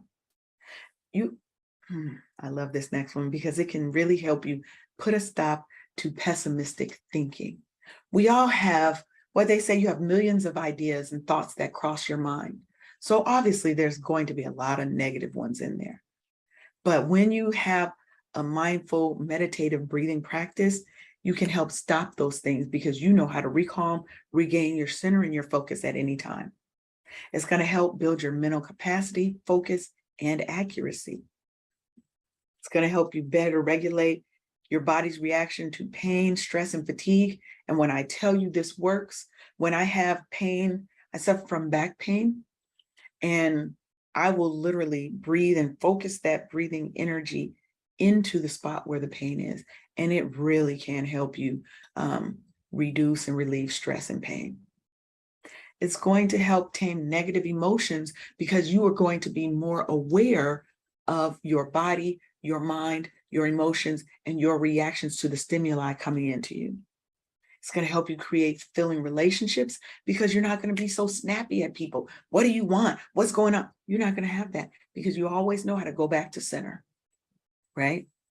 And you're going to help you tap into your creative side because it's going to put you in control. And obviously, when you're less stressed, what is that going to give you? Less possibility of burnout. So you're going to be more productive on your job. You're going to have happier relationships with yourself and with others. And you're going to know how to get back to happy. That's super important. Now, it's homework time. A couple of things that I want you to do.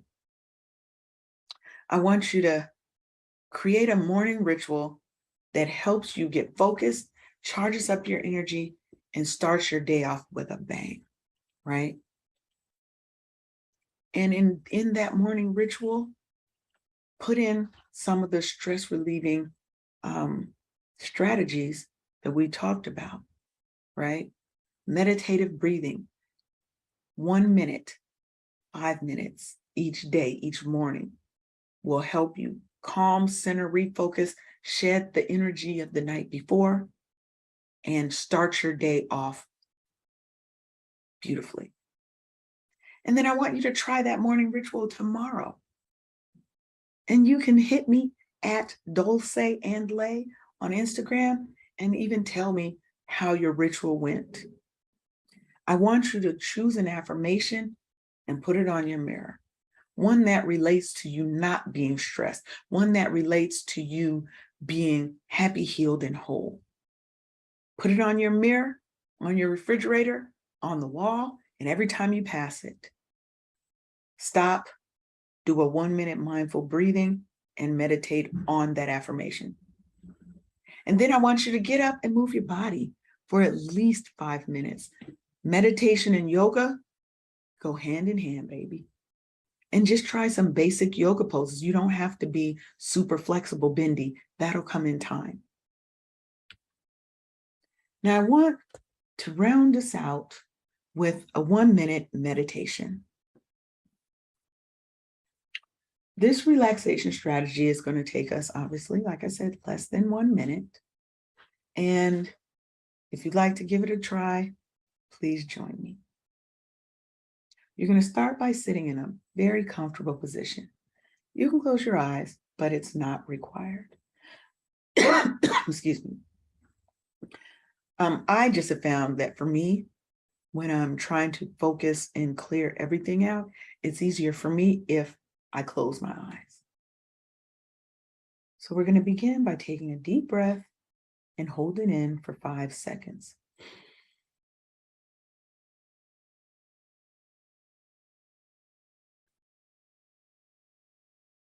Now slowly exhale and relax, allowing your body to completely relax into the space. Take another deep breath, as deep as you can, and hold it for 5 seconds. Now this time as you exhale, imagine blowing out all of your stress, all of your worries, all of the negativity. And we're going to take a third deep breath, hold it,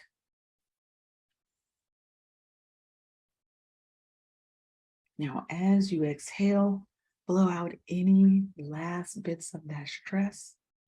And I want you to repeat to yourself, you can relax now.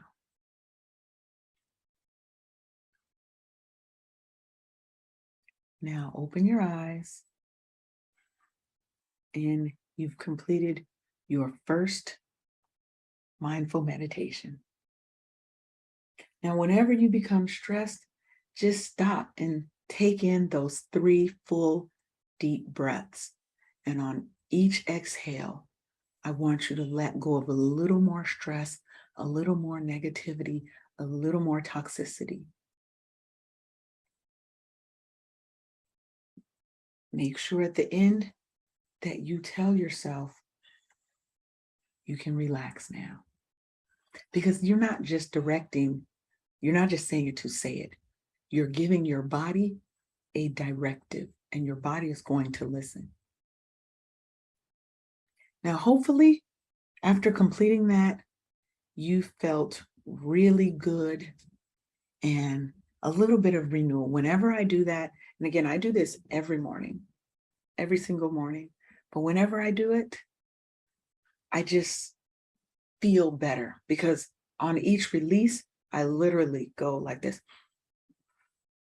and I relax myself. I just let go. I turn into a wet noodle. Now, I want to thank you guys for joining me today. And if you want some help to get started on your building your self-care toolkit and to learn more about Dulce and Lay and Wake Up Happy Sis and our movement here, then I want you to get this success kit. It's your self-care toolkit, and it's 28 pages full of awesome self-care goodness, if I do say so myself. Now, this document could easily be selling for $100, but I'm selling it to you for $17 because I want you to have it in your arsenal. And it goes over more than what we've talked about today. Now, what you're going to get, we're going to learn about 6 of the 8 dimensions of self-care. We're going to give you affirmations based on each of those 6 dimensions. You get self-care activities that are by dimension and some daily reflective journaling. Now, you're also going to create that morning ritual. And what does your morning flow look like? You're going to have affirmations and loving touch worksheet. So just make sure that you go on over to myselfcaretoolkit.com and you go ahead and get yourself some of this goodness, baby.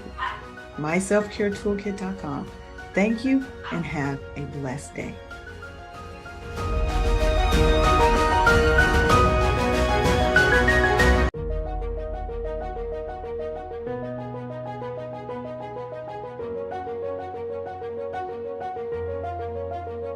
All right, hello everyone. It is Dr. Stephanie Wall here. I am here with Mary H.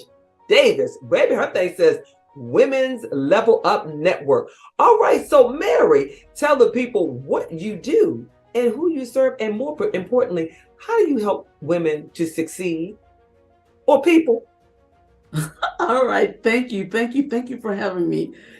Yeah, so my name is Mary H. Davis, as you stated, and I am a confidence and leadership coach. I am the chairwoman of Women's Level Up Network. And what I do, I have one mission and one mission only, and that's to help women all over the world step into it. Just step into it.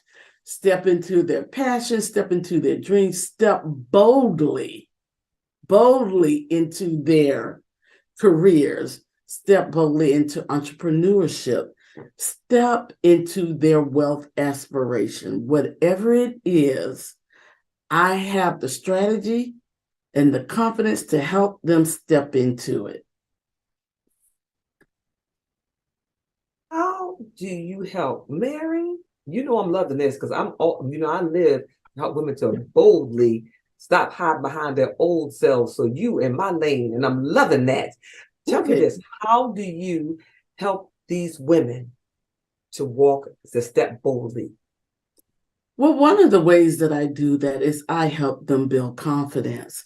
I like to think that I was a very confident person, but what I've realized is that I wasn't as confident as I thought I was. Even for me, I'm more confident than most people, but we lack the confidence to step into it because we are conditioned either from birth, through social norms. We are conditioned, especially women of color. So I help them with their confidence, and I have a leadership academy. So we work on building the confidence, and what that is, I help them get from where they are to where they want to be. I was an executive of one of the world's largest financial institution, $11.9 trillion, and I helped them. I told them what to say, when to say it, how to say it, you name it, I did it. And I've taken that skills and transferred that to my coaching programs. And that's how I help women step into it. Because a lot of times I was the only one. And a lot of us are used to this, being the only woman of color. But I learned to master that. And I have now do that with the women that work with me. That is powerful. That is powerful. And you're talking about imposter syndrome. So you deal with a lot of that with your clients. So let me ask you this. What is the title of your keynote? The title of my keynote is Confidence. No, it's Success Has an Odor. It's confidence. Ooh, and is anybody besides me like, ooh? Success has an odor. I'm like Deion Sanders. Come on. Like I walk because I'm confident. I say what I say because I'm confident. And what's the kind of cologne you have on? Confidence. Confidence. I don't even wear Chanel. I got no Chanel earrings, but I don't wear Chanel, Dolce & Gabbana, any of that. Confidence is my natural odor. Come on, somebody. I love that. Mary, you got the people fired up. As soon as you said that, I was with you 10 times and twice on Sunday. Confidence is underrated. Confidence is underrated, and a lot of people think they have it, but they don't. One of the biggest obstacles that I had to overcome was 10x in my confidence. Because I was already confident, but to move to new places that you've never gone, you have to move boldly with a lot of confidence to do what you've never done. New places require a new version of yourself. I love it. I love it. All right, you all. When you come back on, what in the next voice that you're going to hear is Mary H. Davis. Mary H. Davis is going to give you the business because really we're going to call her Mary Confidence Davis. Come on, baby. Come on. I can't wait to learn more. You better jump on in. Don't miss this.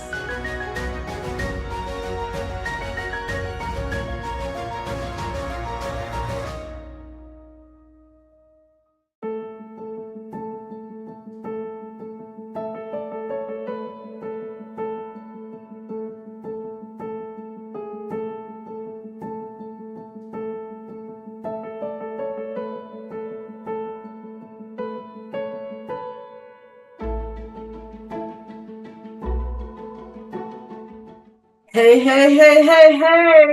Welcome to the confidence room, where confidence is built and it happens. Whoa, y'all smell that? We got smell-o-vision up in here.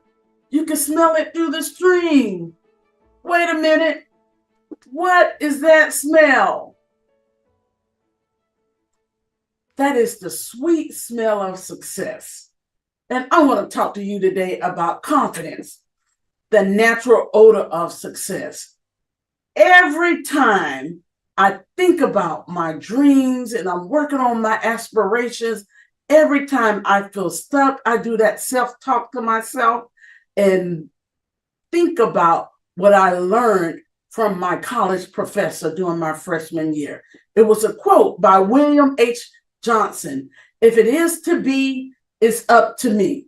If it is to be, it's up to me. Put it in the chat. Me. If it is to be, it's up to me. I see you. Me, me, me, me. This quote and this self-talk gives me confidence to move forward. That's why I always say and chant that quote when I get stuck. I am Mary H. Davis, retired executive from one of the world's largest financial institutions, confidence and leadership coach, chairwoman of Women's Level Up Network, and founder of Mary H. Davis Coaching and Own the Leader Within Academy. Excuse me. My mission, and I'm here today, is one mission and one mission only. I empower women to break out and step into it. That's right. Step into it. Step into your dreams. Step into their passions. Step boldly into their careers. Step into entrepreneurship. Step into their wealth aspirations. Whatever that is, I help them, empower them to step into it. And I just want to share, there are 2 transformational things that I learned as I was in my career in helping women to step into it. The first thing is, in order to break out, you have to, in order to step into it, you have to first break out. Did you get that? To step into it, you got to first break out. You have to break out to step in, and it takes big, bold, audacious confidence to do that. I came to realize that a lot of people who think they have confidence really do not have as much confidence as they think. That's why I like this quote from Michelle Obama. Your success will be determined by your own confidence and fortitude. So if you're not where you think you should be, check your confidence. Check your confidence. The second thing that I learned is success has an odor to it. I know you've heard that before, but I've heard that and I really appreciate it now. When you have success, you move differently. Success has an odor to it. I'm telling you, and it's really factual. Let's break it down. Look at the definition of odor. Oxford says a lingering quality. Merriam-Webster says a characteristic or predominant quality. Think of all of the successful individuals that you may know. They all have a predominant quality about them. Denzel Washington, that swag that you see, that's confidence. Oprah Winfrey, you get a car, you get a car. Look where she came from. Confidence got her there. That odor. LeBron James, he says what he says, do what he do because he's confident. My man, Deion Sanders, confidence. He said that you got to know that you know that you know. Serena Williams, she could put on that tiger suit and play because confidence. Beyonce, you can't break my soul. That's confidence. Confidence is the natural odor of success. Rosalind Carter, former First Lady, said, you have to have confidence in your ability and then the toughness to follow through. It's true what Deion said. Prime Time said it best. They're going to think that it's arrogant. They're going to call it bitchiness or whatever they want to call you, but you're going to call it confidence because you got to know that you know that you know what you're doing, and you got to call it confidence and move like that. Here are a couple of other things that I learned. When you're walking in confidence, and I learned that I did all of the things that everybody told me to do. All of the things. You know the things. And I still felt stuck. I did all of the things that they told me to do. I went to college. Got a BS degree, master's degree, leadership, you name it. I got several certifications. I got the good job. Been there 30 plus years or whatever. I did all of the things that they told me to do. I worked hard, went in every day. You name it, I did it. I checked the box of what it takes or what they told me it took to be successful. But yet and still, after getting the degrees, the certification, the job, and working hard, I made some success, made well over 6 figures, multiple 6 figures. My bonuses were 6 figures, but I still felt like there has got to be more and not fulfilled. And what I learned was that there was so much that they did not tell me as I was navigating my career. I realized that there was more to it that I needed and that they didn't share with me. They didn't tell me about the excessive work hours, the pay inequities, and the diversity challenge. I worked 70, 80 hours per week. And one of the things that I realized is that I outperformed my peers 3 to 4 times. I was outperforming them, but yet they made more than me. And how do I know this? Because I had a gentleman pull me aside, white gentleman at that, was the best boss I ever had. He said, I can understand how you got here. I'm going to help you this one time. And from here on out, you're on your own. I got the biggest bump I ever got. Forget about 6 figures. Let's talk about multiple 6 figures. I'm like, you don't have to tell me twice. I got it from there. All of the things that they didn't teach you about, mom and them didn't tell you about. So let me tell you a little bit more about my story.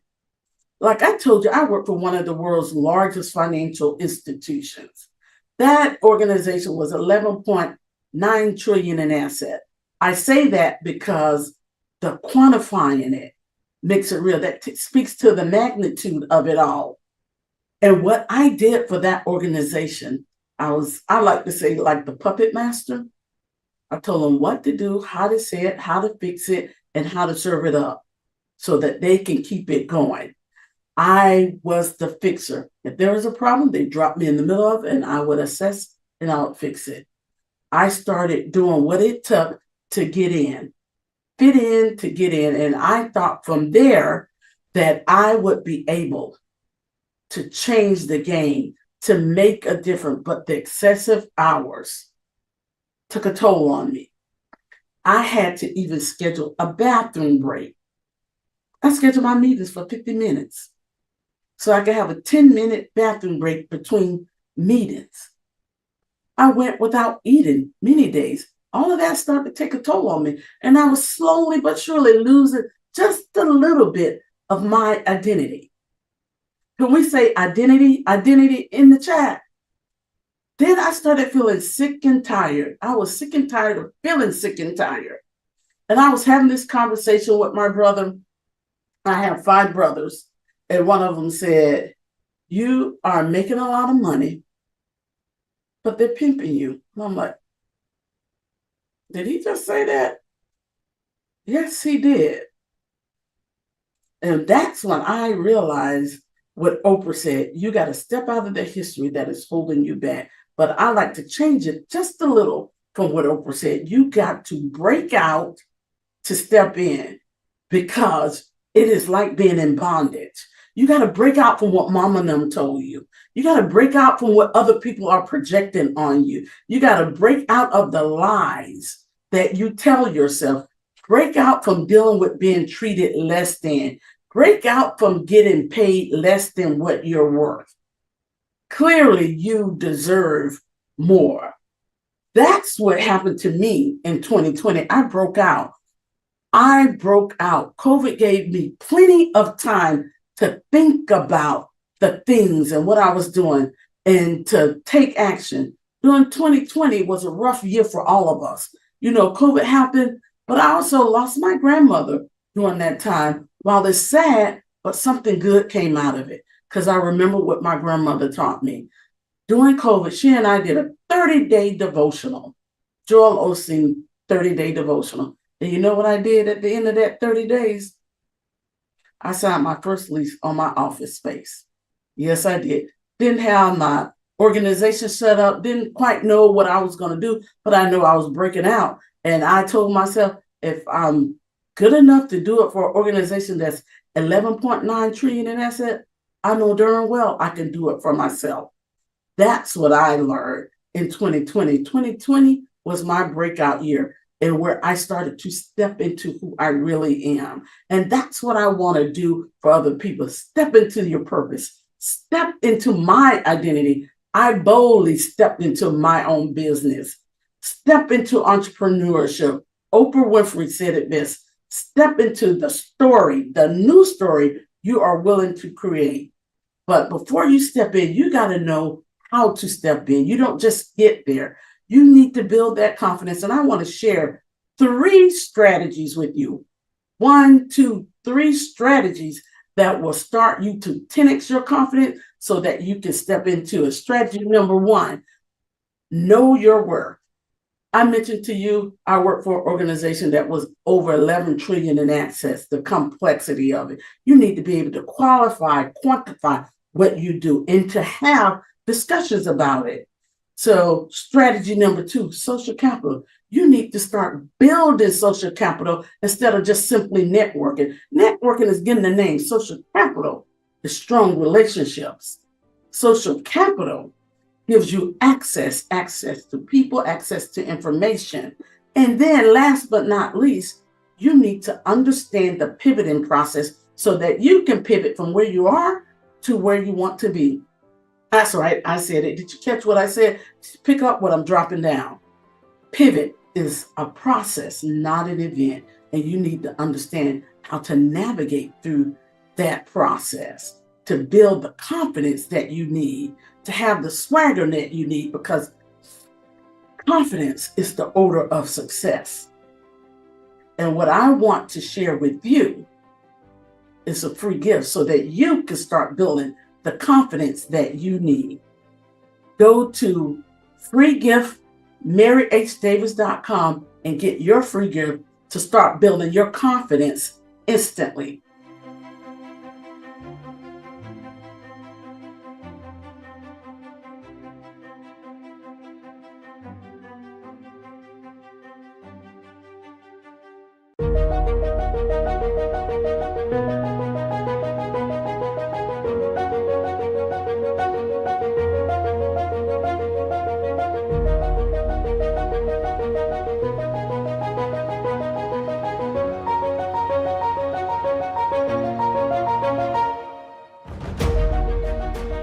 Good morning, good afternoon, good evening, fam. I am as Missy Bellamy over at Temple Health, Eating to Live Life. And I'm here to connect with you again from the other year to this year about how to eat to live life and how the foods that we eat combat everything that is detrimental to our life.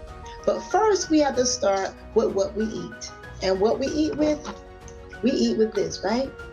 This is what we eat, our mouth. Our mouth is first line of defense. And when we eat these things that are healthy or unhealthy, it get all jumped up in here.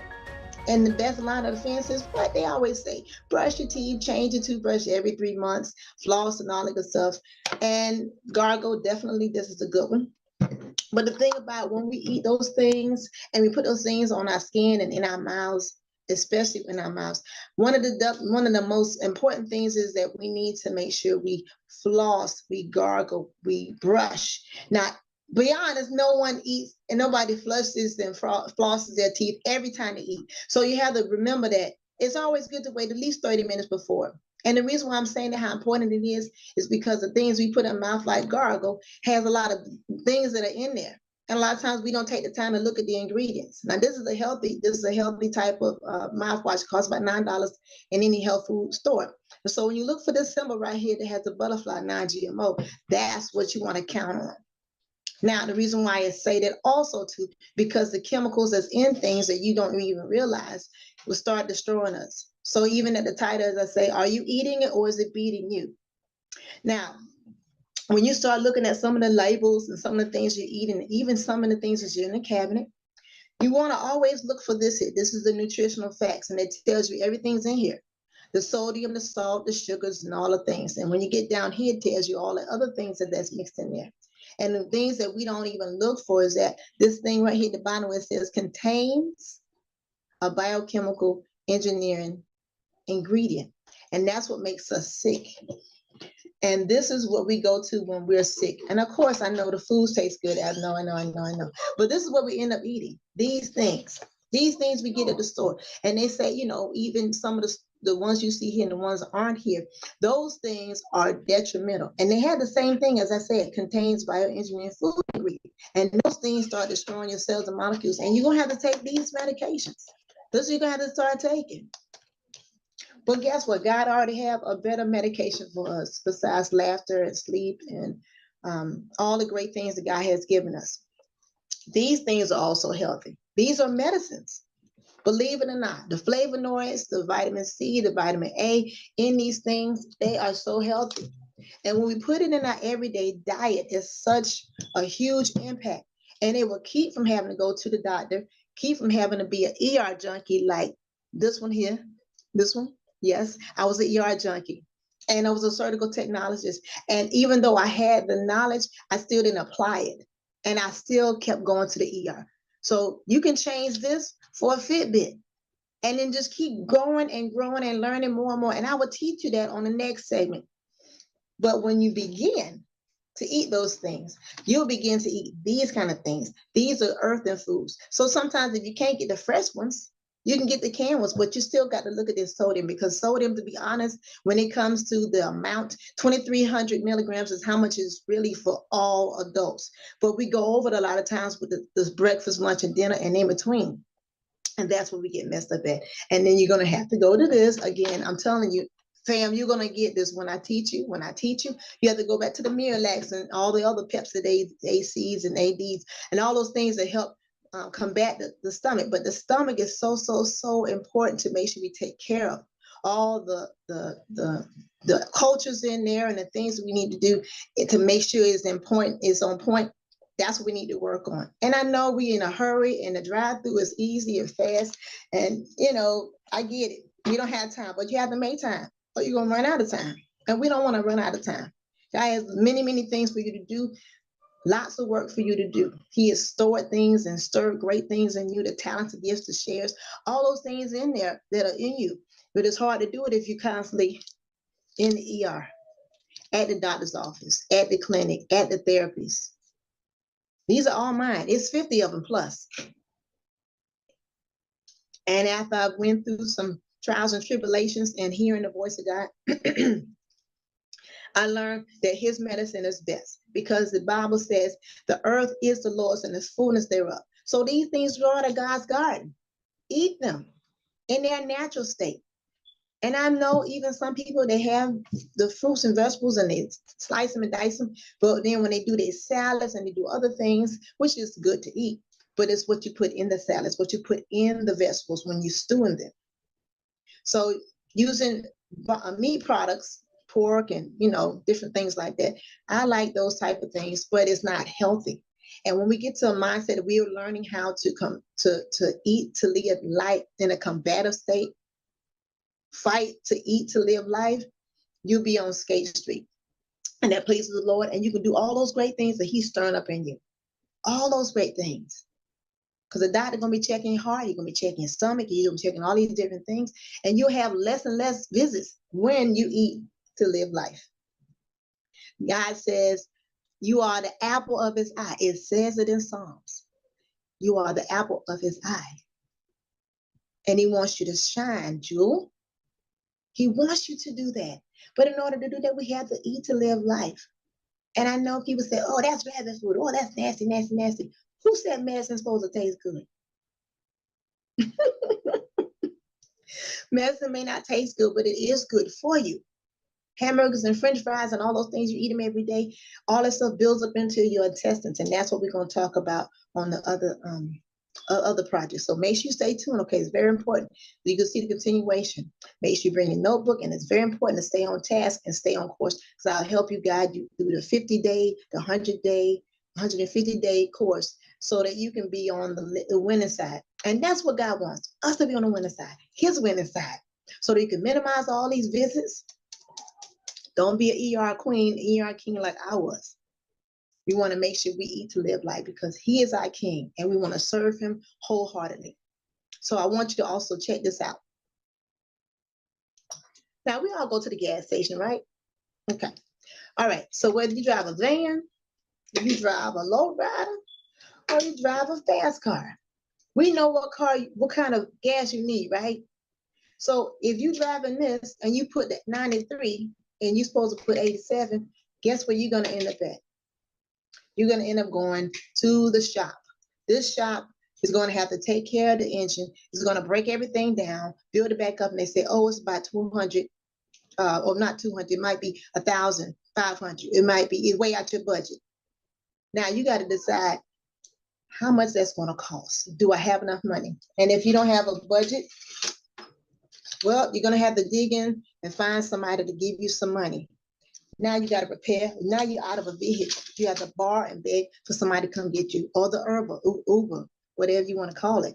And so with all that, it causes all that stress in the family. Somebody got to get another job. Somebody got to cut back on some things. So now you're obligated to do some things that are a little bit out of sequence that you weren't used to. What if we eat to live life? And even if it's too much for the groceries, then you can get your own seeds and put it in your own garden. You can have it right in your window. You can have it outside. You can have it in your garage, wherever you want to put your garden. That's what you can have. And those things will help build up your life, build up, and then extend your family so that God can breathe on your generation and not blow on it. So I want you to remember, this is Misty Bellamy. I am here to guide you and direct you where you need to go. Remember to always check your menu. This is your menu. Remember, your menu tells you what's in it. And if you don't read it intently and check everything, then it's going to cause some damage. And here you're going to end up having these medications because, believe it or not, this costs money too. All these are our medications, just so you know. We no longer take those medications because we learn to eat to live life. So your grams for your sodium, 2,300. Your grams for your sugar, 26 grams for women, 37 grams for men. That's the top.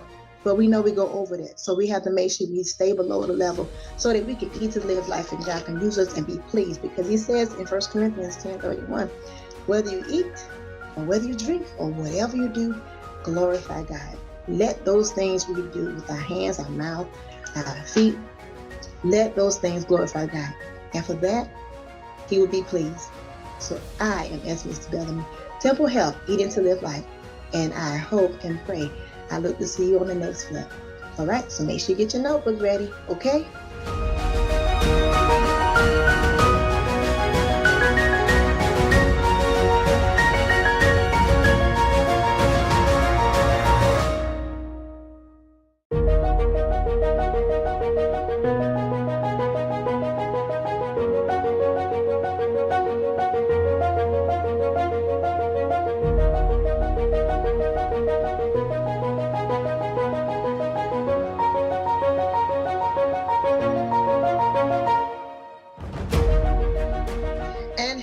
Again, family, this is Missy Bellamy here to talk about and encourage you to eat to live life.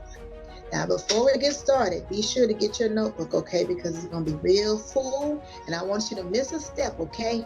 So go ahead and give your notebook and your pen, your pencil, put everything on silent so that you can really concentrate and hear all the things I'm going to share. All right? All right.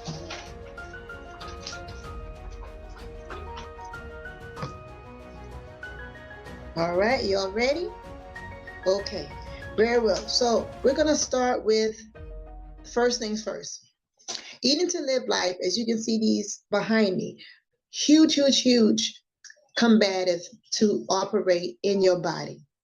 And when I say combative, that means your white blood cells, your red blood cells have the equipment by eating these things to fight the things that come across you. That means all the diseases, all the disorders, all the episodes that you have in your body, they will do just that and take care of the things in your temple. And I think it's important that we learn more about these. The green broccoli and the kale and the Brussels sprouts, those things have huge vitamins. They are like 1,000 milligrams of vitamins, yes. And when you boil them and steam them, however you want to do it, you want to eat them as they are. just a little seasoning. You don't need a lot, you know, because they have their own flavor. And those things will help combat a lot of the things you have. And you can even revert, undo the diseases that you have. And you can stop taking these medications, because every time you go to the doctor and they reevaluate you, this is what they're going to give you. Or take 2 of these. The milligrams of this, milligrams of that. They're going to give this to you. Or you're going to end up having these here, like Miss Missy, having a bunch of these. Because we don't eat to live life. And it's just not just the eating part, fam.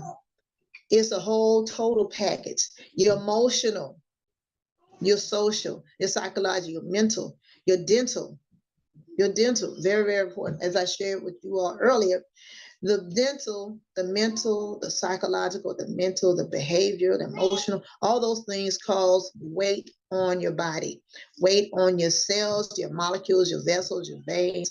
Your organs are fighting like crazy when we go overboard.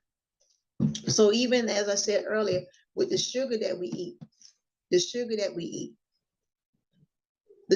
eat should be natural. So you have natural sugars in fruits and vegetables. Yes, even sweet potatoes got their own sweets. You have to pour a whole bunch of, pour all that stuff in there. You just shrinking everything. And when I say shrink, that means your brain. Your brain shrinks more and more. It's a slow process. And that's what causes a lot of the time dementia, Parkinson's, Alzheimer's, all those mental debilitating disorders. And when you do that, your cupcakes and your muffins and all the sugar stuff, when it's the holiday, then so we really go overboard. And that has a tendency to just shrink your brain a little bit slowly. And your brain won't operate the right way. And all the cells and all the chemicals, the norepinephrine, the dopamine, the serotonin, all those things are getting all confused and they won't operate like they should. And so by doing those things that are detrimental, then you cause those medications to increase. If they don't give you more medication, they'll give you an increase of the same medication or introduce you to some different things that your body don't need to have. Because when you look at the side effects of those things, it has 15 to 20. You take it for one thing, but it has 15 other side effects: dry mouth, nausea, vomiting, don't drive when you having this medication, and a host of other things that continue. So you're doing these medications for years and years and years, it tears down your body. But when you begin to eat the foods that God gives us, that grows from the earth, those help combat your body and fight off those things, those infections, the viruses, the coronavirus, the flu, the cold, and all the other ones. But you also can impact the rest of your body by doing these too as well. I have the vitamins. The vitamin C, the highest you can do is a vitamin C really is 2,000 milligrams. And then you got your zinc, you got your vitamin E3, you got your vitamin A, your elderberry, oregano. Taking these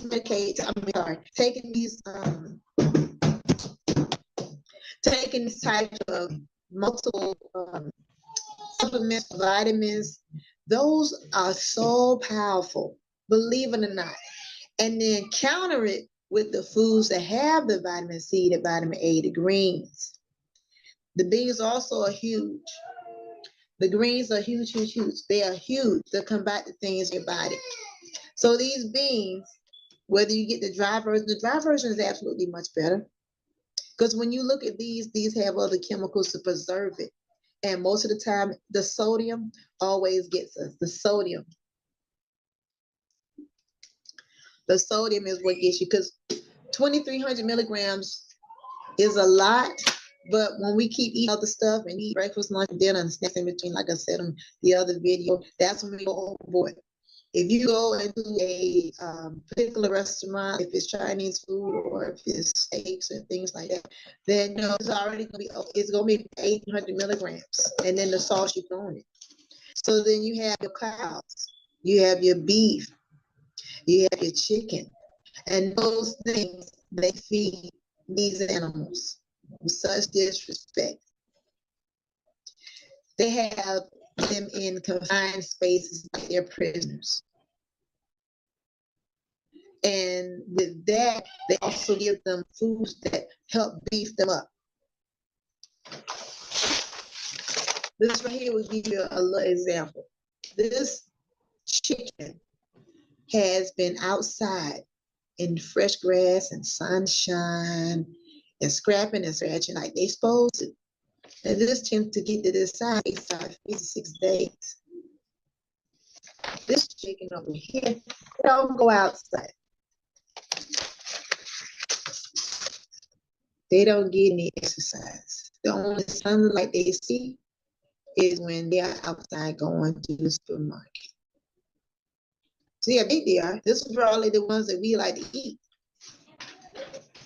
But that's the most unhealthy chicken. They're so bogged down. That includes the beef, that includes the pork, that includes the animals that own commercial type farms. They're so unhealthy.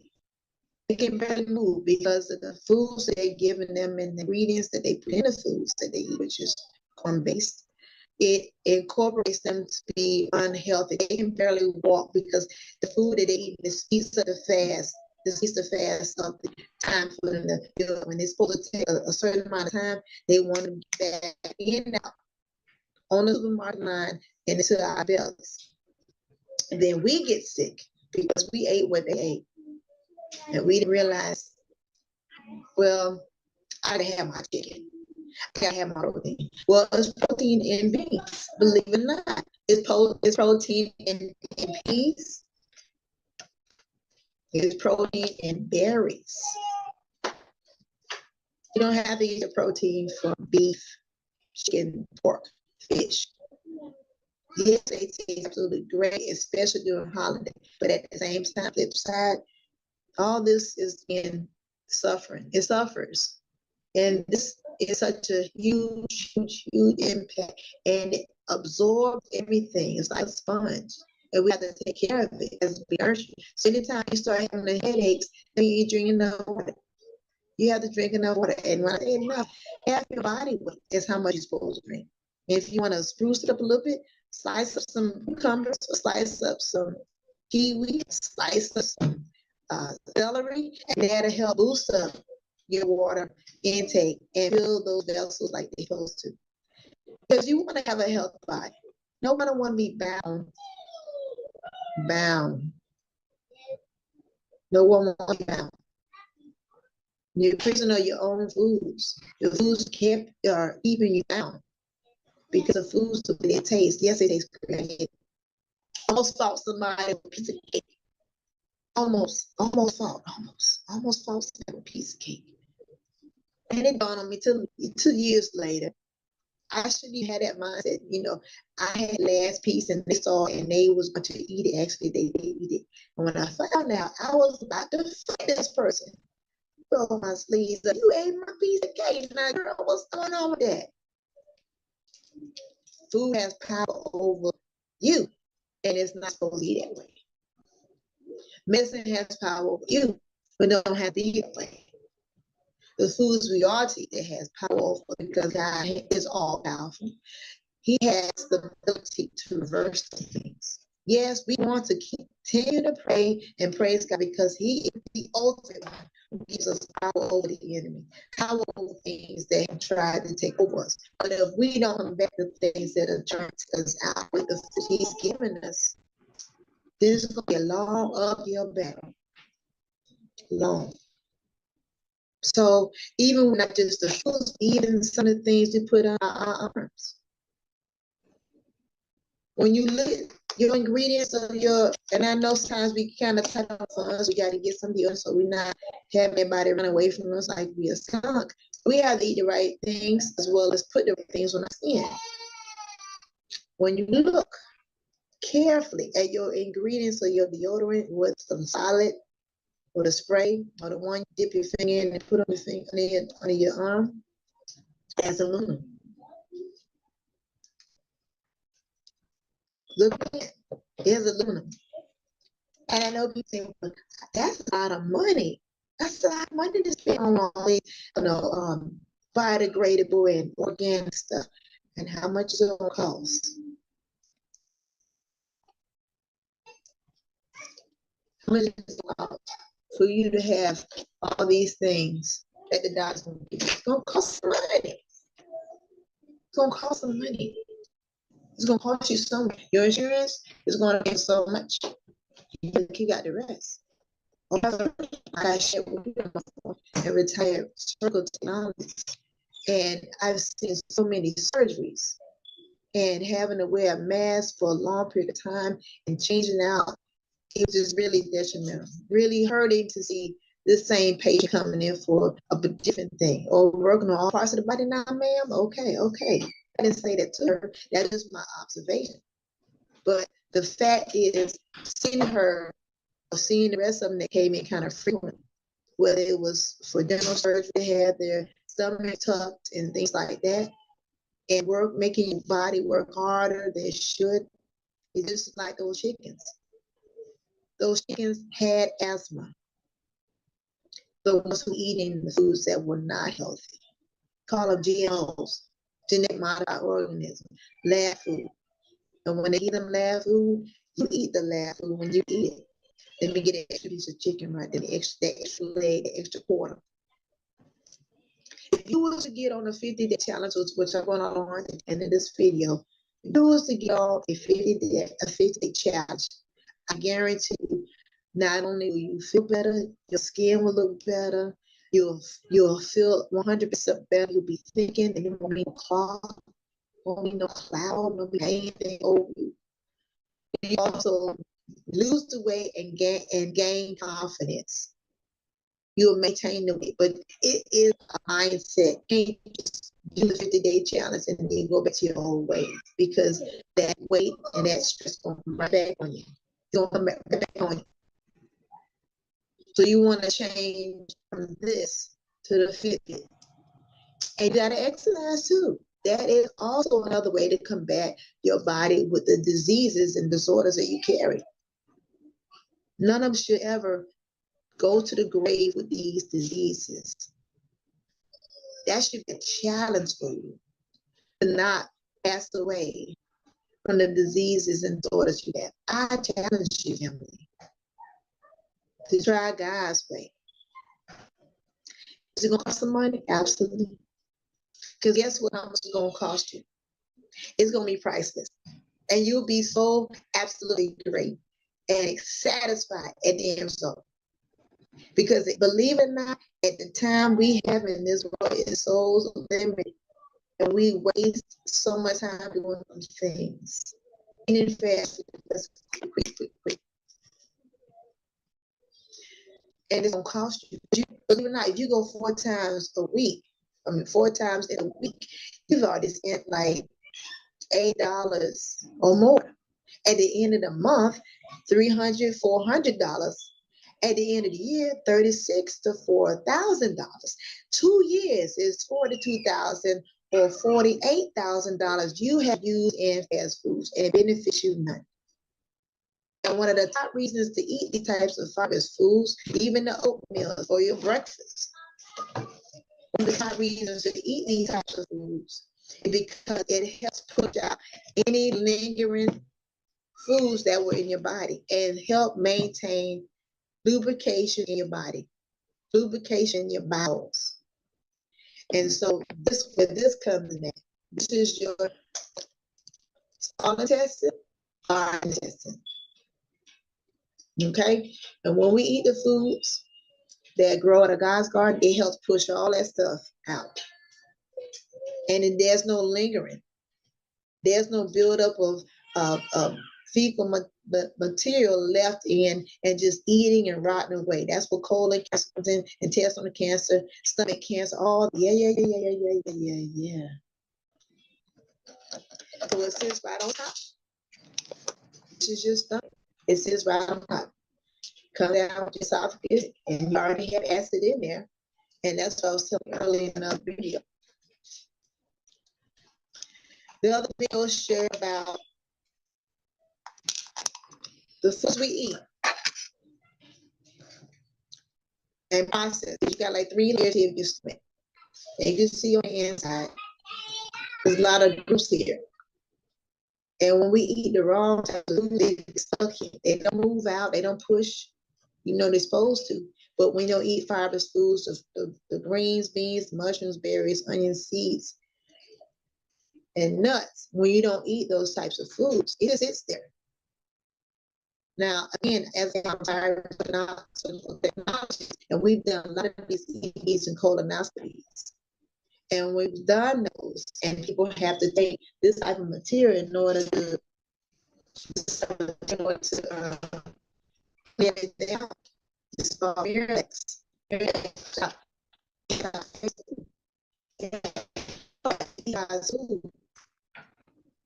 The right way.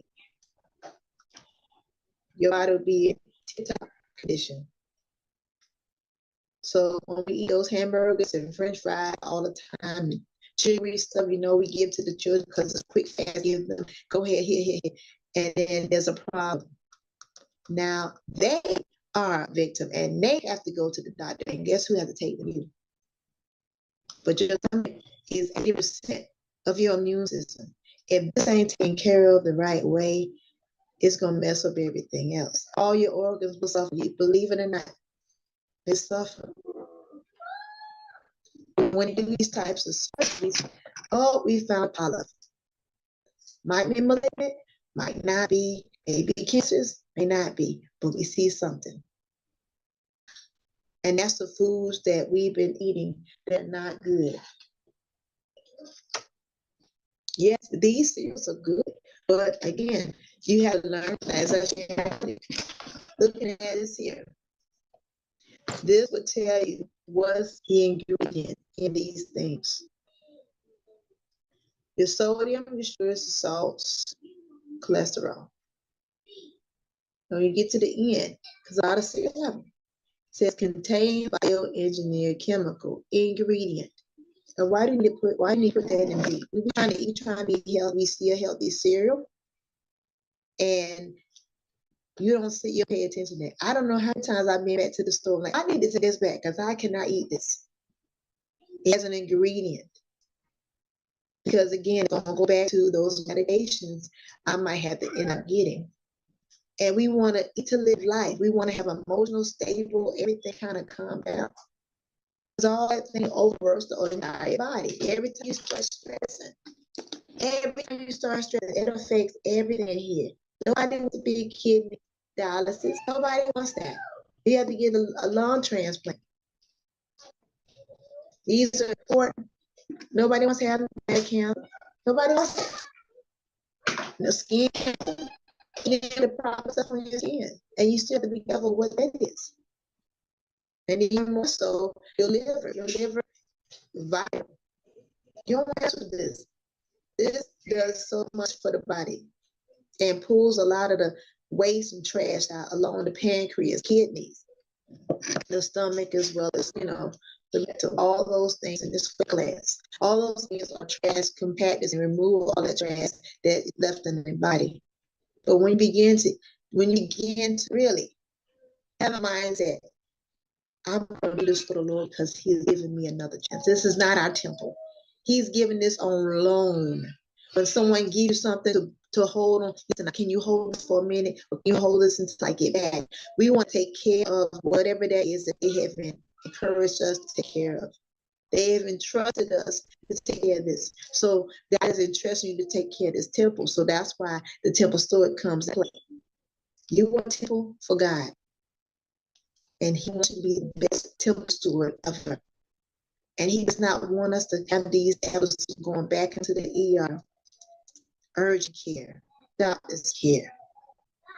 Now, I will tell you a little story about Miss Missy. I was always in the ER. I got these 50 a year. 50 a year, I would get these. They would see me clockwork. I want my room. I want my warm blanket, and where's my toy dog and my popsicle? Okay, let's just go ahead and get that ready because you know what I'm looking for. And when I was going to get these mental breaks that was struggling to have so much stuff going on in the house, and so much stuff going on at work. There's a lot to juggle. I would have found comfort in the ER. And when I drive by now, I disgusted that I was comfortable with that. And that's how I feel when I look at food that's unhealthy. I get disgusted because those foods do not bring any kind of happiness, any type of glory to this temple. And what we have learned as my whole family, we learned to be combative eaters. We eat to live life. The foods we eat combat the things in our body, help keep things refreshed and fine. And when you learn to do it mentally, then everything else is a smooth transition. Nobody wants to keep taking your child or your children to allergy or to the derm doctor or to this doctor and that doctor, all these different doctors. The copay, again, as I said earlier in another video, all those things add up. That's a lot of money. Copays are getting high. We gotta keep putting out. Where we gonna get the money at? If you don't have the money now, you have to, pay a little here, pay a little there, because of those things. Somebody got to get another job. Somebody gonna have to do something to bring in some extra income, because now the child and the mama or the child or the children and the whole family have this disease disorder, or they all say, we do history check. Let's do a history check. And the history is like, well, because mom and daddy or your grandma and granddaddy had it, you probably would have it. No, I don't receive that. My God has entrusted me to take care of this temple, and that's what I'm going to do. I might mess up on a few things, but this here, because I can control what goes in my mouth, just like you can control what goes in your mouth. I know people are going to have something to say about it. It's always a teaser. Family, friends, and fellowship is always going to be the one who combats you. Well, you start eating like da, da, da, da, da, da, da, da. God gave me a second chance. I'm trusting Him with the food He gave me to eat. You can eat what you want, but this temple will set God in the foods, because 1 Corinthians 10:31 is, whether you eat or whether you drink, whatever you do it to glorify God. So if the foods and drinks you're eating don't glorify God, it's okay to walk away. Or as I do, me and my babies, we make our own lunch. When we go in public places, we bring our own lunch. We eat before we get there. So it's no issues. We don't have to, well, I know the pig. I know. Because if I don't know what's in it, then I don't want to be having that in my body.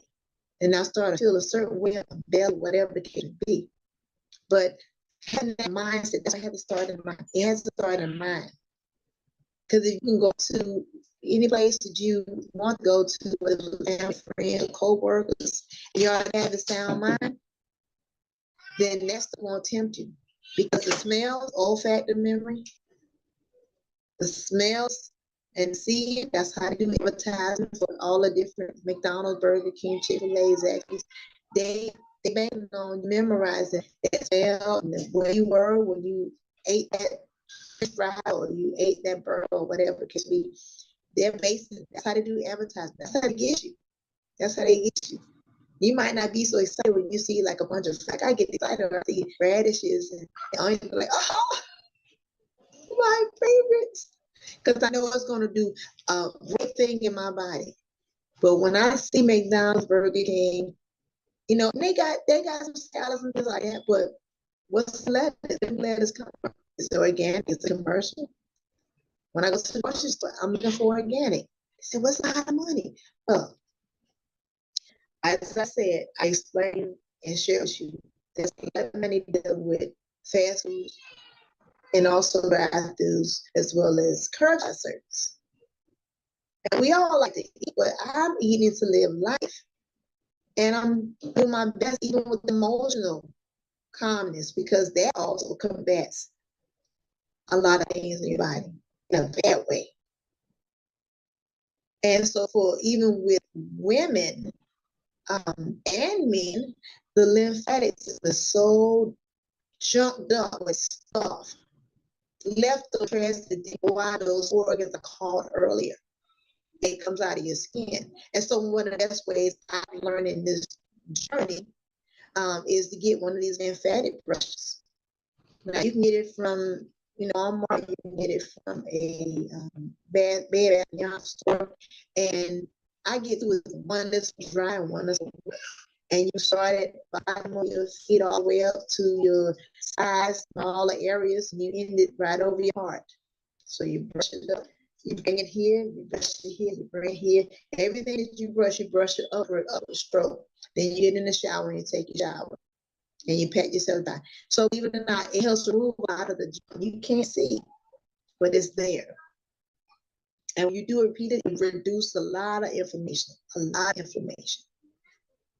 lot. And information is going to cost you more than you really want to pay. Co-pays, insurance, and things like that. Like, oh, I just go get a stent. Well, listen, the heart is a muscle. And we want to make sure you take care again. This is part of the temple. We want to make sure you take care of this thing. Inside is 4 chambers. And it's important the bowels open and close, and release what it needs to release. But we don't eat the right foods. They don't operate the same way. Now you got to get a stent. You got to get a shot. You got to get a procedure. You got to get a pacemaker. Again, all that's money. That's less in the pockets. Take care of this vessel. Take care of this temple. It's so important that we do so. Very important. So even with that, as I shared, when I was a surgical technologist in these surgeries, this is where a lot of people get their cancer. This is the end of the colon, because it's left trash in the intestines, in the large intestines. And so even though they give you Miralax to wash yourself out and things like that, there's tips on how to do it. And as I showed you with the oatmeal and eating a healthy salad, now the salad could be as big as a regular plate. And you want to put it in a bowl, that's fine. And the best way to eat those things, again, these are better foods. Put all the fruits and vegetables in there, and the dressing will be, easy vinaigrette. You don't need $1,000 dressing and blue cheese and ranch and all those. Because when you look at this family, I'm saying it has so much in it, so much. I like eggs too and things like that, but you can minimize all those things because, again, back to the animals that I shared with you, those things have so much stuff in there that's unhealthy. The conventional commercial farms, they have their responsibility, but they also borrow back money from other places. And so they have to make sure they educate them. And then you have the organic farms, and they have their things that they're feeding their animals. They bring grass and having the water, and they get the sunshine. So just like this Fitbit is supposed to be for when you go outside and you do your walks. You're doing your wash, you're drinking your water. That's what the animals on the organic farm do. But the ones that the conventional, they don't see the sunlight. They don't eat any grass at all. They eat the corn products. Just like we eat corn products.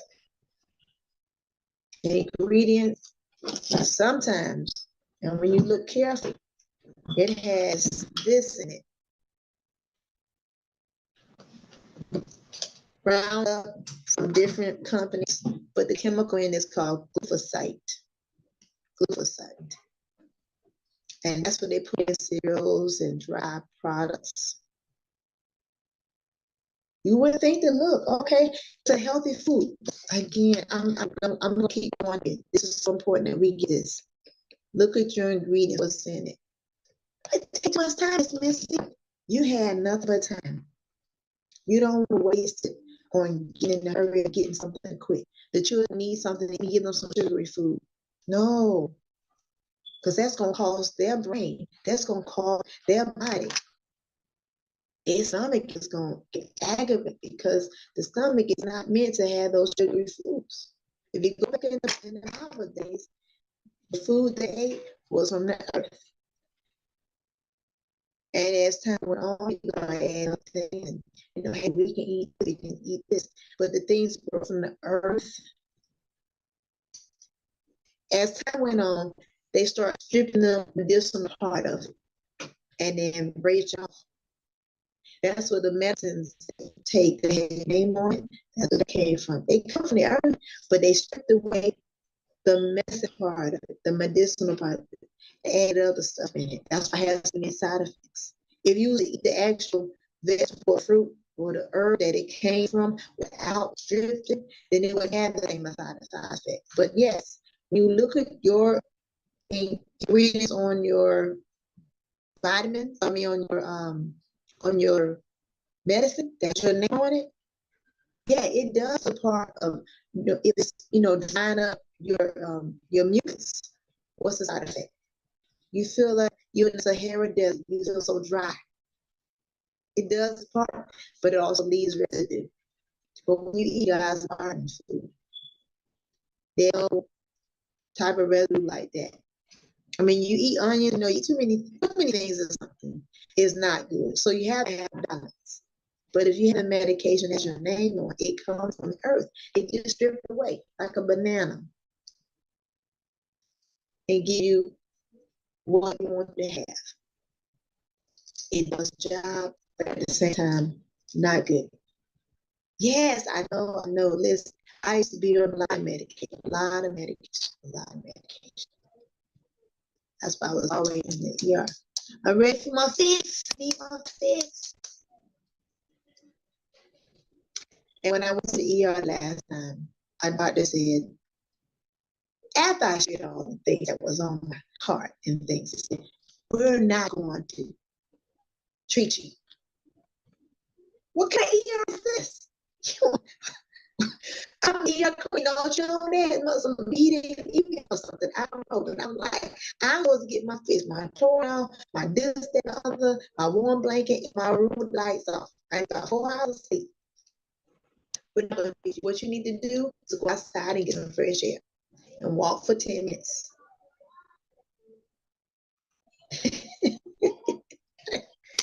What's your name? I'm going to report you, doctor.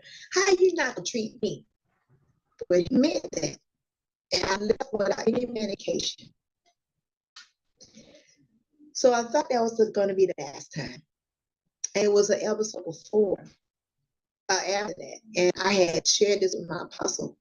And my apostle said, now what's going on with this sister? I'm like, such, same thing.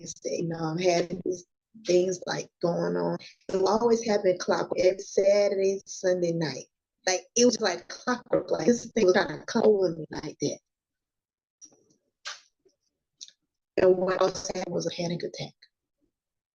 I was having anxiety attacks. I couldn't identify what it was. I just know I was having it like, all right, time to check in, it's time to go. All right, I'm about to go. Go ahead at the intercessors know I'm about to clockwork. And when I said to my apostle, and he shared me, like, that's an expensive break. Oh my goodness. At that moment was a second encounter of going to the ER was a fix. Like you have the drug addicts that have a fix. You have people who eat for their fix. Mine were ER visits. Now I have caused such a dishonor to the Lord and to heaven, to my family, my friends, the intercessors. Because I thought that was what was okay. But God has given us these temples as temporary. We have to be the best stewards because there's so much He has for you. And it's hard for them to release it because you won't trust Him in the areas that are dark. I get people enjoy eating, but eating is not entertainment. It's for preparing.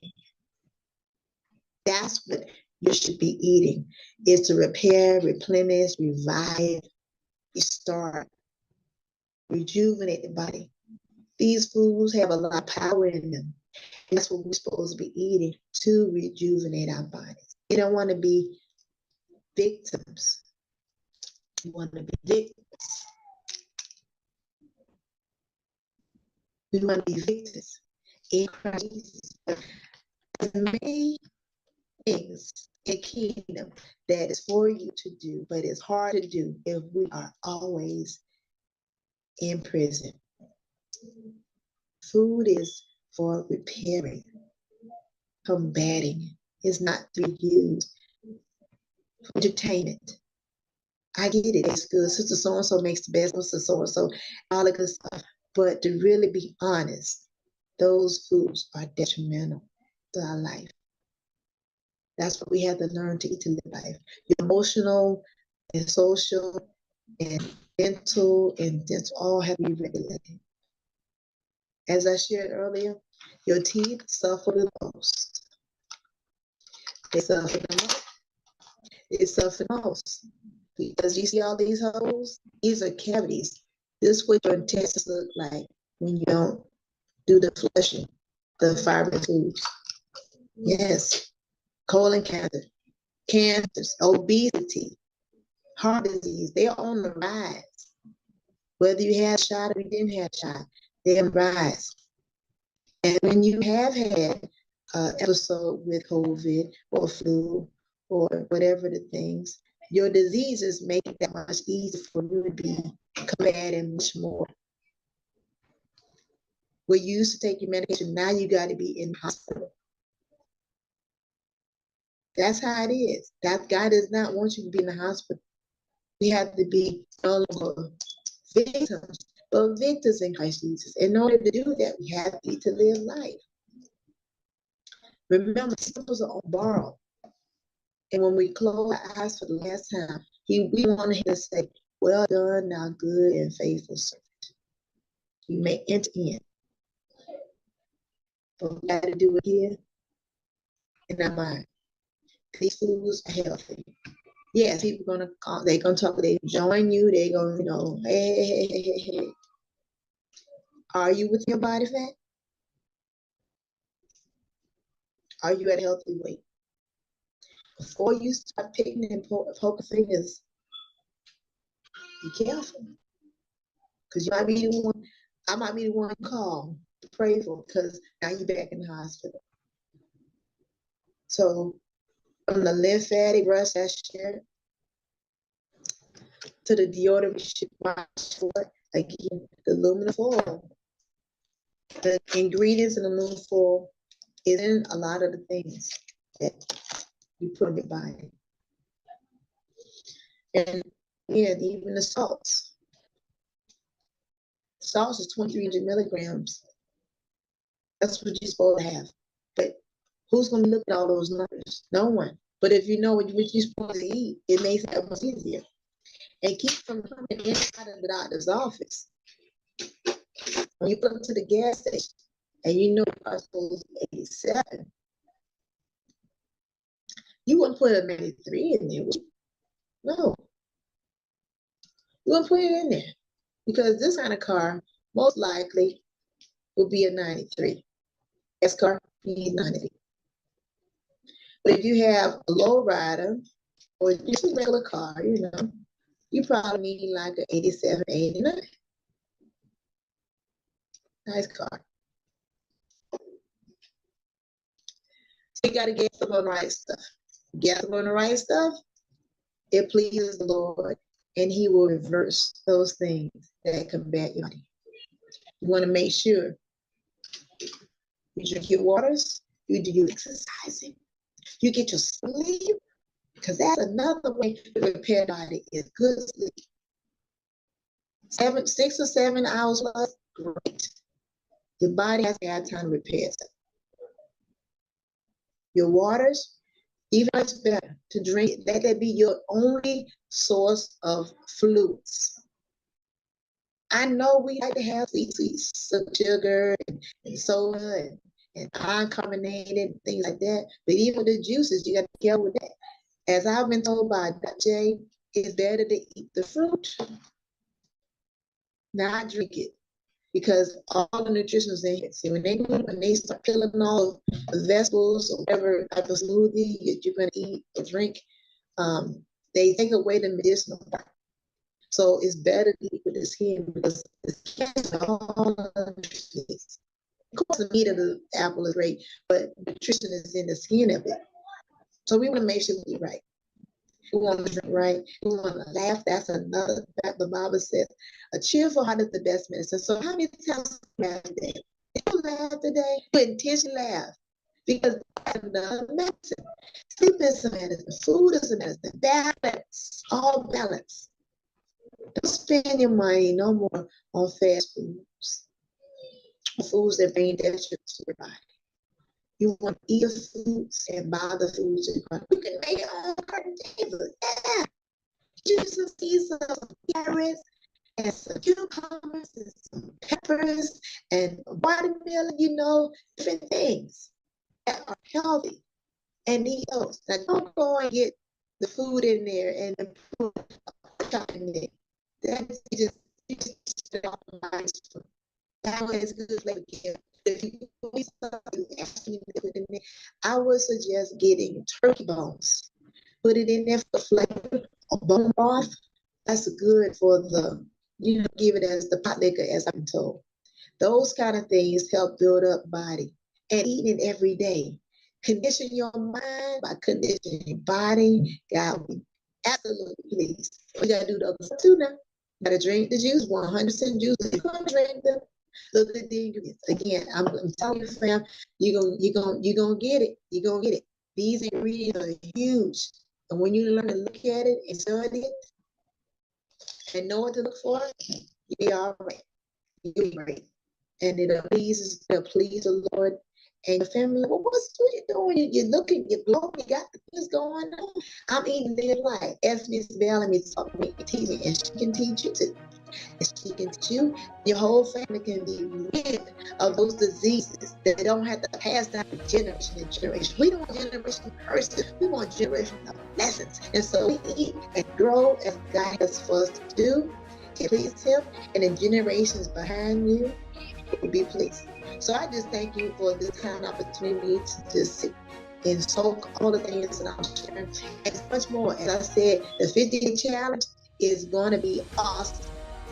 So get back with me. My web is https://feedme.godaddysites.com.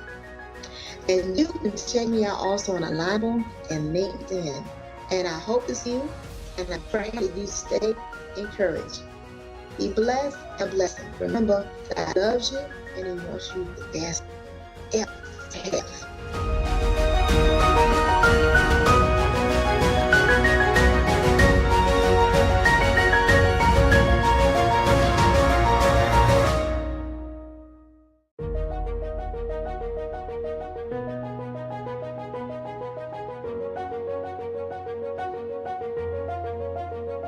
Hi, I am B. Jackal Jeter, and I am here with Tarsha Calhoun, who is a part of SuccessFest. Tarsha, it's been said that success leaves clues. So, knowing that, how about you tell me what's been your biggest obstacle to overcome in this journey of yours? Wow, thank you, Ms. Jeter. My biggest obstacle that I've had to overcome has been letting go of the pain, the shame, the guilt, and the anger, and accepting my worthiness. Okay, so how does that help you make the world a better place or serve your audience? It helps because during that time, and the time I'm speaking about is when I separated and now divorced, I did not see past the pain, nor did I see past the hurt that was going on at the time. So I needed someone to be a beacon of light for me. So it helps because now I am able to be that beacon of light for other women who are going through similar, divorces can be different, but that sometimes you just can't see past the pain and the hurt, and you need someone to be a beacon of light for you and give you practical tools to move forward, to get up and move forward and embrace the new life on the other side. That's awesome, Tasha. That is really awesome because I know a lot of people need you. So how do you help others become that? You said that you help them, but in what ways do you do that? I help them with my proven eight-step sis get up system. It's a system that I use during that time to get up because, you know, oftentimes we have moments when we don't feel like getting up. So using those moments to be your springboard to get up again and to step into being the CEO of your life, health, and business, getting back into the driver's seat. So when someone comes back to you and says, Tasha, your program has changed my life, what do they usually say? And how does it make you feel? Oh, overjoyed. That happens. I'll say a patient because my background is in nursing. So a client I worked with in 2016, her and I touched bases just about 2 weeks ago. So her and I worked together in 2016, and it just did my soul all the good. I was overjoyed to hear that some of the same tools and principles, the practical tools and some of the things that we worked on, she is still implementing that into her everyday life. She has went on to lose weight. She is doing good, looking good.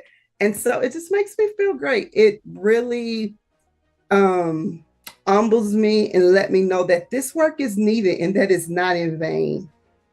That's awesome, Tasha. And it feels good for someone to come back and tell you that so you know that you are continuing to have impact. Yes. So one last question. What is your biggest hope for those that you're called to serve?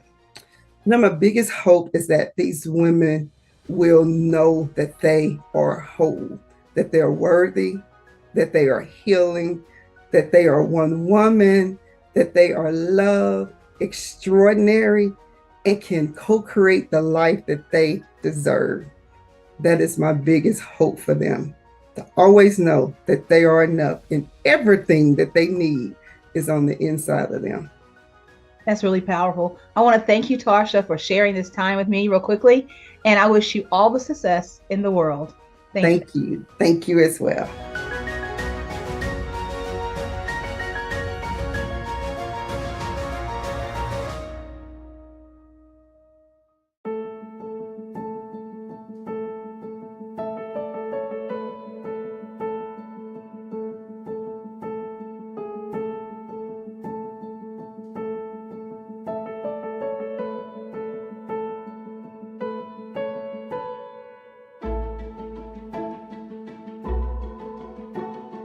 Are you having a hard time letting go?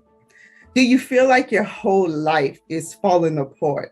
Everything you once relied upon is gone. You don't know you don't know how to get up for your next day. You find yourself crying to the point to where you have no more tears left to cry. Daily, you find yourself lying on the floor in a fetal position, fighting for your life, screaming and praying for the pain to stop. You don't know, you need to get up, but you don't know how to get up. You present to the world as this class A woman who has life all figured out, but secretly you're suffering in silence. If only the pain would stop long enough for you to catch a breath, to breathe, you could possibly get your life back on track. The day you said I do, you never saw this day coming. The day I said I do, sickness, for health, riches, and poor, never did you think you would be separated or divorced, or at least I know I didn't. Regardless of the ups and downs in the marriage, regardless if the marriage was toxic or not, that was not the plan on the day you said I do. But guess what, sis? It's over. That ship has sailed. It is time to get up and do the work. I come to ask you a serious question. And that question is, are you ready? Are you ready to get up? Hi, my name is Tasha Calhoun, your Get Up Sis strategist. I am whole, but I have a confession to make. I haven't always been this bold, bodacious woman that you see before you, a whole woman. There was a time when the pain was excruciating. I didn't know how I was going to make it throughout the day. The day that I decided to do something different is the day when I gave God permission to not wake me up the next morning. I had kissed my kids goodnight as I normally do, and the tears started rolling down my face as I was walking to my room. I couldn't keep it all together. And I remember sitting on the side of a king-size bed, and I just wanted the pain to stop. Now, see, I wasn't suicidal by no means, but I said, God, it's okay if you see fit not to wake me up in the morning.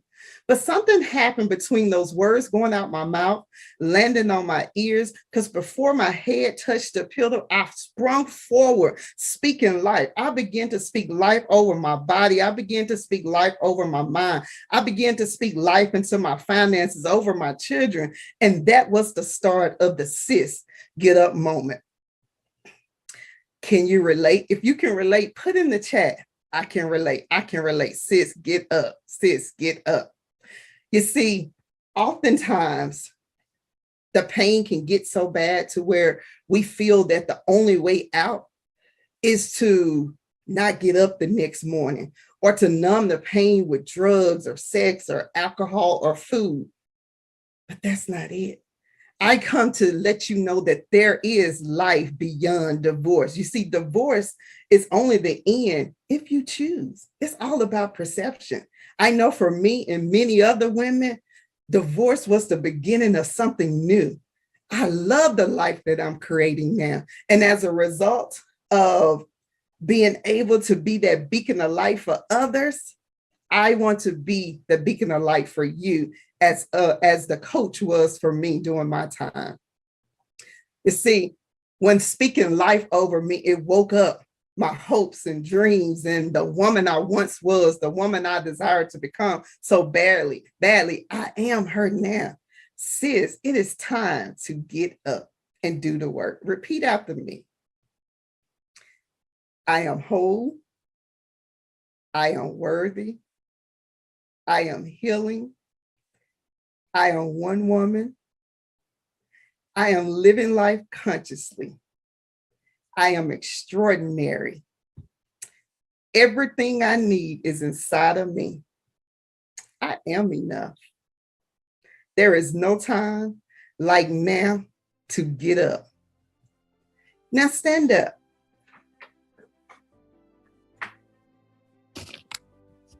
Take a deep breath in. Now exhale slowly and say, will the real me please get up? Sis, you can get up.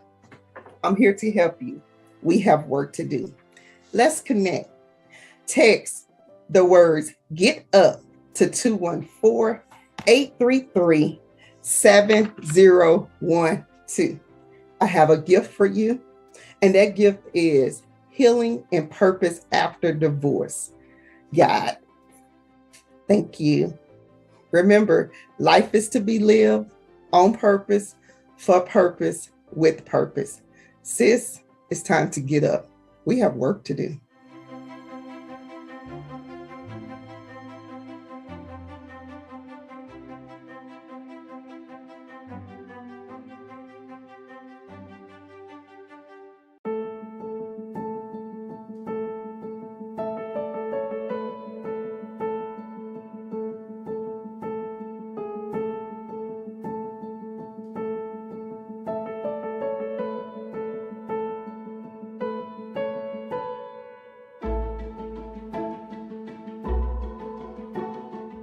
Hi, do you find yourself doing the same routine day after day? Wishing, hoping, and praying for a better life? But you're too busy to create that life you desire to live. Welcome to 3 steps to stop living your life on autopilot. So by the end of this training, by the end of the 3 steps to stop living your life on autopilot training, you will know what it means to live on autopilot. Identify when you're living on autopilot. Know the 3 key steps to stop living on autopilot in order to take control of your life, your health, and business. And also, at the end, I have a gift for you. And I would like to extend the invitation to become a member of the Starting Point Club. So if you're wondering who this training is for, if you're in the right place at the right time, well, guess what? You are in the right place at the right time. If you're a separated or a divorced woman and you feel stuck in your life, you feel like you're just existing, going through the motions to get through another day, you continue to wish and hope and pray for a better life, but you don't know where to start, or you don't think you can have a better life. If your attitude is one of, I'm over it, the pain of staying the same is greater than the pain of change, you're in the right place.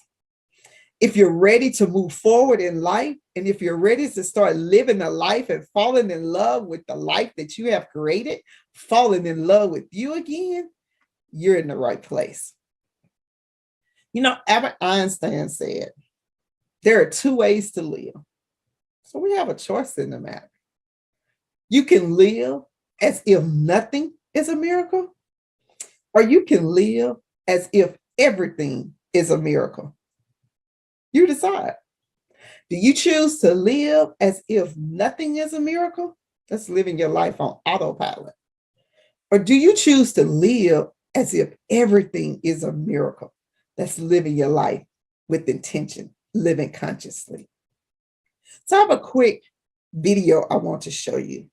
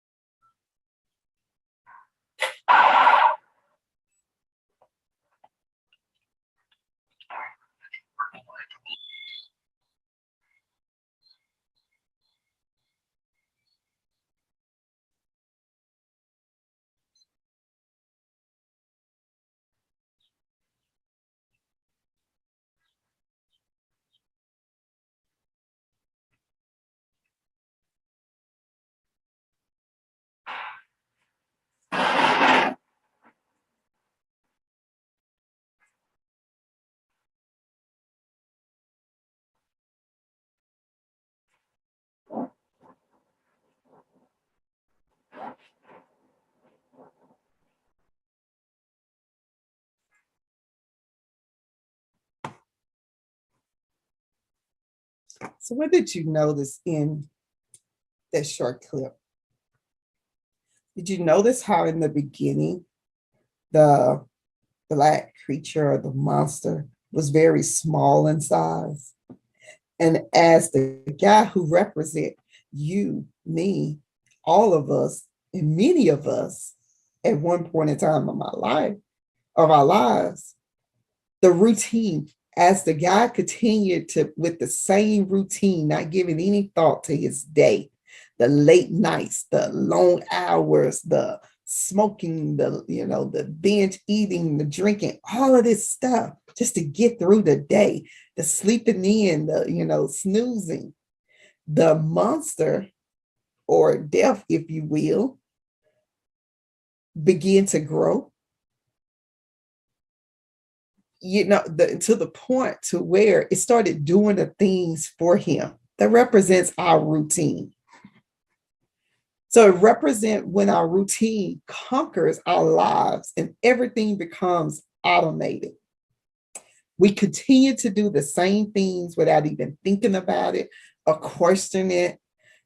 We stop looking for what really makes us happen. The doom and gloom sets in. You may become depressed. This is during this time. Did you see when the guy faced the monster? And at that time, it represented to me, hey, I want to do something different, but didn't know how because he just turned and continued with the day as normal.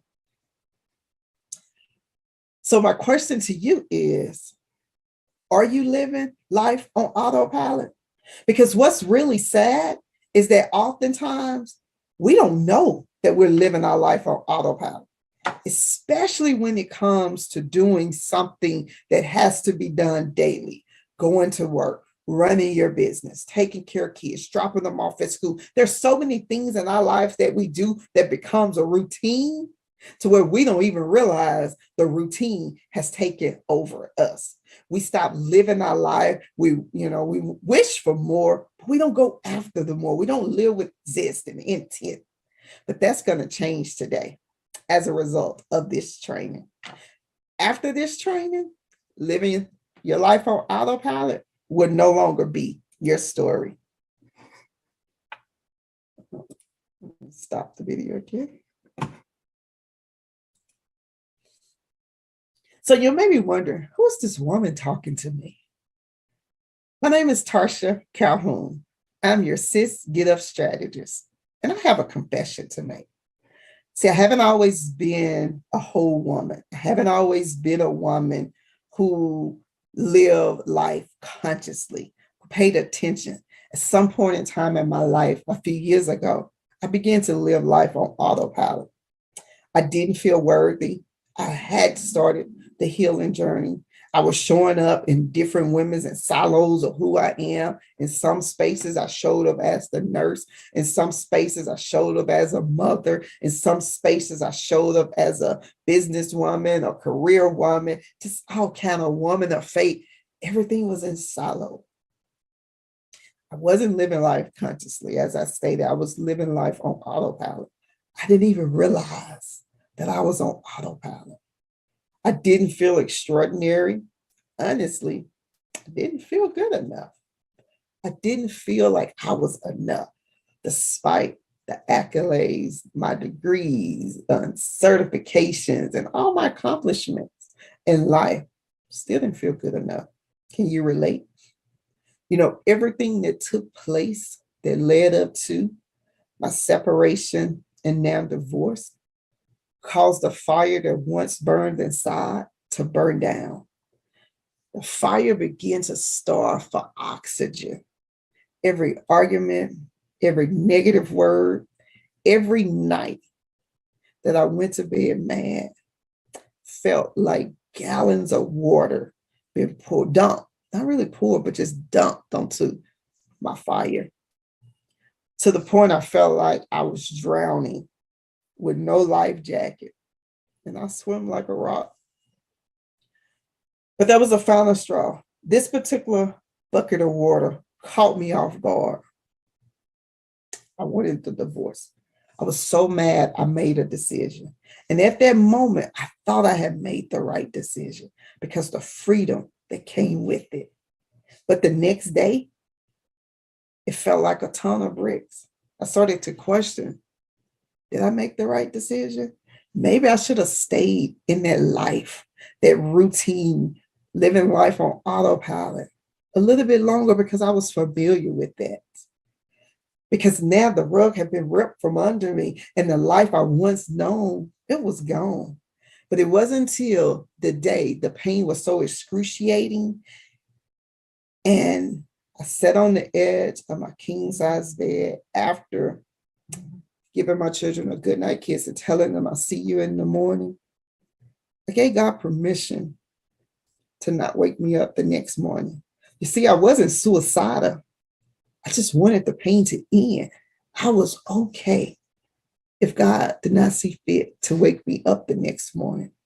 But something happened between those words leaving my mouth, my head lying on the pillow, and those words falling up on my ears. Because before my head could touch the pillow, I sprung forward and I began to speak life over me. I began to speak life over my children. I began to speak life into my finances, to my health, into my mind, over my body. I began to speak so much life to when I realized it, I was standing up. And guess what? That was the start of the Sis Get Up movement. Les Brown said it best. If you can look up, you can get up. The next morning, I woke up full of energy. So I did the first thing that I thought to do, that many of us do, and that is run out for retail therapy.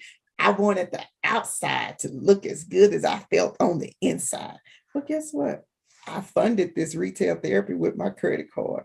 Although it felt good for the moment, that night, it didn't feel so good because I realized I had added debt and I was already drowning in debt. So I fell miserably. I'm sorry with these slides here. There we go. I felt miserably. The second thing I tried was journaling. And at the time, I didn't know how to journal. I didn't realize that I was just creating more havoc in my life by attempting to journal my thoughts and my feelings. Felt miserably. The third thing I tried, I hired a coach. This was the best thing. As a result of hiring a coach, although I was a coach, I couldn't coach myself through that time. I needed someone who would see me, hear me, not judge me, and help me navigate the pains and the woes and everything that came with being separated and divorced. And as a result, Ignite Her Wellness was born.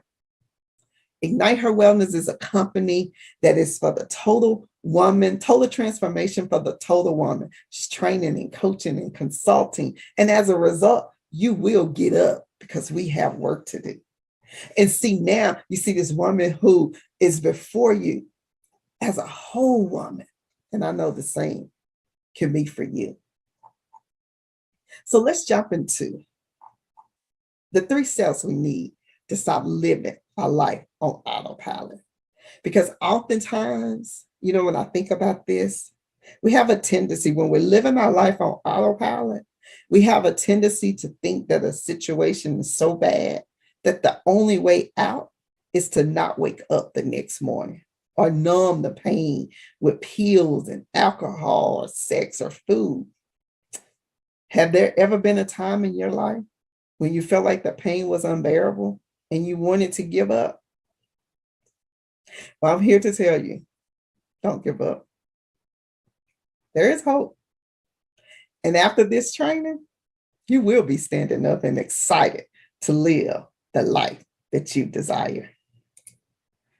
So let's talk a little bit about what it means to live on autopilot. Because as I stated before, most of the time we don't know it. We're just going through our routine. And as in that movie clip, that short clip, you notice how the monster grew into where the monster was larger than the man who represents so many above. And the monster started doing everything. That's exactly it. to act without thinking about what we're doing, normally because we have done it so many times before. The ability to do something without really thinking about it. You're living your life on autopilot. If everyday routine becomes automatic, there's no minimum, there's minimal cognitive effort. You're not putting any effort into the day.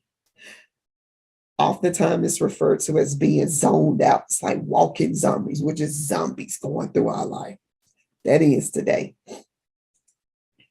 So what is the first step? The first step to stop living your life on autopilot and step into being the CEO of your life, your health, and business is to identify what matters to you.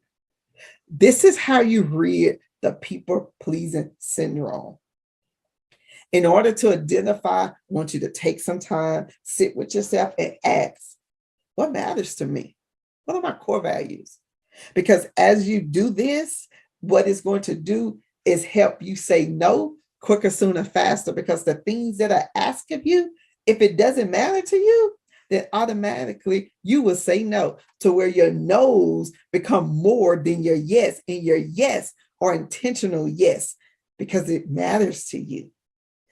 So when you're not aware of your priority, it's easy. Right here. So when you're not aware of your priorities, it's easy to say yes to things because you don't know what matters to you. But when you identify and know what matters to you, again, you begin to live life consciously because you only say yes to the things that matters to you. Step 2, you want to break your daily routine by doing something different. Something different. It could be something so simple as driving a different way to work, or driving a different way to the store, or driving a different way home, taking a different route, and along the route, paying attention to the things that you see, the trees, the grass, the flowers, the people, just things in your surroundings. Or it could be something as simple as changing your hairstyle, wearing a different color, doing something different, seeking out something different to do. Maybe trying a new restaurant or going to a different place or just something different. So my challenge to you is to do something different at least twice a week. Now let's go. Let's look at step 3. I found a step. Step 3 is connect with others. And as I stated in the beginning of this training, I would extend the invitation to become a part of the Starting Point Club. The Starting Point Club is a community of extraordinary women, uplifting, empowering each other to become the best version of themselves. It is one of the ways to stop living your life on autopilot. It's life-giving conversation, the training. You're instantly inspired to do the things that you desire to do. Not only that, when you connect with others, you want to make sure you're connected to the right people, people who energize you just being in their presence. It's always an experience. You leave wanting to do more, to be more. You leave full of energy. And not only that, when they're in your presence, they have the same experience. They see you, they hear you. There's no judgment, there's no competition. It's only collaboration. We have that inside of the Starting Point Club. So the third step to stop living your life on autopilot is to connect with others. Now, if you want more information about the Starting Point Club, text GET UP to 214-833-7012. If you're stuck and you're not sure where to start, the Starting Point Club is where you start.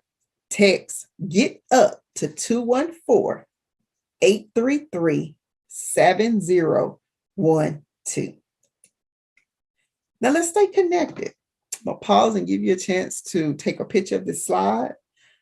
You can connect with me on Facebook at Tarsha Johnson Calhoun, on Instagram and LinkedIn Tarsha Johnson, or send me an email, tarsha@igniteherwellness.com.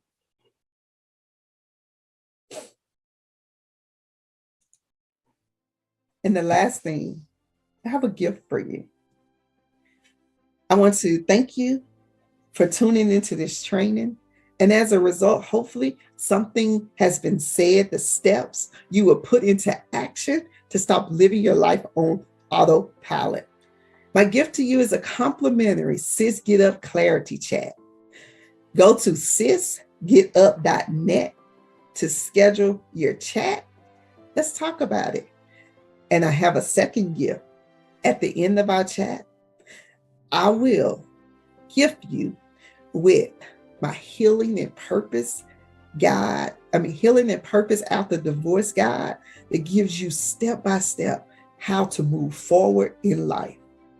And remember, life is to be lived on purpose, with purpose, for purpose. Sis, it's time to get up. We have work to do.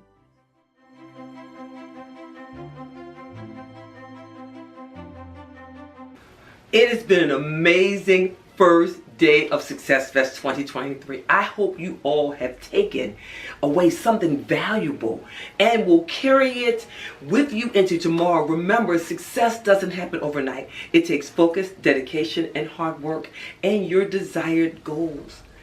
Thank you for joining us today, and let's make sure to take full advantage of the opportunities that this event has provided. See you all tomorrow, same success place, same success time. Don't forget, say it, believe it, and do it. Good night, and have a great rest of your day. It's been my pleasure to serve as your host today, and I am Dr. Stephanie Wall, the Tower of Power. Woo! Fire! Boom, boom, boom, boom, boom, boom, boom.